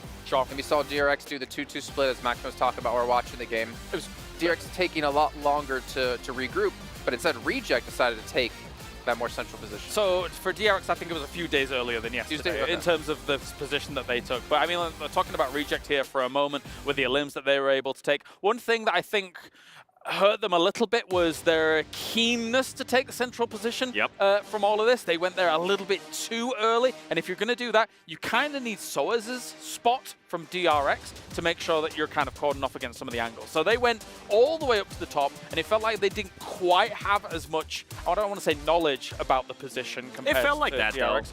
though. That's a fair assessment, because it did feel like that to me. They were like, okay, maybe it's just going to be DRX, and they just got absolutely surprised. And on top of that, once they were able to take the players on from DRX, Alpha 7 just swoop in real quick, get some of the players there from Reject. So it did feel like they didn't have enough knowledge and to make that kind of push. Sure, yeah. In terms of also like understanding how angles would be fired down upon them from the west as well as the east if you're going to take that really top spot that early. But for DRX, we've seen, as you were alluding to earlier, a 2-2 split across this area, and then at the right time move towards Soa's position to be able to lock that down. This game around, it felt like they were a little bit slower than them having that. It was almost an exact same scenario with some different placements of teams, of course, come to their win that they actually had in this location, and they weren't able to round it out this time. I just actually want to quickly hop back to Reject, because I'm going to recall something that that Maxman told you, Seven, during PMGO, is that we haven't seen a team from Japan finish over 9th place in an international event. Then Reject went on to win PMGO. Now, obviously, there's a lot of questions around not whether it's a legitimate win, or so did they deserve the win. Going now into this, where we saw them in first place going into this match, I actually want to ask you about, do you think Reject, looking back on it now, kind of deserve that win, or do you think Reject can actually win PMWC? Do I think they can win PMWC? I mean, with the way they're currently playing, they're getting just the right amount of points. And with the way that Alpha 7, for example, has performed throughout the whole day, I feel like Reject can definitely put themselves in contention. I mean, they're currently in first place, but going into tomorrow, they have definitely been doing the right plays. It felt like they were doing the right play when they made that push in Erangel. But it came down to Alpha 7. Alpha 7 knew exactly what to do there to kind of stop them from not getting that strong position towards the top. Bottom line, to answer your question, I think they definitely can win this if they continue to perform like this. But they need to improve their Miramars because their Miramars were absolutely awful yesterday. Is that your definitive answer? Yep. I'm unsure. I still need to see a little bit more through all of this because it would be a surprise if Reject won, I would say. We're all going to agree if they won PMWC. Oh, for sure, for sure. No, I mean, considering PMGO, considering how well they're looking here, I mean, this is, again, 60 elims compared to 30 placement points. Usually, and eventually, with that kind of heightened elim count, does come placement points as time goes on. But I still believe it's Brazil's time. We'll see how it happens. Yeah, we'll find out. And obviously, one thing that might be helping Reject out is the PMWC Violet Thunder set. Whoa! Yeah, whoa, it helps celebrate PMWC and, of course, commemorate all the players participating in this historic esports event. It is a very sick skin. If you guys haven't picked it up, make sure to do so. And while you have picked it up, make sure you go follow PUBG Mobile Esports over on TikTok and post a video of you doing your favorite victory dance in-game or out-of-game. Max isn't here, so 7, you know what's going to happen. What was it? Max? And then use the hashtag PMWC victory dance for a chance to win $3,000 in virtual gift cards. In the meantime, we got to head down to the stage here while 7 continues to dance for us with Barney, who has an interview with Vampire. Yeah. Dance. Monkey. Back to the STC arena where I'm joined by Vampire Esports coach. It is, of course, Sir Tanny. You know, we do these interviews a lot, don't we? Yeah, how you doing? You okay so far? Yeah, I think it's quite okay. Quite okay. Well, you were talking to the studio earlier today, weren't you? And you were saying that, you know, this is your trophy to lose. This is your trophy. This is going to belong to you. And I like that kind of powerful statement. But yesterday, you guys played quite passively.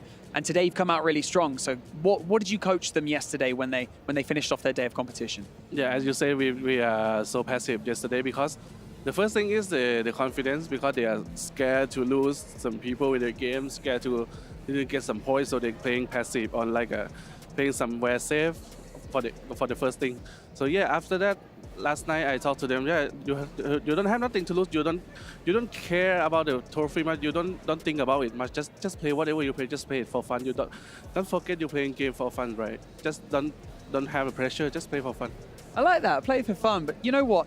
We speak about passive, and then we speak about today. Tony K is the highest damage dealer so far today. So talk about flipping that. Now, let's talk about the players, because we talk to you a lot here on the stage. We know how you feel. You're a very fun guy, but also, you know, we know you mean business. When it comes to your players, how do they feel about their performance so far? You know, Tony K, Stoned, the rest of the guys, like, how do they feel? Yesterday they feel struggle because they have a little confidence to play, because other team they are playing on the edge just like their play style. So yeah, they are a bit too scared. But today after I said to them, yeah, if they feel great and more relaxed, you will see on the first game or second game, they can come back on the morale first. So yeah, I think the confidence come back. Confidence is coming back. We've got 2 Miramars to play. How's your Miramar? Do you know if you're going to be dropping near anyone dangerous? I think everyone on the map is dangerous. On Miramar, because it's a big map, you know, and also it's a map that you have to fight on almost the mid game, and everyone, all the great teams. So yeah, it's all the team. Everyone's dangerous. Saitani, thank you so much for joining me on the stage, as always. But for now, we're going to carry on day 2 of the main tournament. Back to you guys. Came on now, second to none. I need me a trophy, I need me a ring. I'm not with the bull, but keep it a beam. You know what it is, you know what I mean? Shit, all I do is win, win, win, win. Haters wanna hate, they ain't made top 10. Double, triple team, what they need to defend. I juke left and I'm gone with the win. Gone with it. I feel like a champion. A champion. Ain't nothing that can't be done. Oh yeah. I put it all on the line. Definition of divine. I feel like a champion. A champion. Ain't nothing that can't be done. Oh yeah. I put it all on the line. Definition of divine. Feel like a champ, MVP status.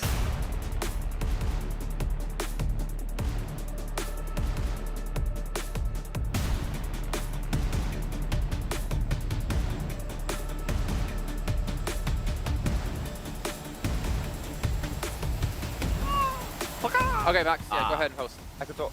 Hello, we are back. Little break. You can't throw it. I don't have said we're back. Now break. Go on, keep going. Break. Keep going, you got this. I believe in you. Okay, we're getting ready for our Miramar, but we have to wait a little bit more because the Miramar goodness is happening very soon. But Jason, now we have a little bit more time. Do some analysis about our last Wrangle game. What do you think? I think it was pretty cool. Great analysis, just what I expected from you. Go with it. I think. Wait, that's my spot, yeah. That felt Wait, weird. is 7 hosting That now? felt weird. Is 7 hosting now? Yeah. Oh, wait, yeah. That's the host spot now. No, I think, as obviously you got to hear the guys talk about Alpha 7, I feel like they're kind of playing smart to some extent, right? They're thinking about when we have the proper situation, how can we maximize the amount of points we get from it, considering where they currently are on the standings. They're keeping it out of their own heads. 7 doesn't agree. Oh, he's doing the claws. No. He's doing the claws. I agree with that. They're kind of, I think they're kind of, it's like in poker a little bit. They're waiting for the right moment to make the play happen because they realize they're in the running to win, finally, their first title. It's like a completely different Alpha 7. And you can kind of see it on the overall, too. I have you a can theory. always. I have a theory. What is it? I feel like the game plan they had for the previous match, they're avoiding to just choke. They were like, we could go for central position, try and go for this big elimination game. We're just going to play it very calm. Make sure we get that chicken dinner, a few eliminations at the end. No, hold on. I feel like they're dodging the choke. The fact you said calm, I think that is the big change. We are seeing Alpha 7. We're seeing them be calm. Yes. There's so many times in the past where we see them get antsy, get aggressive when they shouldn't. We see Korea going off and getting eliminated. It seems like they're way more composed this event, and they're being a little bit more passive when they should be, or respecting, I guess, the other teams instead of just going crazy for something. Yeah, I think so, and I think that is the right strat because they don't want history to repeat itself, right? I mean, you pulled out the jersey. That was a bad play from you, though. No. Don't be talking about me, Kurtzman. No, but you can kind of see it. I'm glad you brought up calm because I've been noticing that too. What? You can see it on the stats. The eliminations are not as high as we're used to, but they are starting to make the right plays. They're willing to take the right fights. We saw it especially in the last match. Before Alpha 7, they would have fully sent it towards the top of that hill. They would have been like, you know what, we have this compound. Yeah, let's forget about this. Let's just send at least 3 of our players out there and keep one player in the compound. The fact that they decided to go back to the compound, get on top of the roofs, we were both surprised by that. Yeah, they're all taking it very chill. You know what? These matches. I like it. Calm isn't the right word. You know what it is? It's something we are. Come here. Uh-oh. What they're doing is it's something that we are not. It's called being mature. I think they've matured as a team. Okay, we're in a little huddle here. Yep. Okay. They've aged well. Uh-huh. Yeah. Wow, you both are really short to me. And they're no, they don't get to see your face. No, they've matured. I think is like the prop. You can get your hand off me now. It's the proper way to explain it, right? They are playing like a more sophisticated team, a more complete team, and I think this is. Yes, Jason. Keep going. Oh, look at that bald spot. Look at a team who's ready to win. A team who has the mindset of we're going to this event to win. This has happened too many times in the past, right? They're like, no. We know exactly what went wrong in the past events. Wait, no. Tell me why. Because it does feel like a complete. It does feel like a different team. Yeah, that's what. Even though they hashtag mature team. Yes. No, but it does feel like that. It does feel like they're willing to go away from their usual playing style and try something that would actually kind of secure them the win, right? Secure them in regards to placement points, elimination points. Before it just used to be eliminations, and more eliminations. Yeah. Now the fact that they're willing to kind of give that up and think of the bigger picture, I am happy to see that.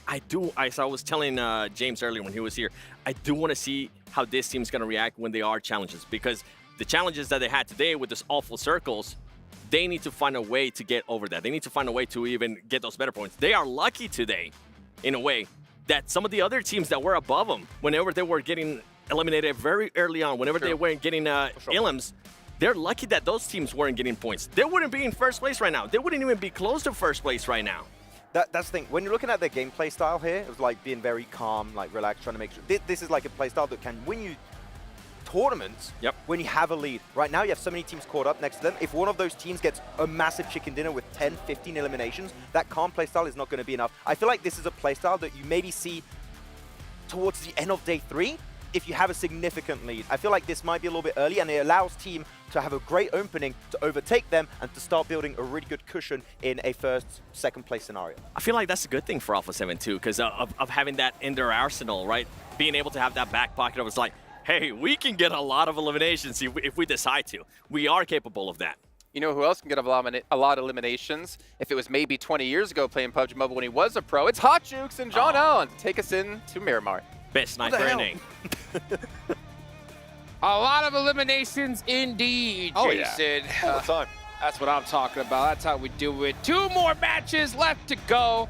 We're heading on into Miramar. I hope you guys are ready to go here because that's it. There's 2 matches left to this day, 6 more tomorrow, and we're crowning a PUBG Mobile World Cup champion. Bam. That's pretty cool. Just like that. So cool, dude. We're going to be heading into Miramar for the first of our 2 desert desserts that sit at the end of the delicious meal that is the PUBG Mobile World Cup. And with a delicious meal, you need some excellent cutlery. And this metaphor has gone on far too long, so I'm going to talk about the phones. With dual gaming chipsets and 144Hz AMOLED screen, the GT20 Pro will equip teams with up to 120 FPS, which is also the first batch of supported devices, offering esports level performance and visually stunning experiences in the 2024 PMWC. Plane path check, Minas del Sur, up towards just south of El Azahar. South, not good for a lot of these teams because we're going to have to see quite a few of them start stretching, and that's not something they want to do after quite a few intense Aaron Gale matches. So looking at this plane path right now, you got Alpha 7 a little frustrated because they like to go to El Pozo. They're not going to have all that loot here at the start, and we could see a risk of teams running into each other off the drop. Twisted Minds pretty close to that Alpha 7 drop, but it looks like they're going to go a little bit further, grab some vehicles, go up that West Coast road. That's a fast rotate. It's a highway and a nice speed to be able to pick up there on that western edge. They just need to grab those vehicles. Teams out a little bit in the middle. I'm looking at Talon with 2 of their players down towards Los Higos on a south split. The circle hasn't quite yet popped, so we don't know if that's going to be too punishing, but it looks like it's not. Southwest side on the circle, and it cuts in a lot of the area around Chumacera, La Riera as well. Montenuevo just on that northern side. Looks like that's where Alula XIHC might want to go, unless they want to just stop short in La Riera. Yeah, we'll see what's the plan. Right now, Alula IHC's drop location is going to be Montenuevo, so that's where we're going to be heading to, straight up there. Alpha 7, you can already see them on the road, heading right there towards El Pozo. And of course, you got Team Reject going to be looting up Power Grid. So they're all going to be able to take their time in their drop locations and get ready for the match. I don't see any hot drops just yet. El Azahar and maybe IWNRX and Tianba on the northeastern side. Seems like our reserving team caught that as well. Over on this northeastern side, they're not too close to one another, which means that this fight isn't necessarily going to pop off, but I think this is the closest any 2 teams are as it stands. Maybe a little bit of trouble over in the middle near Picardo, as DRX and TJB are around that area, but TJB are very unlikely to go into that fight.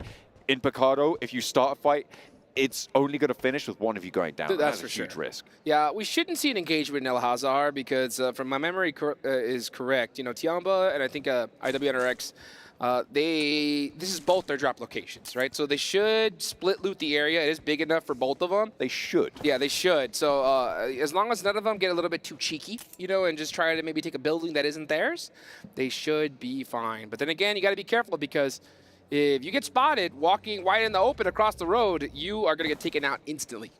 Yeah, it is pretty dangerous, and you need to keep your wits about you. When you've got teams next door, we're ready to whip around at a moment's notice. TJB, they're leaving 2 of their players on the south side of Picardo to potentially spot DRX's egress from it, and 2 players a little bit further west now, going to the northern sides of Chumacera, which guards out those hills to the south. Now, those hills to the south, incredibly treacherous, a lot of high ground undulations that sit there, but the ground around Chumacera as well, long and sloping away to that north side towards Picardo, and basically this southwest side.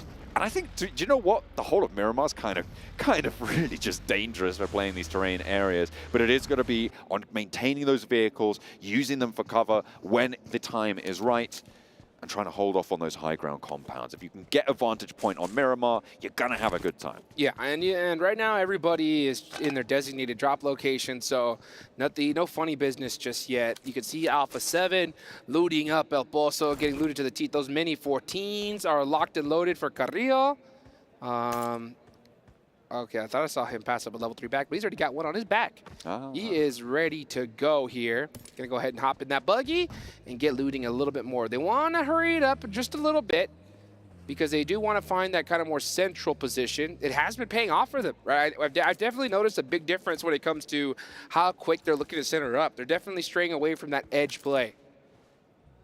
We spotted only S, but Hyunbin not quite with the angle for it. His teammates up and into the fight, and 2 players are rolling up for TJB. This is dangerous for DRX. Very easy to lose a player fast here, so you need to be careful. Hyunbin goes down, but QXC is holding his nerve, but not for too much longer either. 2 players now for DRX taking the fight with TJB. These guys are neck and neck on the tables, and they're taking punches. They are swinging at each other right now, and there's the flush. A point goes to TJB and just ekes them out into the lead. Longs is on the move right now. He's going to find an off angle. Only S is in a great spot. Got to be careful, though, with his head. And he should be going for the res on the GK first. That really scared me for a second. Yeah. I thought that health bar was about to get dropped. I was like, ooh, what a big mistake. But nope, that was just the observing team just, you know, giving me a little bit of a heart attack. Do 4MV try and third party this? They are just to the south. I think they're a little bit further towards Chumacera, and I don't think they're going to really look for this. The disengagers come through as well, so for DRX, they are now looking a little bit more secure, but they're only playing as 3 after the point goes to TJB. That would be a very bold play from 4MV, but I wouldn't be against it, only considering that they are in 13th place. They need a ton of eliminations if they want a shot at that World Cup championship, right? So let's see what they decide to do here, because 39 points is where they're at. Reject are in the lead with 90. That's a massive gap to cross, especially considering with how well these top teams have been performing. So I think if you're 4MV, you're at the second half of the tournament, you're past that midway point. It's time to start taking some risks. You know, I really do think so. So we'll see. At the same time, a fight this early, you almost guarantee yourself getting third-partied. So I think 4MV, you know, they should look to get a little active, maybe try to steal a couple points away, but not fully commit just yet. Team Liquid currently moving past Picardo. They would love to be able to third-party something on the road, but I don't think it's going to present itself until they get a little bit further towards Chumacera. DXavier on the north side of Picardo, probably the team closest by on their rotational path at this stage. Reject a little bit further west than that. They're currently moving their way, making their way through Montenuevo, with Reiji actually bringing up the rear on this rotation. Nobody really coming into too much contact just yet. Boom, I think out on the east side, they are the closest. Again, Boom Esports and IWNRX. Just on the north edge of Los Leones, south of La Bendita. Potential for things to get a little bit messy here. For sure. This is where we're going to see a lot of teams go out and a lot of players go out, especially in Miramar, on rotation, right? Because the map is so big, you need those vehicles to get moving. And one wrong rotate, if they find an opportunity, they're going to take you out. And you can just see Swain, yep, he just said, nah, I got to take some shots here. Frozen was trying to set up a trap as well, and they might catch one of these stragglers from Boom Esports. Yummy popped some shots just to kind of let them know, hey, stop that, you know, stop that. Vampire close by as well, could potentially divert and go third party. Stop that. On the northwest side. I think they've got the message there. They seem to have disengaged. They have just stop that. And they are going to be heading on the road. But no, they're going to continue their embroilment for a little while longer, those bullets. You can hear them pinging off the bodywork there. Swain on the move.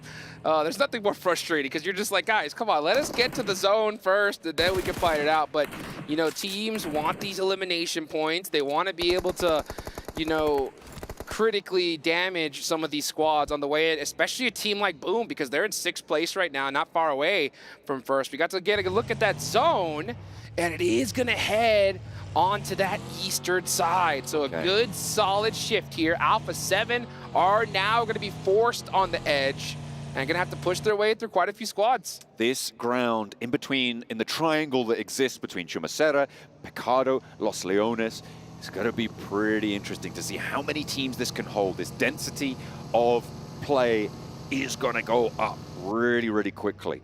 And on those rotations, like you were saying, that's where that vulnerability starts to expose itself. You cannot move unplanned. You need to make sure that your steps are careful. Paragent finds out exactly why. Reject ready to take that shot and will be able to find the knock. Not going to go for the flush just yet, but it looks pretty isolated from the rest of the team at this stage. Actually, you know, he's right next to Shadows, although he was a little bit further away. I didn't see Shadows dot right on top of him. But they are going to be able to pull that one back up, pop a smoke or two, keep themselves a little bit safer. But Alpha 7 from that northwestern side could push it behind this, and Tianba even further out in the wings of this fight could potentially also have an impact. Let's take a look right now at our leaders, Team Reject.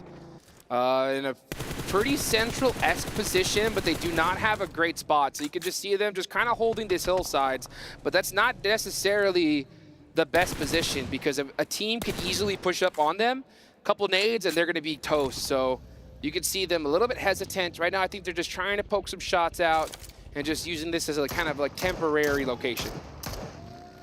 Reiji playing the terrain here on the roadside. On the way out from Monte Nuevo, there's a couple of buildings, a couple of shacks that they can play around. You can see he's the south point right now.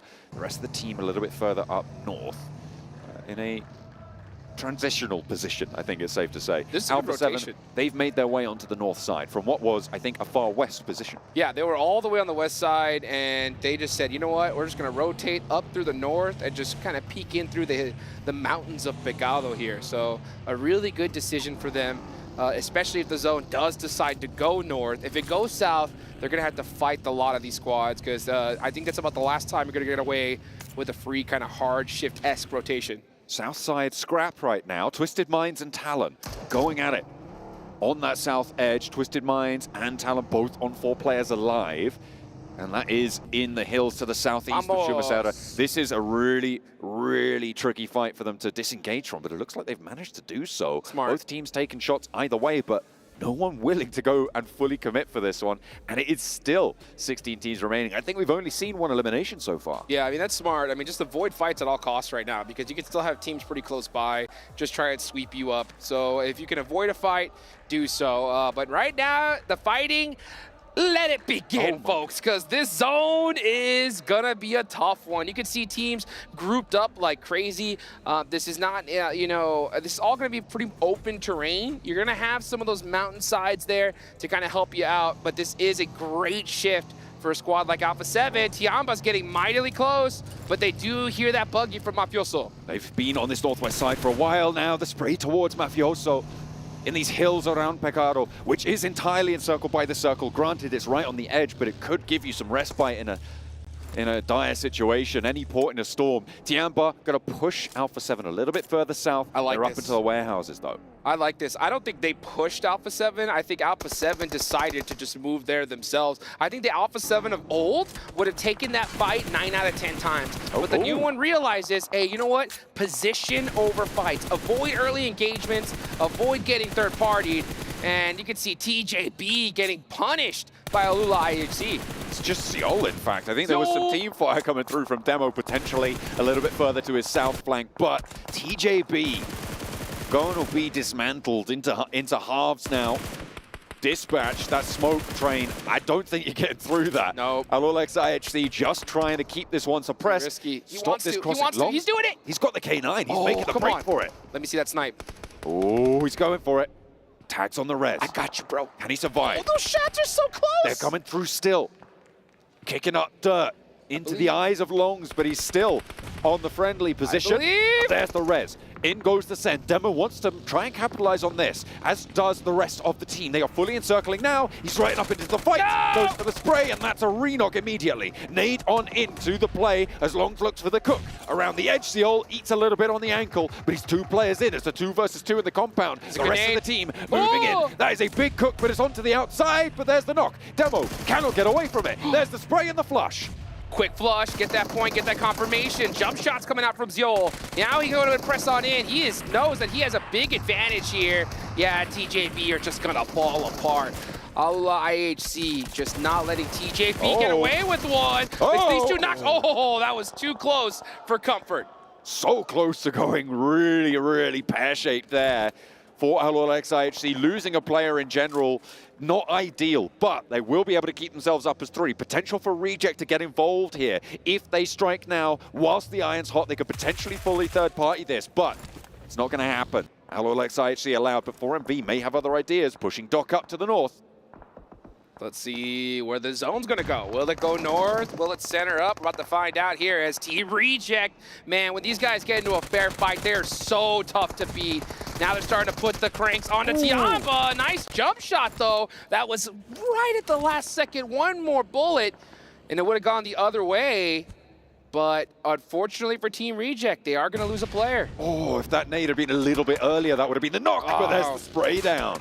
Of course they're going to confirm this one. It's just Shan for TJB. Alpha 7 could move over this north side. It looks like they're poking their noses in. They are starting to peek out this way. Well, Shots just start to ring in, and Mafioso onto Shan that takes them out the mix, and it is Tiamba to fall. Reject pick up 3, and Alpha 7 sneak one away on the back foot. Well, let's see what Alpha 7 decides, because they were looking at the elimination feed. They should know that it's Team Reject nearby. So that's the team now they definitely know it is after that knock, because you know there's only one team that can be hitting shots like that. It's Team Reject. Carrillo gonna go on over to try to pick up McGrellin. Mafioso up front. I think Team Reject understand what they're at risk of, so they should be trying to hunt down vehicles and trying to get out of here. Taking shots over towards Alpha 7, can tail that backfill potential. Or not. Slow them down. They're allowing this res, but the blue zone is upon them now for Alpha 7. This fight, as we hop on over to Twisted Minds, versus Power on the eastern side now. Near to Boom, who could potentially have a third party, and it looks like it's going poorly for Power. Can't say the last to stand, and that is going to be the final nail in the coffin. Guizao able to take them out, but it's not over just yet. Boom have shots over to it. IWNRX further down the hill don't quite have sightlines over to the high ground.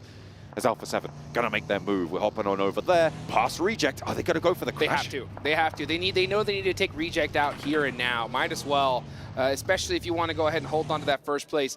This is a kind of weird angle, though. The zone's gonna start closing in on you, Alpha 7. So I'm not sure if this is the exact angle you want to take. You should try to rotate around them. Instead, they said, nope, we are gonna push right on through. Here comes the push. They want to get on in.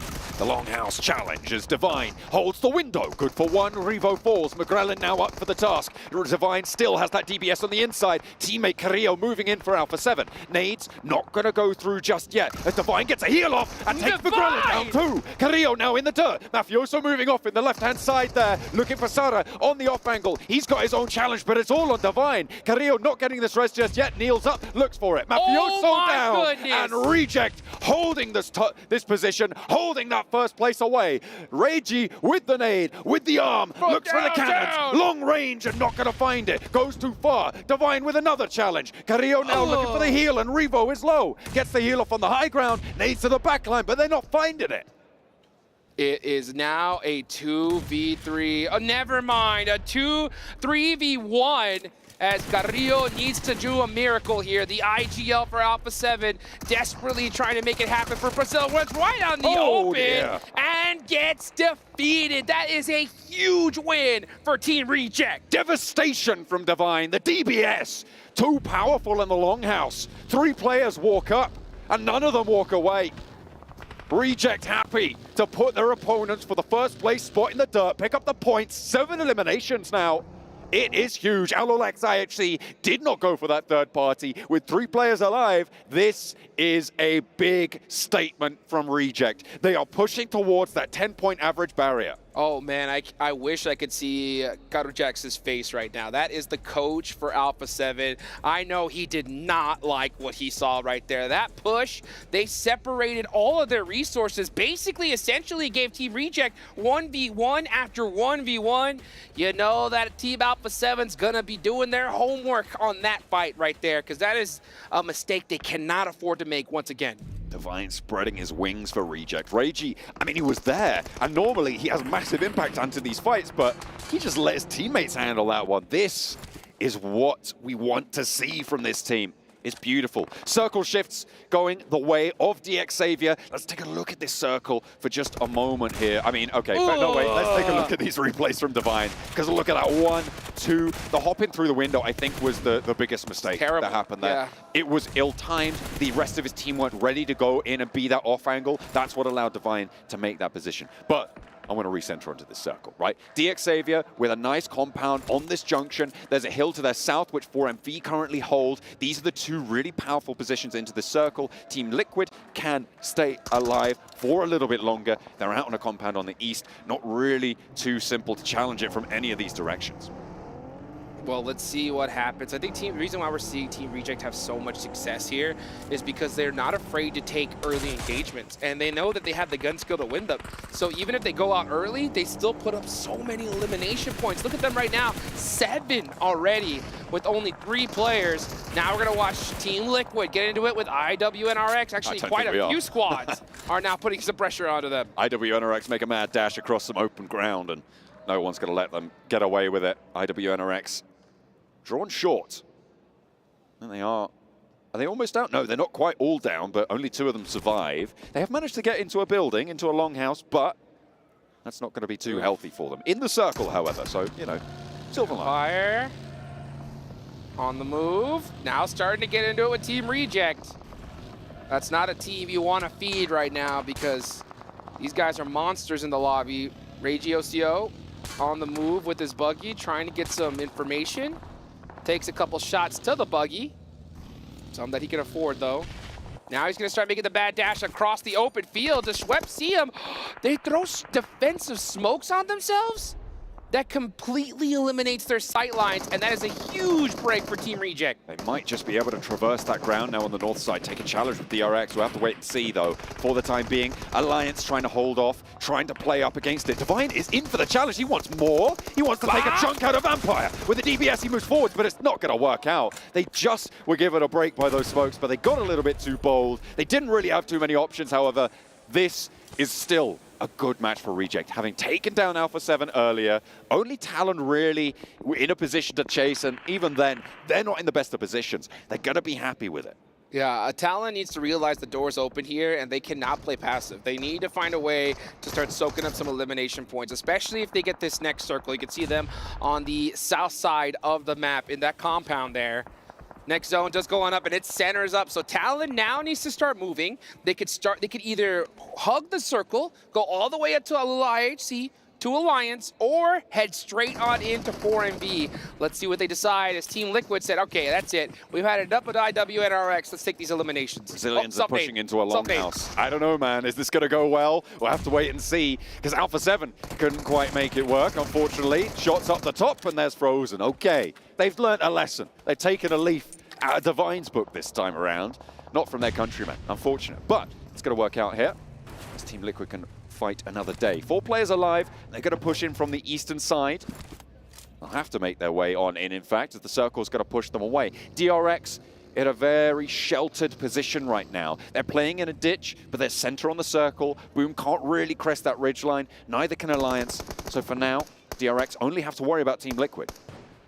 I say only. That's right. Still Team Liquid. Yeah, for now. And let's see right now, yeah, Team Liquid is definitely a problem. They're currently sitting in 10th place, but they just haven't been able to find those good positions, unfortunately. We don't see them in center zone too often here. So now they're still, again, having to play the edge, and against a lobby like this, it is so difficult. Timing is going to be everything for them right here. They can't just push out in the open when everything's quiet. If they do, they are going to get destroyed in just like 2 seconds. So they're going to have to wait for a fight to pop off in the center of the zone, and then start to push in from there. But actually, it looks like they throw a couple smokes and decide to hug this edge and possibly take on Alliance. Could be difficult. I think they might just be showing force that direction. Alliance likely going to have to be the ones to choose a fight now. Oh! DRX actually taking shots from Team Liquid. I said that was the team they had to worry about, and rightly so. Along that roadside, they can just light this one up. They have a small elevation advantage over towards the ditch, and Chief, they're sending forwards. Team Liquid want to put nades now in amongst DRX. There is an answer, but those nades are going to bombard onto these downed DRX players. Just one player looking to try and get everything back together. but the pieces are starting to crumble. 2 heals are going through, there's another nade, there's a Molotov, and there's no way that you can withstand this from Team Liquid. Chief leading the charge now with the DBS. Can Hyunbin do anything here with the UMP? His ammo's running low, and there's too much of a challenge in the wings. Goes for 1, goes for the spray. What? Will find the first, but not the second.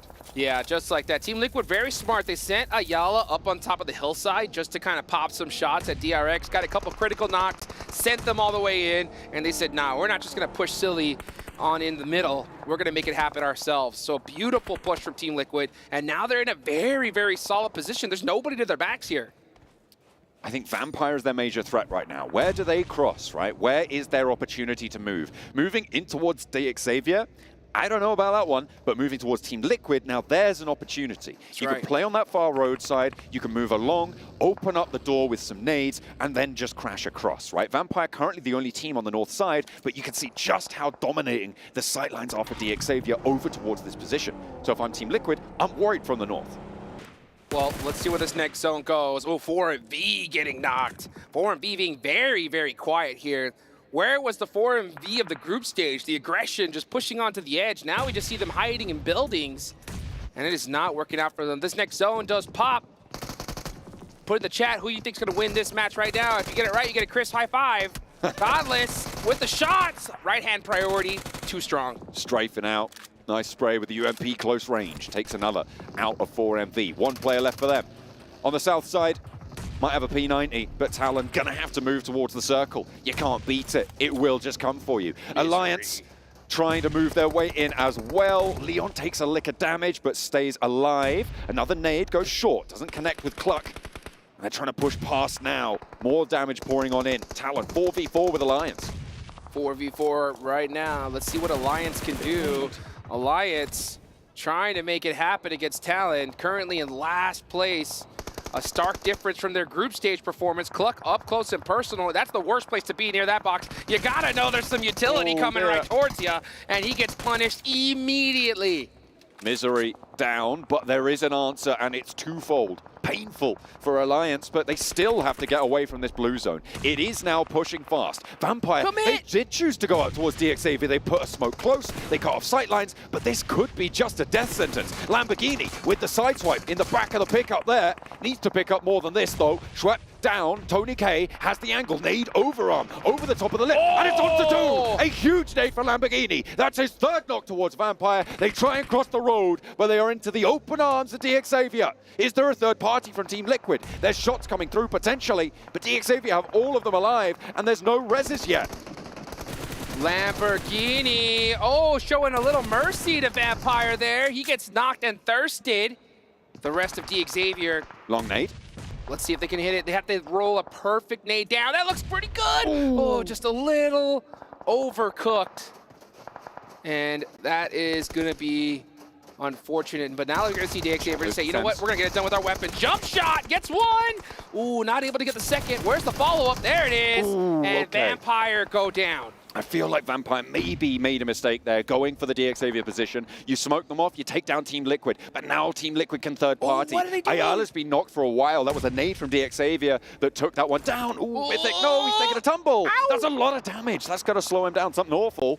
Will be able to get that first aid off, but they can shimmy along this hillside now. However, it gives DXavier time, and that is exactly what they need to get back on their feet.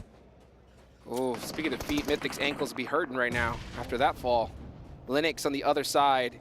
Gonna have to make a play here against Team Liquid. They are out of zone, so they have to push, but unfortunately, IHC is right above them, and that's gonna make things so much more difficult for Talon. I gotta give the edge to Team Liquid here. That nade, oh, just a little bit short.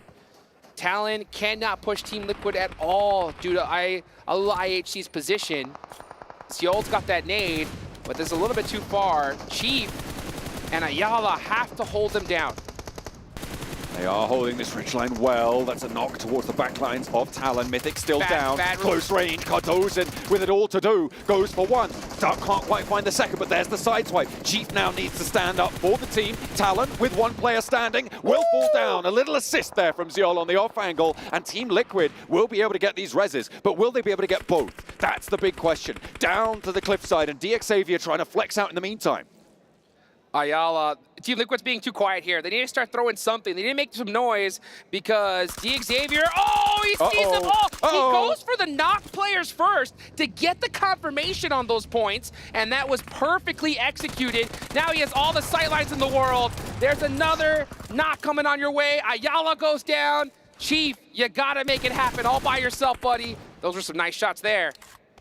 Chief needs to bring the biceps like Jackie, curling up against the side of this cliff face, trying to lift Xavier out the way. This is dirty though for 4MV in the middle. Apex, he's still alive. Apex making it happen there for 4MV, and they definitely need it. Yeah, I mean, they're down in 14th place, so they need to steal as many points as they can. Chief's got that DBS locked and loaded. He is waiting, saying, come to me, because he's looking to get up close and personal. It's stage 9, folks. The zone is closing into nothing. Apex is dead center of this, so he definitely has a huge chance to make something happen. It's anybody's game. Except Chief. Chief is in a tough spot. It's a 2v1v1, right? At the moment, Crawl. Xavier with 2, but they're so focused downhill. They can just ignore that, right? They just need to take a back step, watch for the peek out. I think that's what Shadows is doing. They know that Chief is going to get displaced by this blue zone. But Apex is a major threat here, unless they know exactly where he is. He doesn't have any nades. He doesn't have any smokes. I don't think Paragen's got too much either. Their scraps earlier, draining the resources. Apex likely out as well. Let's see what happens. Can Apex pull off a magical 1v2? Paragen has that nade. Chief looking to climb the mountain. Uh-oh, he gets mighty close. Now, yeah, unfortunately, nothing he could do there. Shadows gets the finish, and it's looking like a Xavier win here. 1v2. Apex gonna have to find a beautiful angle. He needs to try to open up a 1v1 situation. If he could time it perfectly, he could definitely make something happen. He's gonna get a 1v1 against him and Paragen. Paragen realizes it, runs right back towards his teammate, and Apex goes down. A huge win here for none other than Xavier. Able to control, stopping Vampire from moving in crucially. Team Liquid from that east side couldn't move up the road under their purview, and they were able to hold their nerve when the teams from the south approached. A brilliant win to pick up for Xavier. I feel like there were a couple of times where it could have gone wrong for them, but they were able to hold it down, and they were able to capitalize on the mistakes of their opponents. Yeah, especially them really prioritizing that Team Liquid fight. You know, Team Liquid, I think, took a little bit too much time and were a little bit too quiet down that hill. They were getting those reses. Xavier peeked over, said, oh, 2 knock players? Let me get those confirmations first. And then, you know, chicken dinner with double-digit eliminations. And this is going to be huge for them because they were right in that kind of higher mid-pack side of the leaderboard. So this should definitely make some moves for them for sure. Yeah, Xavier starting the game on 41 points. They were in 11th place at the start of the match. He's going to be pretty happy to add those points to the tally. Team Liquid as well, getting pretty late in. They were in 10th place before.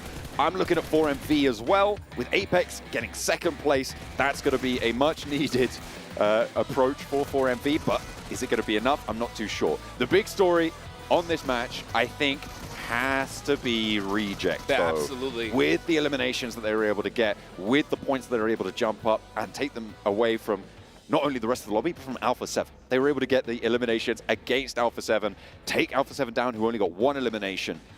This is a really good match for this Japanese. I mean, that's the goal, right? All you got to do right now is just take out Alpha 7 and just put some points on the board. If you do that, you're going to be the champions because nobody right now is looking to catch them. But who knows? Xavier, a couple good matches could get it done, folks. We still got 1 more left to go. Don't go anywhere. We'll be right back.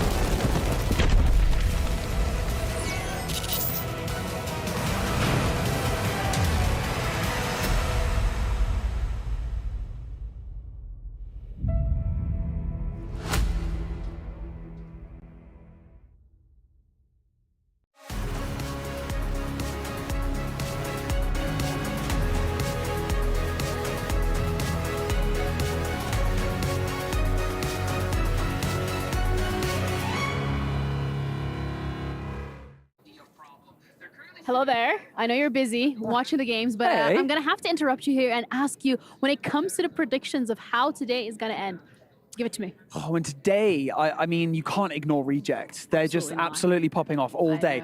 The weird thing is, Alpha 7 are having like a pretty bad day, and they're still in second. They got a chicken dinner, though, so it's like, you know, back and forth. Map 4 went well, but like, in all like seriousness, they've had a pretty bad day. So I'm pretty impressed. And you know what? I feel like my wild card for the day is Istanbul Wildcats next Royale, right? I see what you did there. What? Wild card for the day is Istanbul. Well, I mean, yeah, technically. But you know what? The problem is they just can't find placement points. They keep getting ridiculous amounts of eliminations in like 3-4 different maps today. They just can't get placement points. So if they start getting placement points, we could see another, you know, survival stage situation that they were in where they absolutely stomped the whole roster. All right. Thanks so much for the insight. I'm looking No forward to whether problem. or not it's going to be true. Indeed. You know, Banks, if you keep analyzing like that, we might have to actually improve the quality of the show here and trade you out for Max Ben. Better hairline, taller. Yikes. I don't know, I'm being mean to you, actually. I don't know, I just saw What it. have I done to you? Close God it down. The cameraman said, you know what, let me double down. Can we talk about the game for once? Let's talk about the game, because it was ill. We had Xavier get themselves a victory, but Maxman, as Carlos was pointing out while we were talking and watching the game, that he agreed that you thought that Talon should win the game. So I want to say I came up with this point on my own like a big boy. You didn't listen to how I finished that, did you? No. I gave you the credit back. I was already in the zone, like, don't try and play games with me. Forget Kalaris. Like, this was a massive opportunity for Talon, right? Because out of the top 8 teams, they were the only team to still be alive at that very point in the match. And I feel like they went a little bit too far in this game where they were trying to fight Team Liquid down in the dip, down on the cliff side. And unfortunately, they should have just played the southern side of the map. If they did so, they would have had the high ground control. They would have easily obliterated all of the other teams that were still alive at that point, and that could have pushed them up in maybe first place. Like Talon, I feel like had a great opportunity and just got a little bit too greedy. And this kind of goes with what we've been talking about Alpha 7. And you kind of mentioned, Barney just mentioned it too, how they've been having an awful day. I mean, they're just getting lucky, man. They're getting lucky that all the top teams are not able to stay alive a lot longer and get those placement points. Yeah, like Reject too. Reject, though, they were able to get some good elimination points, but as you can see, 0 placement points. Alpha 7 needs to start improving because this is not just going to cut it. I want to see a little bit more out of them, especially in the last match. And I feel like at some point here, we're going to start talking about some of the teams at the bottom because they're just not going to have any chance. Well, there's too many teams that are too far away. I don't know, because I'm going the other way with that. The fact that we had every team in our top 8 except Talon going out relatively early means that a lot of these teams down towards the bottom of the leaderboards still legitimately have a chance, like Xavier, who should have easily pushed up in the leaderboards in our overalls. And I'm really enjoying it. Actually, I wish I could go back and see the numbers, that I feel like this might have been the closest international event we've had so far in terms of like in terms of point differences in our overalls, that really right now there's maybe 10, 12 teams that could win tomorrow. I think a lot of the time when we get like PMGC, PMWC, even PMG, right, you get towards the end of the tournament on day 2, like, okay, we got like maybe 3, 4, 5 contenders. Exactly. Yep. It is very hard to be like, we have these teams that are going to be potentially competing for that first position. So it is very tough to tell who's going to be potentially in that first place at the end of tomorrow. And I'm loving it. Like, it's really, the suspense is up there. And we'll see who's going to be able to make it happen at the end of tomorrow's 6 matches. It goes with what we've been saying the whole time, that just the uncertainty. You don't know who's going to end up winning, and I feel like we're starting to see it here now. I mean, at the end of yesterday, we had 5 teams from 5 different countries being in the top 5. You just don't know who's going to end up taking it. And what I was talking about is like towards the lower teams, like the teams that are really, really struggling. At what point do we end up cutting them off? Because we're getting there. Yeah. I feel like we are starting to get there, and I feel like they need to show up this last match. I mean, if we're talking about lower teams, the team that really is going to stand out is going to be Alliance. And Max, you were watching that game. You talked so heavily about the splits they pulled off in group stage, how they came out first.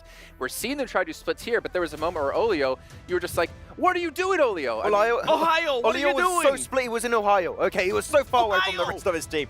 No, it is very weird, right? Because they're playing Church, which in a circle like this, next to Chumacera, is such a good position. It is such a strong position. It gives you good information and also a really good transition point because you can hide cars between the buildings. It's very strong. But then they start fighting a team over to the western side, and they just start sending players one by one through smokes without any information on your other teammates. I am very, very weirded out by the whole interaction we had from them this match. So yeah, Alliance are just having a real tough time in these finals. Yeah, decent stats, at least in that last game, right? 1,500 damage isn't too bad, only 4 eliminations, I believe. Unfortunate for them, but one team who was popping off when it came to eliminations meant Team Liquid. Day one, we saw Mythic's dad in the audience watching. They have had a little bit of a struggle, I'd say, so far in day 2. We don't even see them on the first page, but we can see Reject almost a 10-point lead, currently sitting at 9 points between them and Alpha 7. But one thing we have to keep in mind, Alpha 7 are winning on the tiebreaker right now and actually are extremely close to breaking one of our milestones here for most chicken dinners in an event, which I believe is 4 from Vampire. But Talon's still sticking there at 3rd place. I mean, honestly, I think even the Indo Talon, I know you want to talk about Talon day 1, I think they're a bit surprised to see Talon being the most successful SEA team so far. They have been. I mean, I feel like, and I've been stuck with this player too, Mystery has been performing so well for that team. I'm actually going to have to go back and look at his stats because every single time I see Talon, I do end up seeing Mystery with some good amount of eliminations. You were talking about teams that can take it. Anybody, especially tomorrow with the way that the leaderboard's currently working, any of those teams, those first 8 teams can definitely take it. And even when we go to the second page, I feel like there's teams that can definitely make that jump up afterwards. You need to see something coming out similar from Xavier, right? Xavier, what they were able to do here, get himself that big chicken dinner with eliminations. There's still room, and you were talking about it, right, Jason? Even teams at the bottom, if we see games similar to this, where a lot of the teams at the bottom are still alive until the very late game scenario, there's still that opportunity. But you're starting to get to the point where you need a win, and even more than just a win if you want to be back in the race. So it was just the right time for Xavier, but it's starting to be a bit late. 35 points for Xavier, which is easily doable in a day, especially when these top teams get knocked out early. But as we take a look at the second page here, 7. When do it, like, this is what I'm trying to figure out, right? You mentioned, like, it's one of the closest global events, which I completely agree with you in regards to how many teams are capable of doing it. But at one point here in the leaderboard, do we say, okay, these teams need to have a great last match? If not, they're not going to have a chance. Yeah. And I feel like it starts on 13th place. That's usually where I'm at. Like going to the final day, right? As we said before, there's like a 3-4 teams that could potentially win it. But I think that makes it more difficult for all these teams knowing that you have like one bad match, especially if you're in that lower part of the ranking, you know your day's done. Instead of the day before being the determining factor, it's like those first couple of matches which might make you play a little bit more aggressive. And of course, when it comes to our final matches, make sure you guys are subscribed in the Esports Center in PUBG Mobile to PMWC so you're notified when we do go live because you're not going to want to miss it. But we're going to head over to our casters to not miss our final game of the day.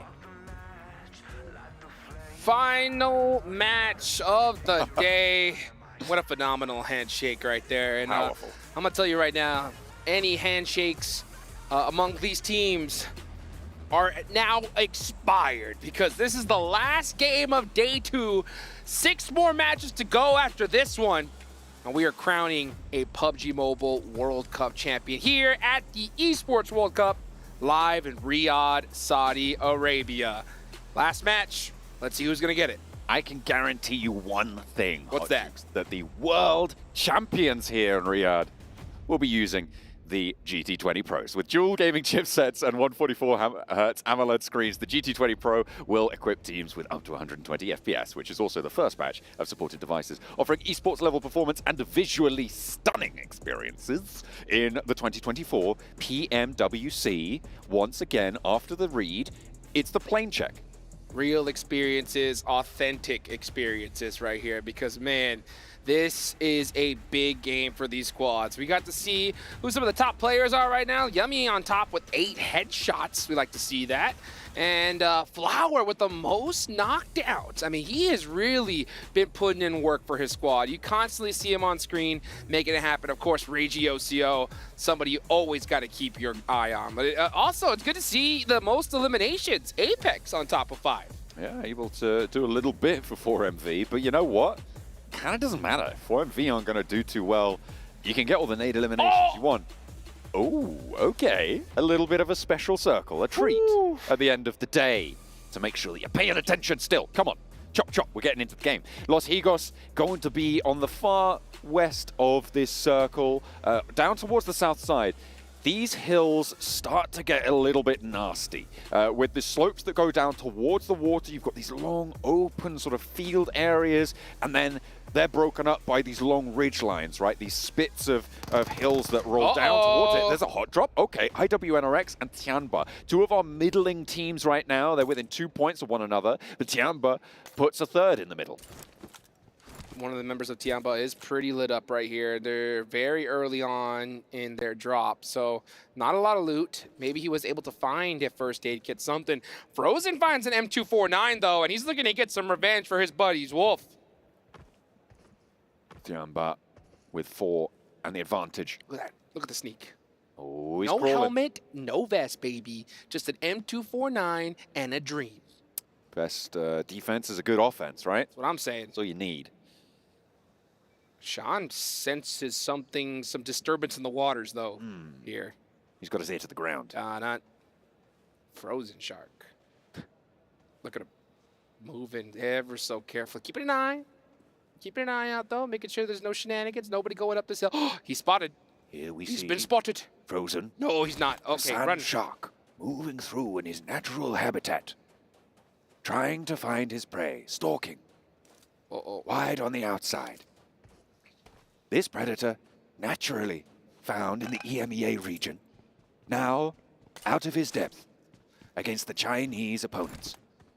The predator now becoming the prey. Oh, no time to use the restroom. You got to get going, Frozen, because Tiamba is on their way. Frozen feeling a little bit of a sting in the back of him. That was not a mosquito. That was an Uzi.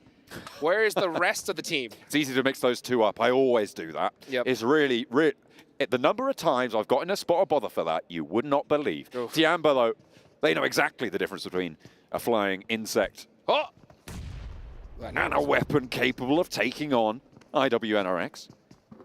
Frozen hopping in. Shan has the elevation to do it. But IWNRX starting to marshal the reinforcements into the position to take a 1-2 trade. He's found a helmet. Okay, some protection. He's made friends with a clownfish. QZ taking some shots off. Tiamba now finally grouped up here against Frozen. Frozen stuck in the auto shop. Don't you hate when that happens? Sean, getting some shots with the M249. Almost had the double. And he's going to get instantly thirsted The for that mosquito one. takes him down. Oh, sorry, no, the Microzy takes him down. That's right. Oh, that is so unfortunate. Kine, maybe. Is that an SKS he's got? Iron sights as well. QZ at the back with XC as well. As Kine is in there, he's got the pump action. Okay, he's swapping out for the shotgun. He's got to go. He knows. You just push. Just push. You have no choice. Even though you don't have the angles, if you let him get this res, you are deaf. Oh, wow. He had the wrong idea, and the boxes get shot, saying, don't you dare do that again. Don't land near us. As Tiamba will take those 4 points all day long. They are sitting in 7th place. They have a big jump, or a big hurdle they need to jump over here if they want to make it into one of those top spots. And that's the way to do it. Starting off with 4 eliminations, your entire team up. Couldn't ask for a better start. Chomp, chomp, spit, Tiamba, chew through IWNRX. And Hokalugi, full of the EMEA roster, back out. Not a player went down on their side either, so 4 eliminations. Very good. Real nice addition there. On that northeast side, near Junkyard right now. They're going to be able to get some healing. They haven't looted, so they're going to need to do that pretty quickly right now. That is going to be their major idea, but no one, I think, dropped over towards Impala, so potential for a pit stop if they want to go for it. Yeah, right now it's Twisted Mind. We're trying to find down some vehicles, do a little bit of a 4-car strategy. You always want to have as many vehicles as you possibly can towards the end, especially with a southern shift like this. You never know when you're going to need those car walls. And plus, you get somebody, one of their vehicles does get shot up, you got to have those backups. So definitely want to get all vehicles. It is the meta. You can see Team Reject on the move. Now, if Team Reject finish this game strong, they're going to be our first team in the 3-digit mark. And possibly the only team in the 3-digit mark here. At a certain point, if Team Reject do well and Alpha 7 don't, do you think tomorrow we're going to see Alpha 7 go out of their way to try to hunt them down? No, I don't think so. I feel like towards the top of the tables, it's a lot less likely that you play to counter a specific team and much more likely that you address weaknesses in your own play and you try and play at your own pace, right? I don't think that we really have ever seen targeted play at that sort of stage in a tournament, and I think that's for a reason. I think that's a wise decision, because obviously there is the risk that when you're so close, you know, you're targeting this team, they win a fight, they close the gap by 4 points instantly. Then again, you don't target them and you get points, and they get the same amount of points, and you do nothing, right? So it's definitely like a big 50-50. The risk is high, but sometimes the reward could be huge. We're gonna watch Divine pop some shots towards DRX. QX Triple Z said, "I am out of here, baby." Uh-oh. A couple more shots onto that bus. Let's take a look at this replay, though. Oh, look at that. Tiamba. XC with the pistol. Getting it done against IWNRX. Yeah, Tiamba able to win out that duel cleanly, despite that M249 giving us a little bit of pause for thought there. IWNRX, they're going to be able to go home now. That's the end of their day. Tomorrow they'll have to come back with something better. That's right. They want to take towards the top spots. Vamos. Circle fairly close to closing once more, as we've got about 6 seconds left on the clock. Talon moving in through the blue right now. TJB closest to it. That is huge. Oh my baby. God. What a shift. Down Let's to the go. south side. Alpha 7 with control over the bridgeway towards that south island. The Los Higos Islands are in play now. Teams like Alula XIHC, potential for them to get across, try and play on that island. There is so much that's going to happen in these next 30 seconds. Alpha 7 looking to the sky and saying, muchos gracias. Thank you very much here. They are dead center of this circle, and this might as well be circle number 4. McCrellan's in one of the Twisted Minds vehicles. Oh boy, and now Is we're he? look at this, watch that real quick. 4MV getting some shots and punishing Team Liquid. It's absolute pandemonium. Everybody is scrambling for a position in this next zone. I've no idea, but I think McCrellan either was being chased by Twisted Minds or was in one of their vehicles. I'm not entirely sure. Maybe we can get a replay on that. But Twisted Minds making the break over the bridge to the west, playing for the center of that south island. Alpha 7 still over towards the east bridge, but it's a 2-2 split. They can't really control too much ground here, and it might be a little bit of a weakness in the armor for this south island. Everybody descending now. Alpha 7 going for a dip. Guizao jumping on down onto the rocks. He's going to have priority on McGrellan here. Let's see if he sees him swimming. We saw something move in the water. Guizao about to go fishing. He has one name to his name. Oh, he's getting shot at, though. Carrillo, yes, just doing a great job of just playing keep away, trying to buy his teammates some time. Meanwhile, on the west side of these islands, Reject have just made the cross. They are now on the south, past Los Higos, Alula XIHC, further out west still, near Valle de Mar. And they will be pushing it behind Reject from that west edge. Guizao applying a little pressure. McGrellan is able to get a little bit of time here to get boosted up and healed up. Cardosen and Chief also in the water. This is tough, folks. On the other side of the bridge, we got Team Reject going to be holding off Alula IHC. That's going to be interesting. We'll see if that fight breaks out in the next few moments. But we still have quite a few squads that are not in this circle. Right now, all eyes are on Alpha 7. They are in a very precarious position. 2-2 split across the bridge. I don't know about this one. How do you feel about this strat, John? I think for Reject, if they can catch one of the players from Alula XIHC, this is a good news, but they're going to need to push up. They're going to need to crunch back. Alula XIHC have been in the blue zone for quite a while as well, remember, so their health is going to be a little bit depleted. Reject is going to look a lot healthier, so those sprays going to connect a lot more frequently when they go for them on the side of Reject. But now it looks like they're starting to take these scraps. Reiji on the high ground has Sarah on that backstop position. There's potential for a long boat rotation on this South Island as well, remember. So I'm looking at Tiamba, you can see on the mini-map on your right-hand side of your screen, but the spray from Reiji starts to connect. Two players from Alula XIHC on the back, and Reiji hops in the vehicle. Oh, he's so low, but he's going to be able to get away with it for now. Barely. I mean, he's got to be careful of getting knocked that low in the blue zone here, because it's going to start chunking, especially as it begins to close in 52 seconds. This is only stage 2? That's right, it's still so early. The zone is so tiny, though, because it is none other than a Los Eagles bridge finish. We haven't seen this one in a while. This puts the R in nasty, man. This is absolutely insane. This dash for the south side. I am so surprised that we haven't seen more people go down here. That northern coast, I think on the east, this is got to be a bloodbath right now. Yes, it is. You can see Talon on the way down south.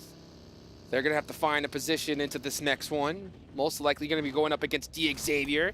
I like the fact that they didn't just fully send it on in. They just went very, very carefully. They're trying to leapfrog their way in here, but they're going to take a chunk of blue damage, trying to find a safe position into this next circle. Talon skirting the edge, Xavier close Circle by. closing. This is so difficult. Tiamba did make that boat rotation. They're going to try and land on the south side of the Los Higos Island on the east edge of it. Twisted Minds have got a 2-player outpost towards it, so it could potentially be spotted, and it does go through. There we go, Bond spotted, and that is going to mean Shan has to divert. The rest of Tiamba playing split over to the east side. This is just so difficult. I'm looking at DRX, Boom, Vampire. Who else have we got there? We've got Everybody. Alliance, we've got TJB, we've got Power. All of these teams are fighting for what is probably going to be like an 8th place. Let's see what happens here, folks. I mean, this is still pretty early, so teams can afford to eat a little bit of blue zone here.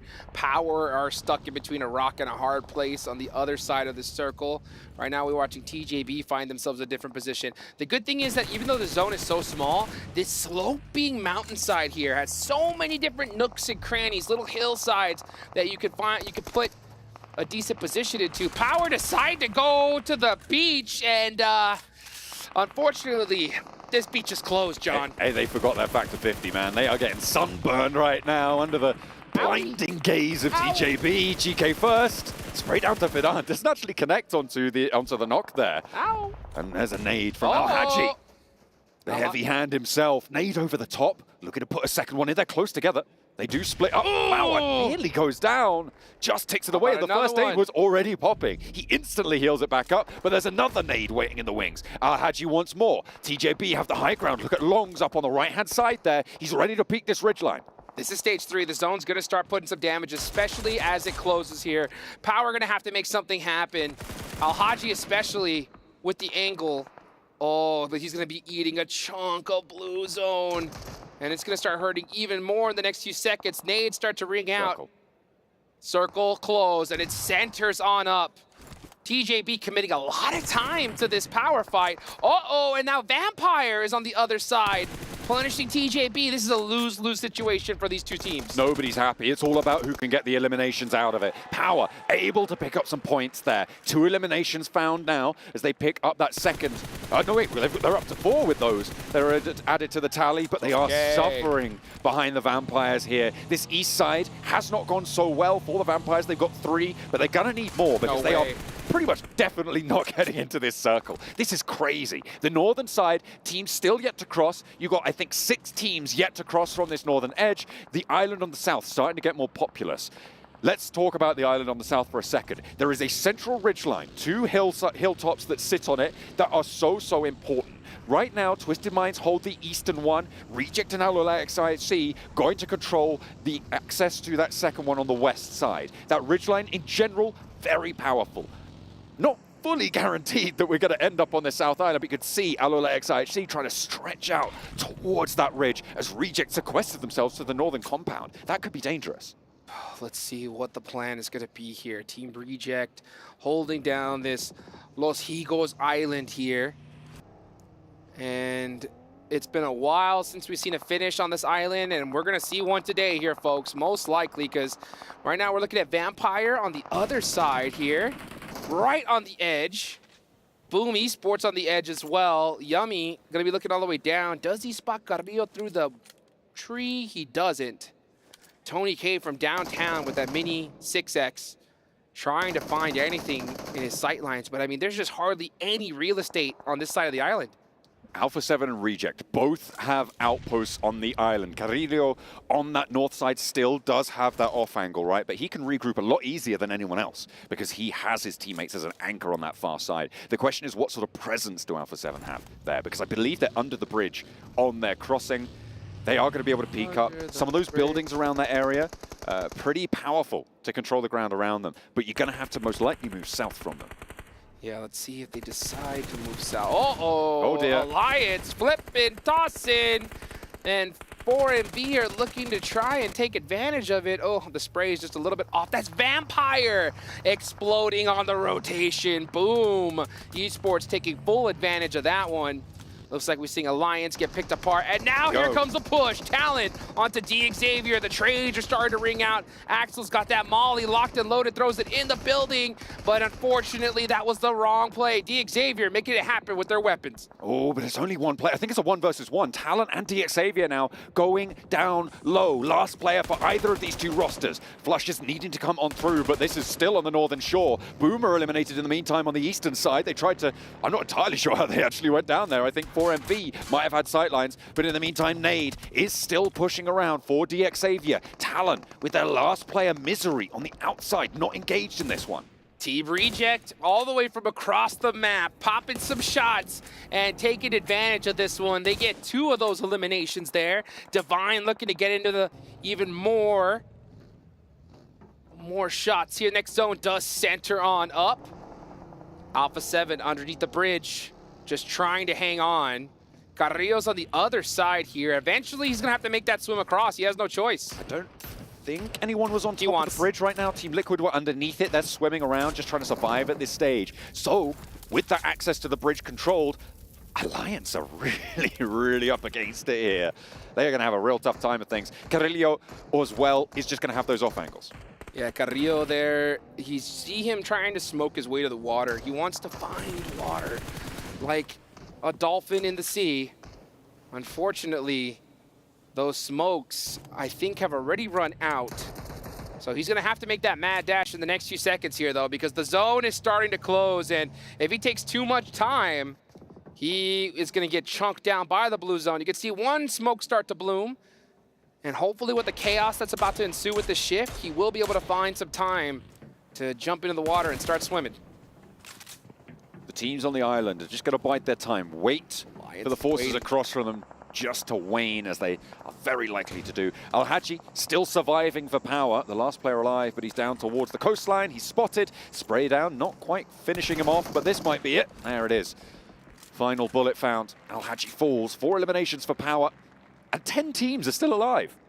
10 teams still alive. They're scattered all over the place for the most part, though. I mean, 4MV and Alliance are going to have to figure this one out, and they're going to have to figure it out quick.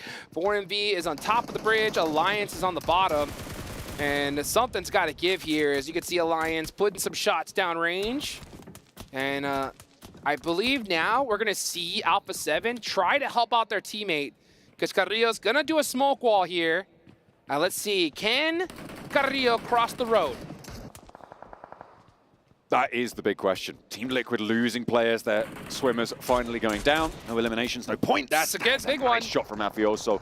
For Carrillo, if he can get across, he can swim through. This is a safe crossing for him if he can make that first dash. He's making it. He's running. He's into the water. Is he going down? Not just yet. 4MV not quite able to connect. There's the spray. It's Twisted Minds from a distance, able to find those shots, but he still can swim. He can still go across, but that drown damage is going to start to come through. The blue zone damage is going to come on through here too, because he is in big trouble here. You can see Pop-Up Blue is starting to close. Looks like the rest of Alpha 7 are going to have to do it without their IGL. Now let's see what happens here. The next zone is about to click. Now the blue zone is going to really start punishing teams. Reggie OCO with the mini is just too good. 6 eliminations. Team Reject. They are finishing the day off incredibly strong. This is a huge opportunity for them, not only to break the 3-digit barrier, which they've done pretty handily by 3 points now, but also for position in this match. The thing that I will criticize them for is the fact that Alolex IHC have now got control to their south side. That ridgeline that I talked about before, so powerful when it comes to closing out games on this south island. We've seen it time and time before. It's that western high ground and that eastern high ground played off against one another, but the circle keeps the northern side in, keeps that little settlement around the bridge mouth still in action, and Alpha 7 have control of that. Twisted Minds, they're trying to push into the north. If Alolex IHC can just spread along this ridgeline, they're going to have a great game.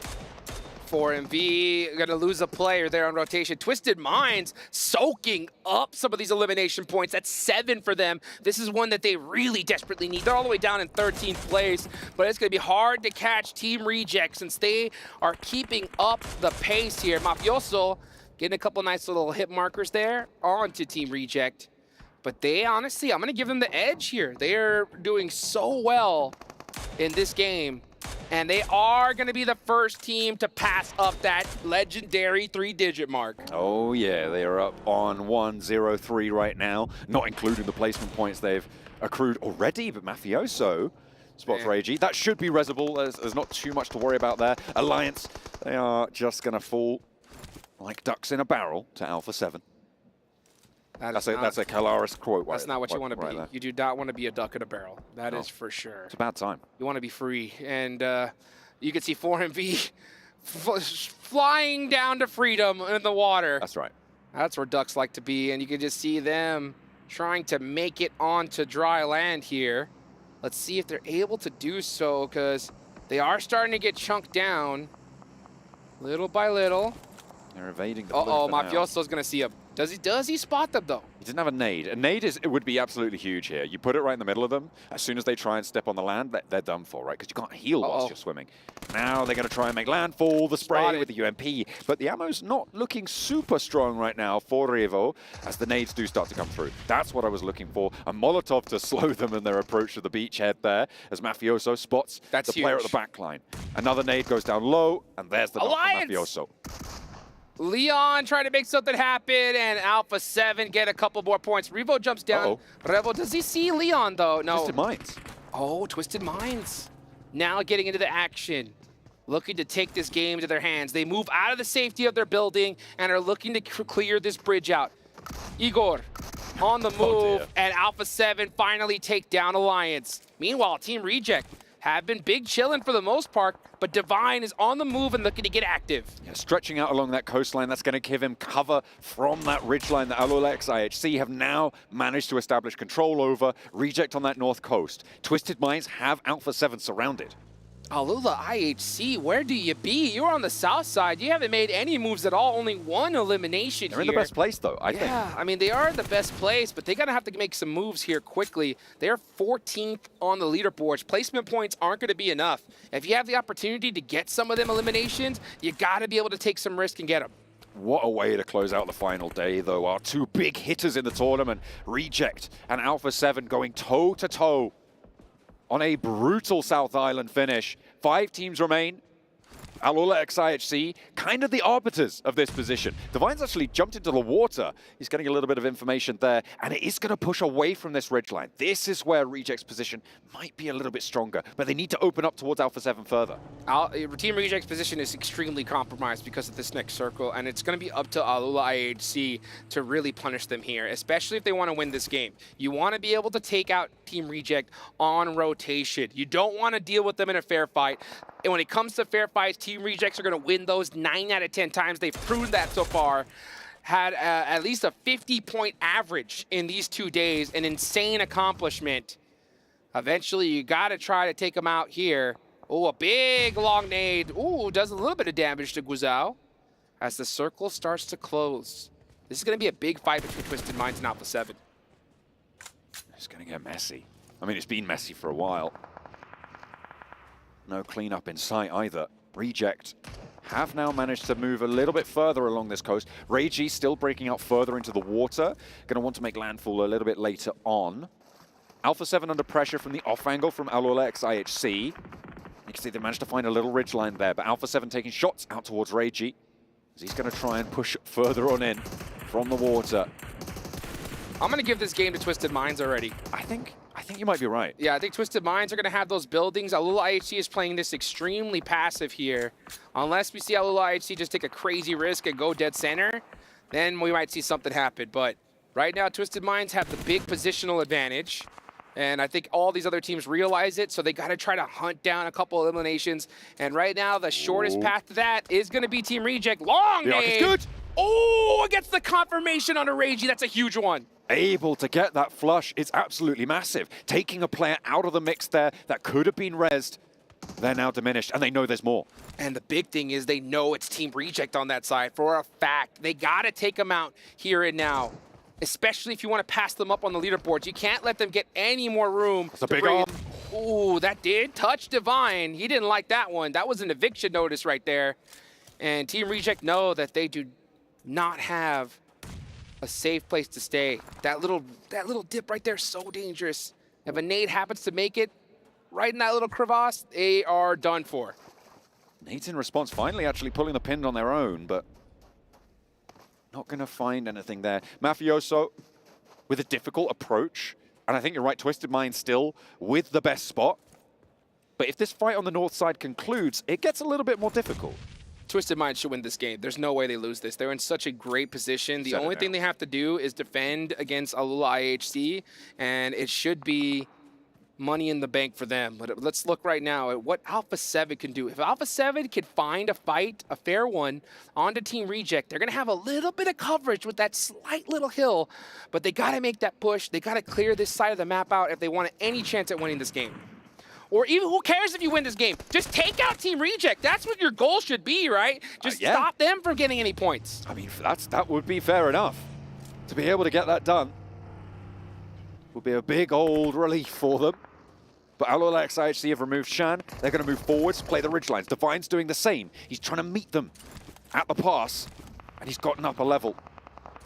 He's gotten closer to that roadside, but he's under pressure now. What a a lovely shot that comes through from Twisted Minds. Over in those buildings, able to find those off angles. Alula IHC now playing 2-2. One on the back is knocked, so they're going to need to spend time to res that up. Let's see what Team Reject can do. They're going to have to pull off some magic here. They are stuck between a rock and a hard place. Alula IHC, and now Alpha 7's going to find some angles onto them. And Twisted Minds, this is their game to win. And just how many eliminations are they going to get for this victory? That's the question. They're down in 13th place. They got to close it out here. Duello, the last player up for Team Reject, and he's down to 1 HP. No Here comes the Rebel. They got him! And that is Team Reject out. 12 eliminations for Alpha 7. Alpha 7 push up to the triple-digit mark as well. With placements accrued, that could be the challenge they're looking for to close out day number 2 in first place. This could be what they have on the menu. Alula IHC are back to 4, though, and the smokes have bloomed. This is stage 9, folks. The zone's about to go into nothing. Now I think Twisted Mind's position is completely compromised. It's anyone's game here. Alpha 7 are going to be wide on the open. Alpha 7 need to get every elimination they can, but Obscure gets a knock on a McGrellin. That's going to hurt. Alula IHC have to push out into the wide open. You can see them just doing so ever so slowly. They need some critical knocks here to help buy some time. Smokes so important here. The res comes through onto McGrellin there, which means that they are playing as 3. Need some healing, and he need it now, because now you need to jump over the top. Mafioso takes down Tjolno. Hang on a minute, that's Obscure from Twisted Minds, but they look for the point anyway. Point steal. Another one, 13 now for Alpha 7 as they start to ramp up. Another 1 and 2, looking for third as well. 3 players still alive for Alpha 7 as the damage pours on into the Twisted Minds compound. Alula IHC going low as well. Alpha 7 flowing from the northern shore will try and push further in. The Molotov there, they're packed all in, and they're looking for the escape here, but Ratto Boy goes down. The nade is in, and Twisted Minds fall. Now, in a 3 versus 2, looking for the opportunity to make a statement against Reject, to put them back where they believe they belong. Alpha 7 from the northern side are able to make it happen. Woo! 19 eliminations! Are you kidding me? They took out Team Reject. They clutched it up at the last second. And you know, they're going into the final day here of the PUBG Mobile World Cup on top. And a potential record break for them as well. They are now up to 4 chicken dinners on this tournament. Vampire had 4, now they have that door open for them. Tomorrow, with 1, they could break the record, they could break the back of Reject's morale as well. And what a way to close it down. So brutal. And they played all at the end with 3 players. What a crazy finish right there. I thought that Twisted Minds had the position, but guess what? They did have the position. Alula IHC and Alpha 7 realized, guys, we're not going to win this if these guys stay up. Offensive smokes on the Twisted Minds. Pretty much almost 8 players focused onto them, and Twisted Minds couldn't make it out alive. What a finish, a perfect situation to end the day for Alpha 7. The second day in a row, but they will end the matches in first place. And now is their true test. Now they need to keep this one rolling. You saw at the end there, This is a massive elimination chicken dinner as well, by the way. I didn't quite count how many they were able to pick up, but that could in itself be a record. Yeah, I don't know how many smokes Twisted Minds had. The thing they could have done was they could have thrown offensive smokes onto Alpha 7's ridgeline. That would have completely eliminated their sight lines and given them an opportunity to hopefully, you know, stave off that attack. But Alpha 7 had full vision, full lay of the land, took them out first, then a little IHC, but it was smart for them to take out Team Reject. That was huge. Yeah, from that western side, I think if Reject had taken more control against that earlier scrap with our X IHC, it might have been a different story we're telling here. But for now, the story is Brazil.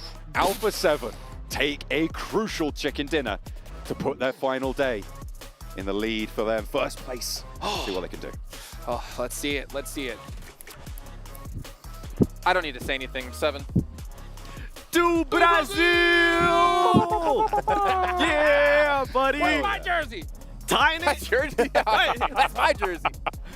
Tying the record for most wins at 4. I feel like they are going to end up breaking it tomorrow. And they finally were able to answer my biggest question for them today. We're kind of talking about this, James. We're watching that match. Is that what this team going to be able to do when the circle wasn't given to them? We already saw what happened at the beginning of the day when the circles weren't in their favor. They were rotating too slow. They were taking fights. This time around, they saw how far away the circle, and they rotated all the way from El Pozo down south and absolutely set themselves up in a way that they could actually get those eliminations in a big, big way, and on top of that, secure the chicken dinner.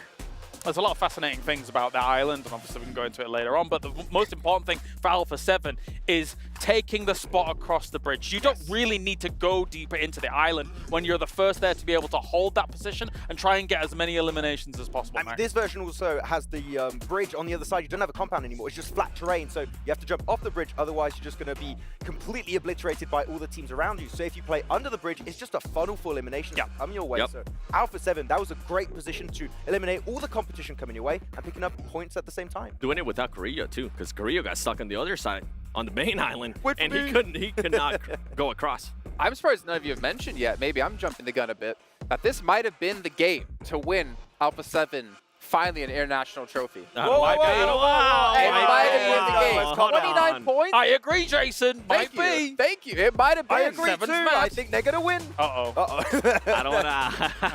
don't wanna curse it, all right? I'm happy that they finally answered the question that I had in regards to the circle not being in their favor and how they were gonna be able to adjust to that. I'm glad that we're finally able to see that. I'm glad that we're finally able to see the aggressiveness out of them, that they're able to showcase the fragging power that we know they're capable of. But yeah, I don't want to call it yet. We'll have to wait and see. Alpha 7 has been in this position before, and they have choked, and I just don't want to jinx it. Let's talk about this zone, right? Because when we saw this go down, we were like, that's a very hard shift south. And Kalaris, it kept going south for a while. And as we know, that's a very interesting place to play out this final match. Yeah, definitely so. So let's break this down, right? Because the map in-game actually doesn't reflect how much this island has changed. We saw fights on a southeast compound, which is newly updated. Even the compound south of the bridge as well is actually beyond a road that, yeah, say, on the minimap, you can't currently see. And then, of course, there's Partona, which actually sheltered quite a few teams there, which didn't previously exist with, you know, how these ridge lines have changed and things like that. So there was opportunities for teams to survive longer on the island compared to when they would used to before the update. Yeah, I mean, just like Twisted Minds, right? Twisted Minds, when they're very early, just stuck in Partona, were able to just keep themselves sheltered away from all of the competition. And even that big rotation of jumper, they just stayed in that position. Shen, I think, was a solo and just, okay, I don't really want to take the fight. I'm going to remain as a solo and get easy access to that late game scenario. Partona in situations like this is so impactful. I love seeing teams like Twisted Minds play it out. Like, it's not just the fact that Partona are there as well, is the structure of the island itself has changed. The east side of it has changed to allow you a little bit more entry point onto it. The south side of the island structure has changed as well to allow people to be able to get on it. So as much as these circles are very, very rare, there is multiple opportunities for boatations, for swims, as well as extra entry points, like the added bridge that reaches far to the west. Like they swim across. No, there's a bridge there now. You can actually just make that cross over the side. I did like that rotation from IG. Also, they went over Minas del Sur and into that way too, so they got a few extra compounds that you can play from that location. So very interesting circle. I feel like we had some good adaptations from some teams, but Alpha 7 again in the funnel, all the eliminations coming their way, having a good time. It's a hugely important update to Miramar when you when you have Truck something stop. like this. Truck stop as well, of course, yes, a big update. So much. Well, that's where we saw IWNRX and Tiamba initially fight. And then obviously, you mentioned before, the rotation happened at Tiamba. But let's actually take a quick little stock of things of how today went down for all of these teams here today and see who won which matches. And, well, first off, you're going to notice Alpha 7, another day in a row with 2 chicken dinners, as you said before, 7. That is 4 on the event so far here in our finals. 1 more to go, and they'll win an extra $25,000. So they could be going home with at least $425,000, not to mention what they won in the group stage. This could be a big event. This could be, I would say, outside of PEL, the biggest prize pool that a team's won. Yes. If Alpha 7 pull it off and you take into consideration all they've been able to win in this event. I believe so too. Listen, I don't want to curse them yet. I'm trying to hide my excitement for Alpha 7. Be mature, like Alpha 7 are being. Hashtag mature team. That's what we're doing With a space in it, by the way, on that graphic. Yeah. Anyway. Matt, come on, Matt. Ah. No, but with this team, the main thing, right, was that, okay, what's going to happen tomorrow? We mentioned it throughout at the beginning of the day too, because they got lucky. Let's be honest, they got absolutely lucky that some of the teams at the top weren't having the best performances whenever Alpha 7 did end up getting eliminated early. If that ends up happening tomorrow, I just don't see them being able to catch up. Even if they do end up getting 2 chicken dinners, I feel like Alpha 7 has to be a lot more consistent tomorrow. And the overall scheme of things, it's good to see though that they are going to be coming in with a 10-point lead. Yeah, I mean, looking at this also, Reject and Alpha 7 have been fighting constantly throughout these matches, especially on the Miramar, right? There's a real rivalry happening here between Brazil and Japan, and I'm loving that storyline. With the moving goalposts tomorrow, I anticipate there's only 2 potential spots that Alpha 7 could be in by the end of tomorrow. Oh, no. 7. Stop. Considering, but again, as you say, with hashtag mature team, if they are able to keep their composure, keep their cool, bring the same level of gravitas to the tomorrow that they did today, we could see finally Brazil get that international under their belt. We say that every time. We say that every time. Every time we say that, he gets the jersey out. We're like, they're maybe going to win. It's Brazil's time, and it's not their time. But I'm being cautious. I'm being cautious this time, all right? I learned my lesson. I've been burnt too many times. I feel like you're going to have another lesson tomorrow. But hey, this time I got the jersey with the signature on it, so I'm just saying it might be a change. But what you realize, right, is that this Alpha 7, we know McGrowan's leaving the team. Oh, stop. So it's like, you have a team who could finally win a national trophy, whoa. and now you're getting rid of someone who helped you accomplish that feat finally. I find that kind of odd if that does eventually go down. I think they would stay. Wait, hold on. Let me say something. I like money. But I mean, Grelin has had moments where he's been the last solo, actually alive, and then been able to salvage them points here. So it's not like it's the 3 go-tos that's been the kind of pivotal movers. Okay. So, well, this is what I'm going to go into, probably what we're talking about, the moving goalposts. Now, before we got into this last match, we were saying, yeah, 7 like teams in like 13th place and above have a legitimate chance. I would almost say now, these teams are over 50 points behind. All right, yeah, 50, 57 odd points behind. I would say if you're in 9th or below, even potentially a little bit higher than that your chances of winning and coming back are over. Like, you can catch up to top 5. Catching up to Reject and Alpha 7 with how their day has been so far is not happening, right? Max, where was it that Vampire Esports on the was it PMGC that I'm thinking about, or was it one of the PMGC in where Jakarta. they ended up getting like 3 chicken dinners in the last day, and they were able to propel themselves in a big way? If I'm gonna pick any out of these teams, I think I would have to go with Vampire Esports because of what they showed me in the past, but it's such a long stretch. I don't see it happening. I think a lot of those teams, their hopes are gonna be over. They need that Sertani pep talk in the hotel after today. You know, that's gonna work out for them. Or the 5th interview. Or the 5th interview. Yeah. Like, I want my Rolex, guys. Get in there. Well, we'll see how it's going to go. But no, there's definitely potential for Vampire to get up there again. But like Reject and Alpha 7 are starting to build such a lead now that I feel like it might be a 2-team competition if it keeps going that way tomorrow. It's crazy to me to think back on day 1 of this entire event, back to the group stages. You know, Claris, we talked about the uncertainty, the undecidedness of the PUBG Mobile era right now. And I think it's really coming true. I mean, Alpha 7 may be the one team that kind of stands out, but the fact is, seeing Reject and Talon in second, third place, I never, ever would have predicted that coming to this event. I mean, we're not only in a new era when it comes to uncertainty, we're in a new era in terms of the powerhouses, except the one constant is Alpha 7. But there has been something that has constantly eluded. Look at the gap that's starting to build, too. I mean, I'm looking at this, like, in terms of region, look at that. Brazil, Japan, SEA, you got yourself PEL. So spread. Like, it's so like spread. so many regions have just like one team is just dominating and doing so well in this main tournament for them. I'm loving to see that. Our dark horse. They're still in it. TJB? Yeah. If they can have more than one play in the late game, maybe. If they can just maybe perform the whole day and not just the first 3 games, I kind of believe in them. I didn't have a dark horse, no. I do not. Okay. No, stop. I know what you're trying to do. I can only talk about one team at a time. He's not allowed to talk about a specific team anymore. No.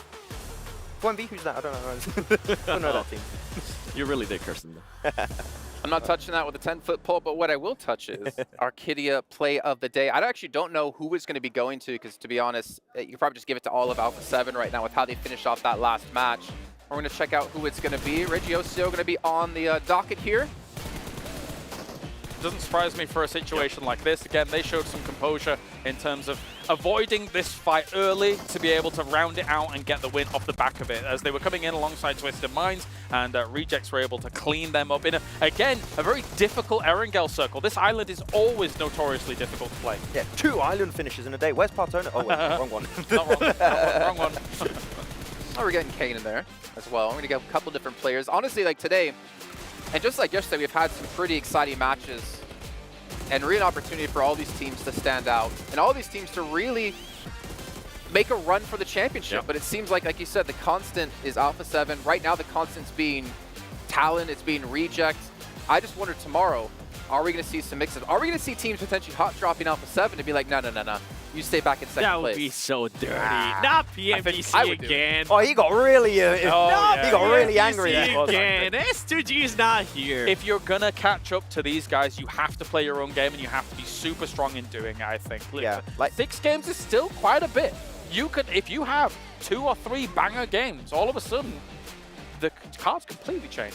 Yeah, the first half of tomorrow is going to be very important if you want to play catch-up, for sure. At what point tomorrow do we just count off all the teams on the second page, like from 9 to 16? I feel like after Sandhawk, it's over. Quick. I would say, right? I feel like after Sandhawk, it's over. Quick. 2 games, it's done for me. Yeah. 2? Really? Games. Ooh, wow, you're being generous, too. The thing is, I also kind of expect tomorrow to see a lot of our top teams be, I want to say, even more passive, because today was very rocky for them. We saw so many times our top 8 teams would go out really early, giving that way for other teams to catch up. I mean, you say count them out, but I mean, even down there, the divide in terms of prize pool is still quite big. So I'm talking about it in regards to counting them out for being Top the champion. 4 is a big amount. There's so much to play for. Yeah. Where was it? Actually, it was Survival that we saw the last place team that was Rook take on Falcons in the last match and they stop their hopes from main stage. them. I mean, that's going to happen at some point tomorrow. More than likely on those final matches, we're going to end up seeing those fights for teams that got absolutely nothing to lose going up against one of those top teams that are going to be Team fighting for Liquid, that top dropping championship. Alpha 7.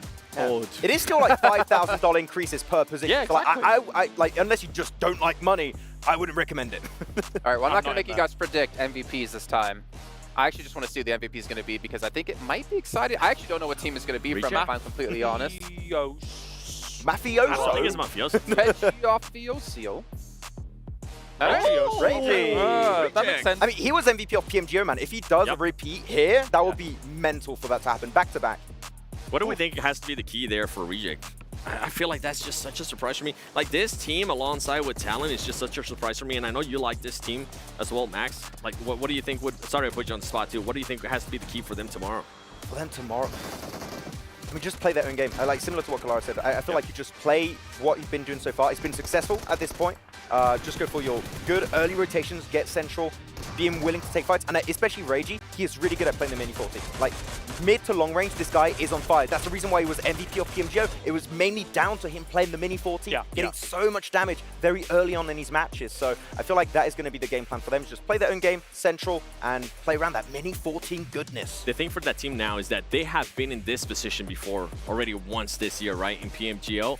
I feel like that experience already of not feeling that extra pressure in a way that this is the first time that they're going to be feeling like this. It's not the first time. PMGO, they were in this kind of position too, going up against Alpha 7. Sarah, I mean, I got a chance to talk to him before this tournament started. He didn't feel that confident. I'm sure he's going to be feeling really confident right now where they're currently at. Once you get a big win under your belt, it does kind of give you the part of it's par for the course in terms of performing on the big day, on the big moment when it really does mean something. And for them today, I think one of the only real hiccups I can see from some of their games was that send on towards South Pachinki Hill and kind of being eliminated a little bit earlier than they potentially should have been. If they don't make that send the way that they do, they could have had a few more points here, and who knows, maybe even be in a tied position with Alpha 7 again. So could have been completely different. I don't see them making that send tomorrow with how things are currently working out. They're definitely they won't be doing that one.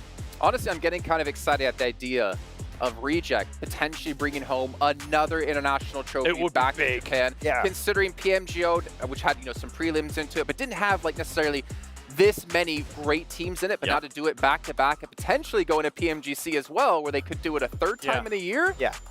I'm going to be real, though, Max. They would put doubters to rest. For sure. I'm going to be totally honest with you. I was one of the doubters, even somebody's pointing I agree. Same thing. At the end of PMGO, I'm like, okay, they won. Sick. Can they do it again? Right? And if they win this after PMGO, I will have to eat my words. What a performance that would be. I think one of the biggest experiences ever in PUBG Mobile Esport has been Nova Esport winning back-to-back PMGCs, right? A team doing a grand slam of winning PMGO into PMWC into PMGC. That would be insane for a Japanese team to make it happen. That would make history. For me, that would be even better than PMGC back-to-back champions of Nova Esport. Being that dominant, especially on global events throughout the whole year. The triple. And back to their region. Oh no, we're struggling. And to also do it at a mid-season event, which is a qualifier instead of an invitation like we saw with Vampire, right? Completely different kind of style of tournament for them. We are going to come back in a few minutes. We're going to actually head down the stage in the meantime to do some interviews with Sandstorm and Banks. We'll see you guys in a few.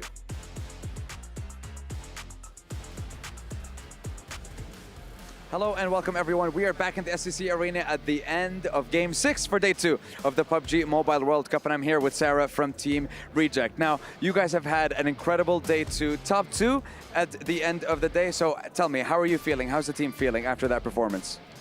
Actually, we switched, we changed a lot. Like, the Divine was used to be the IGL last PMZO in Brazil, but this time I started to play as an IGL again, so we didn't have enough time to practice as an IGL, so we didn't have confidence about the main stage, so we could hopefully play well so far.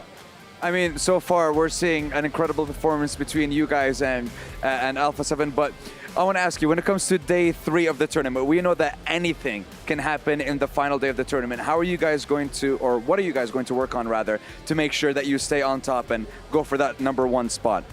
We just do our things as usual.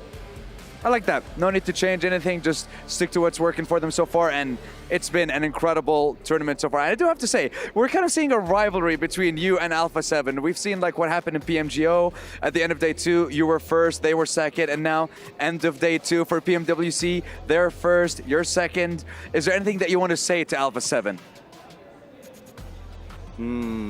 It's a hard question for me. Like, I think they are a good friend for me, so we just nothing to say, actually. Yeah, wish them luck. All right, well, I like it. Trying to stay preserved, trying to focus on letting their gameplay talk for them instead. And I believe we have an interview with Alpha 7 and Barney Banks, so let's head on over. Yes, we do. We do have an interview over here. I've got Magrelin here from Alpha 7 Esports with an absolutely stellar performance at the end of that. That map 6 was unbelievable. Okay, Magrelin, let's have a conversation because we need to talk about that circle pull that went right down south. What was your initial reaction when you saw that? Because your ability to stay alive until the bitter end was unbelievable to watch. Vamos falar agora sobre o mapa. Quando você viu a zona indo para o lado sul, qual foi a tua reação? Foi incrível que você conseguiu se manter vivo. Qual foi a sua reação quando você viu? Foi uma surpresa, porque ninguém imaginava que era partona, um hard shift muito forte. Porém, nós soube trabalhar muito bem a safe e deu a win. It was a surprise, no one was expecting that, but we could work it very well and we went very well. You did. You did work it extremely well. I want to talk about you very quickly, though, because you're the newest member of the Alpha 7 Esports roster. What do you feel like you bring to the table? Because success seems to follow you wherever you go, so it's amazing. Você é o membro mais novo da equipe. O que você acha que você traz para a equipe? Acredito que é mais bala, mais habilidade. Acredito que venho trabalhando muito isso, conversando com o time, muitos estudos, aprendi muito aqui na SET e eles me acolhem como uma família. I think I brought a lot of skills. I've learned a lot, and they welcome me as a family. Oh, I love that. Now, finally, we've got to talk about the question that Sandstorm just asked the member of Reject as well. At the end of PMGO, day 2, Reject were in the lead and you were in second going into the final day. That's now flipped. You're in first place going into the final day. Are you going to be able to hold on to that lead and take the victory at PMWC? Isso está parecendo o reverso da PMGO, onde vocês agora trocaram de lugar. Vocês acham que vocês vão conseguir manter e ganhar? Acredito que amanhã nós vamos focar no nosso, chegar no hotel e trabalhar os erros, que erramos muito hoje. Porém, vamos vir forte para amanhã para trazer esse título para o Brasil. We are going to get to the hotel today. We're going to work on our mistakes. We made a lot of mistakes today, and we're going to work on that. And tomorrow we're going to come back. Can you believe that? A 19 elimination chicken dinner at the end of the day, and they made a lot of mistakes. I can't wait to see what's going to happen tomorrow. The rivalry's going to grow, and it's going to get spicier and spicier. Thank you, Magdalene, for joining me at end of day conversation, interview. There we go. That's the word, interview I was looking for. But for now, we've got one more day of the PUBG Mobile World Cup, at the Esports World Cup to sink our teeth into, and that is with you guys tomorrow. Can't wait to see you guys there. But for now, let's go back to the studio. Bye. Oh, Oh, he's gone. He's just shy. He just froze. Guys. Interesting to hear, by the way, from Sarah, that Divine was in-game leading at PMGO, and he took over in-game leading here for PMWC, which might actually kind of explain how rocky Group 6 might have been and how they've been improving. The slow start? That kind of makes sense. Like, I'm just getting used to it. Oh, he's working great now. There you go. He's got the Keep it experience he going. wanted. I like how nice he was too when they asked him, is there anything you want to say to Alpha 7? He didn't decide to pull a 4MV dog and say, Alpha 7's overrated. No, I should have said, who's going overrated down now? to second place. We'll That'll be put the best. Alpha 7 in the rightful place. Second. No, honestly, I think this has been a phenomenal event so far, and I'm really excited to see how things will kick off tomorrow and how things, more importantly, will end off tomorrow. We have 2 teams in the running for first place at the moment that we're currently eyeing, but I have a feeling maybe we're going to see another team jump out. Maybe Talon. Just imagine Talon being the team to take home PMWC. The Indo Talent across from us are going to go insane if that happens, so maybe we actually don't want it to happen. But really, it's anyone's game. Yeah. I feel like the teams are just around top 5. It's such a significant increase in prize pool, they just need to change their play style, go super aggressive. It's 200K from first to second. Like just play better. Just treat it as a double point day tomorrow. Like in PMSL Americas. Yeah, Do the same. and then just play extra hard. No, but I feel like those teams are going to try extra hard at the start of the day to like do those quick rotations, get those eliminations, to stay in the conversation, because otherwise, if you start slow, guess what? Reject and Alpha 7 are going to keep playing their game, they're going to start rising up even higher, creating a massive cushion, and you won't be able to catch up. So we need to see those teams around top 5 pop off at the start of tomorrow in the first 2 to 3 matches. I'm intrigued to see how TJB is going to be. The fact that they have played the way they've played, and with everything that has gone on, that they're still there within a fighting chance and being a dark horse, I mean, that team, I can see them finishing in the top 3. Yeah, that might happen. We'll see. Oh, come on. You became a doubter. You gotta What's going on? commit to it. Well, I was hoping that Tiamba would be the one in that position, but TJB's done all right for themselves. I think that... You get a mulligan. Do you want to switch? You want to switch? No, I don't want to switch. I mean, there's no point at this point. Tiamba's not going to be being able to challenge for that top spot unless they have an insane day. But TJB, yeah, especially if they're able to salvage points their way they have been able to with some solos, definitely could make top 3. But for my money, we're looking at 2 big names going to be fighting for it tomorrow. We'll see, though. We'll see. Yeah, we're going to see, and it's going to be exciting, so you guys are not going to want to miss it. Just like, hopefully, you don't miss out on the Violet Thunder set and S12K here for PMWC. Make sure you guys pick it up. And, of course, while you're picking up or after you're done securing this one, you also go participate in a survey we have for you guys to get some feedback on the show, feedback on the event as well overall, and let us know your honest thoughts. Give me an honest thought real quick. Honest thought? Don't talk about Alpha 7. Okay. It's a cool skin. He has it. I have it. Wow, I have it. It's so cool. I got it. That is cool. What, do you want me to give you one? Yeah, I want you to give me one. That's pretty cool. No, honestly, it's been an exciting day 2 here at the PUBG Mobile World Cup, but we still have one day to decide who takes home the trophy, the $400,000, and can finally maybe call themselves a champion. We'll see you guys tomorrow for some more PUBG Mobile action.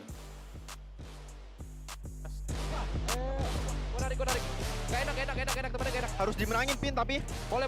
Awas, Rata. Abis ditunggu kah? Rata, knock 1 A7.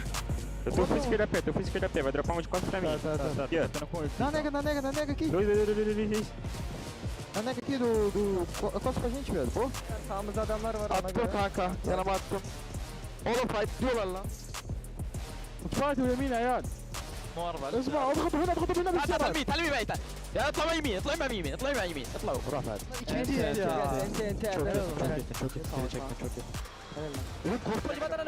Nembak dia, Cok.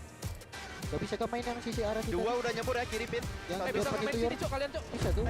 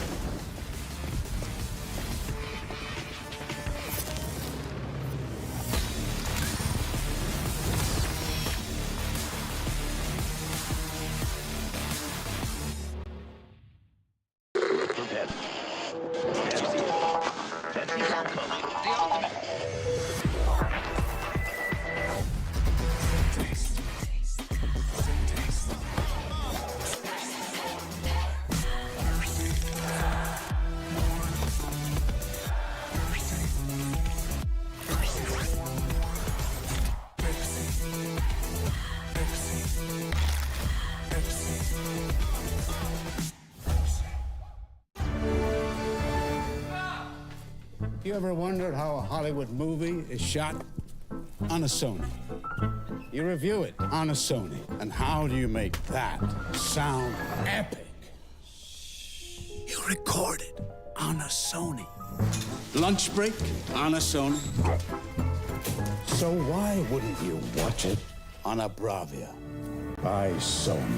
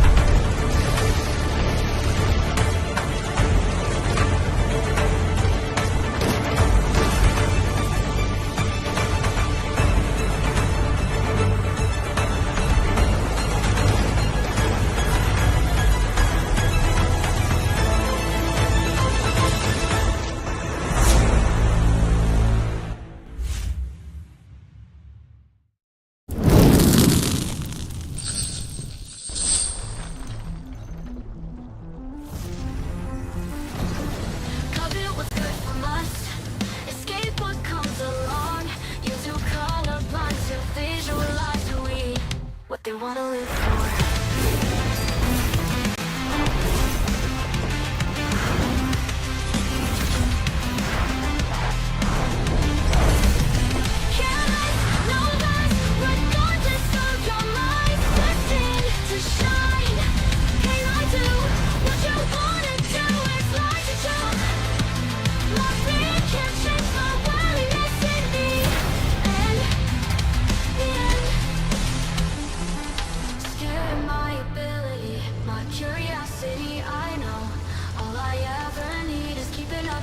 Why'd you prison me instead?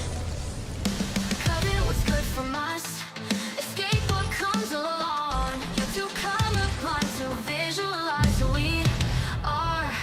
Light, careless, no less, regardless of your mind. Destined to shine. Can I do what you wanna do? It's like a joke. My fear can't change my worthiness in me. And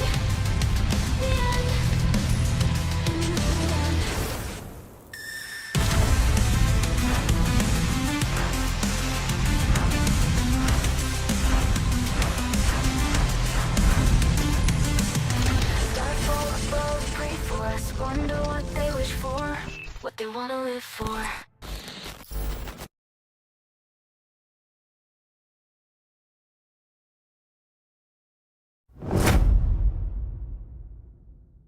For thousands of years,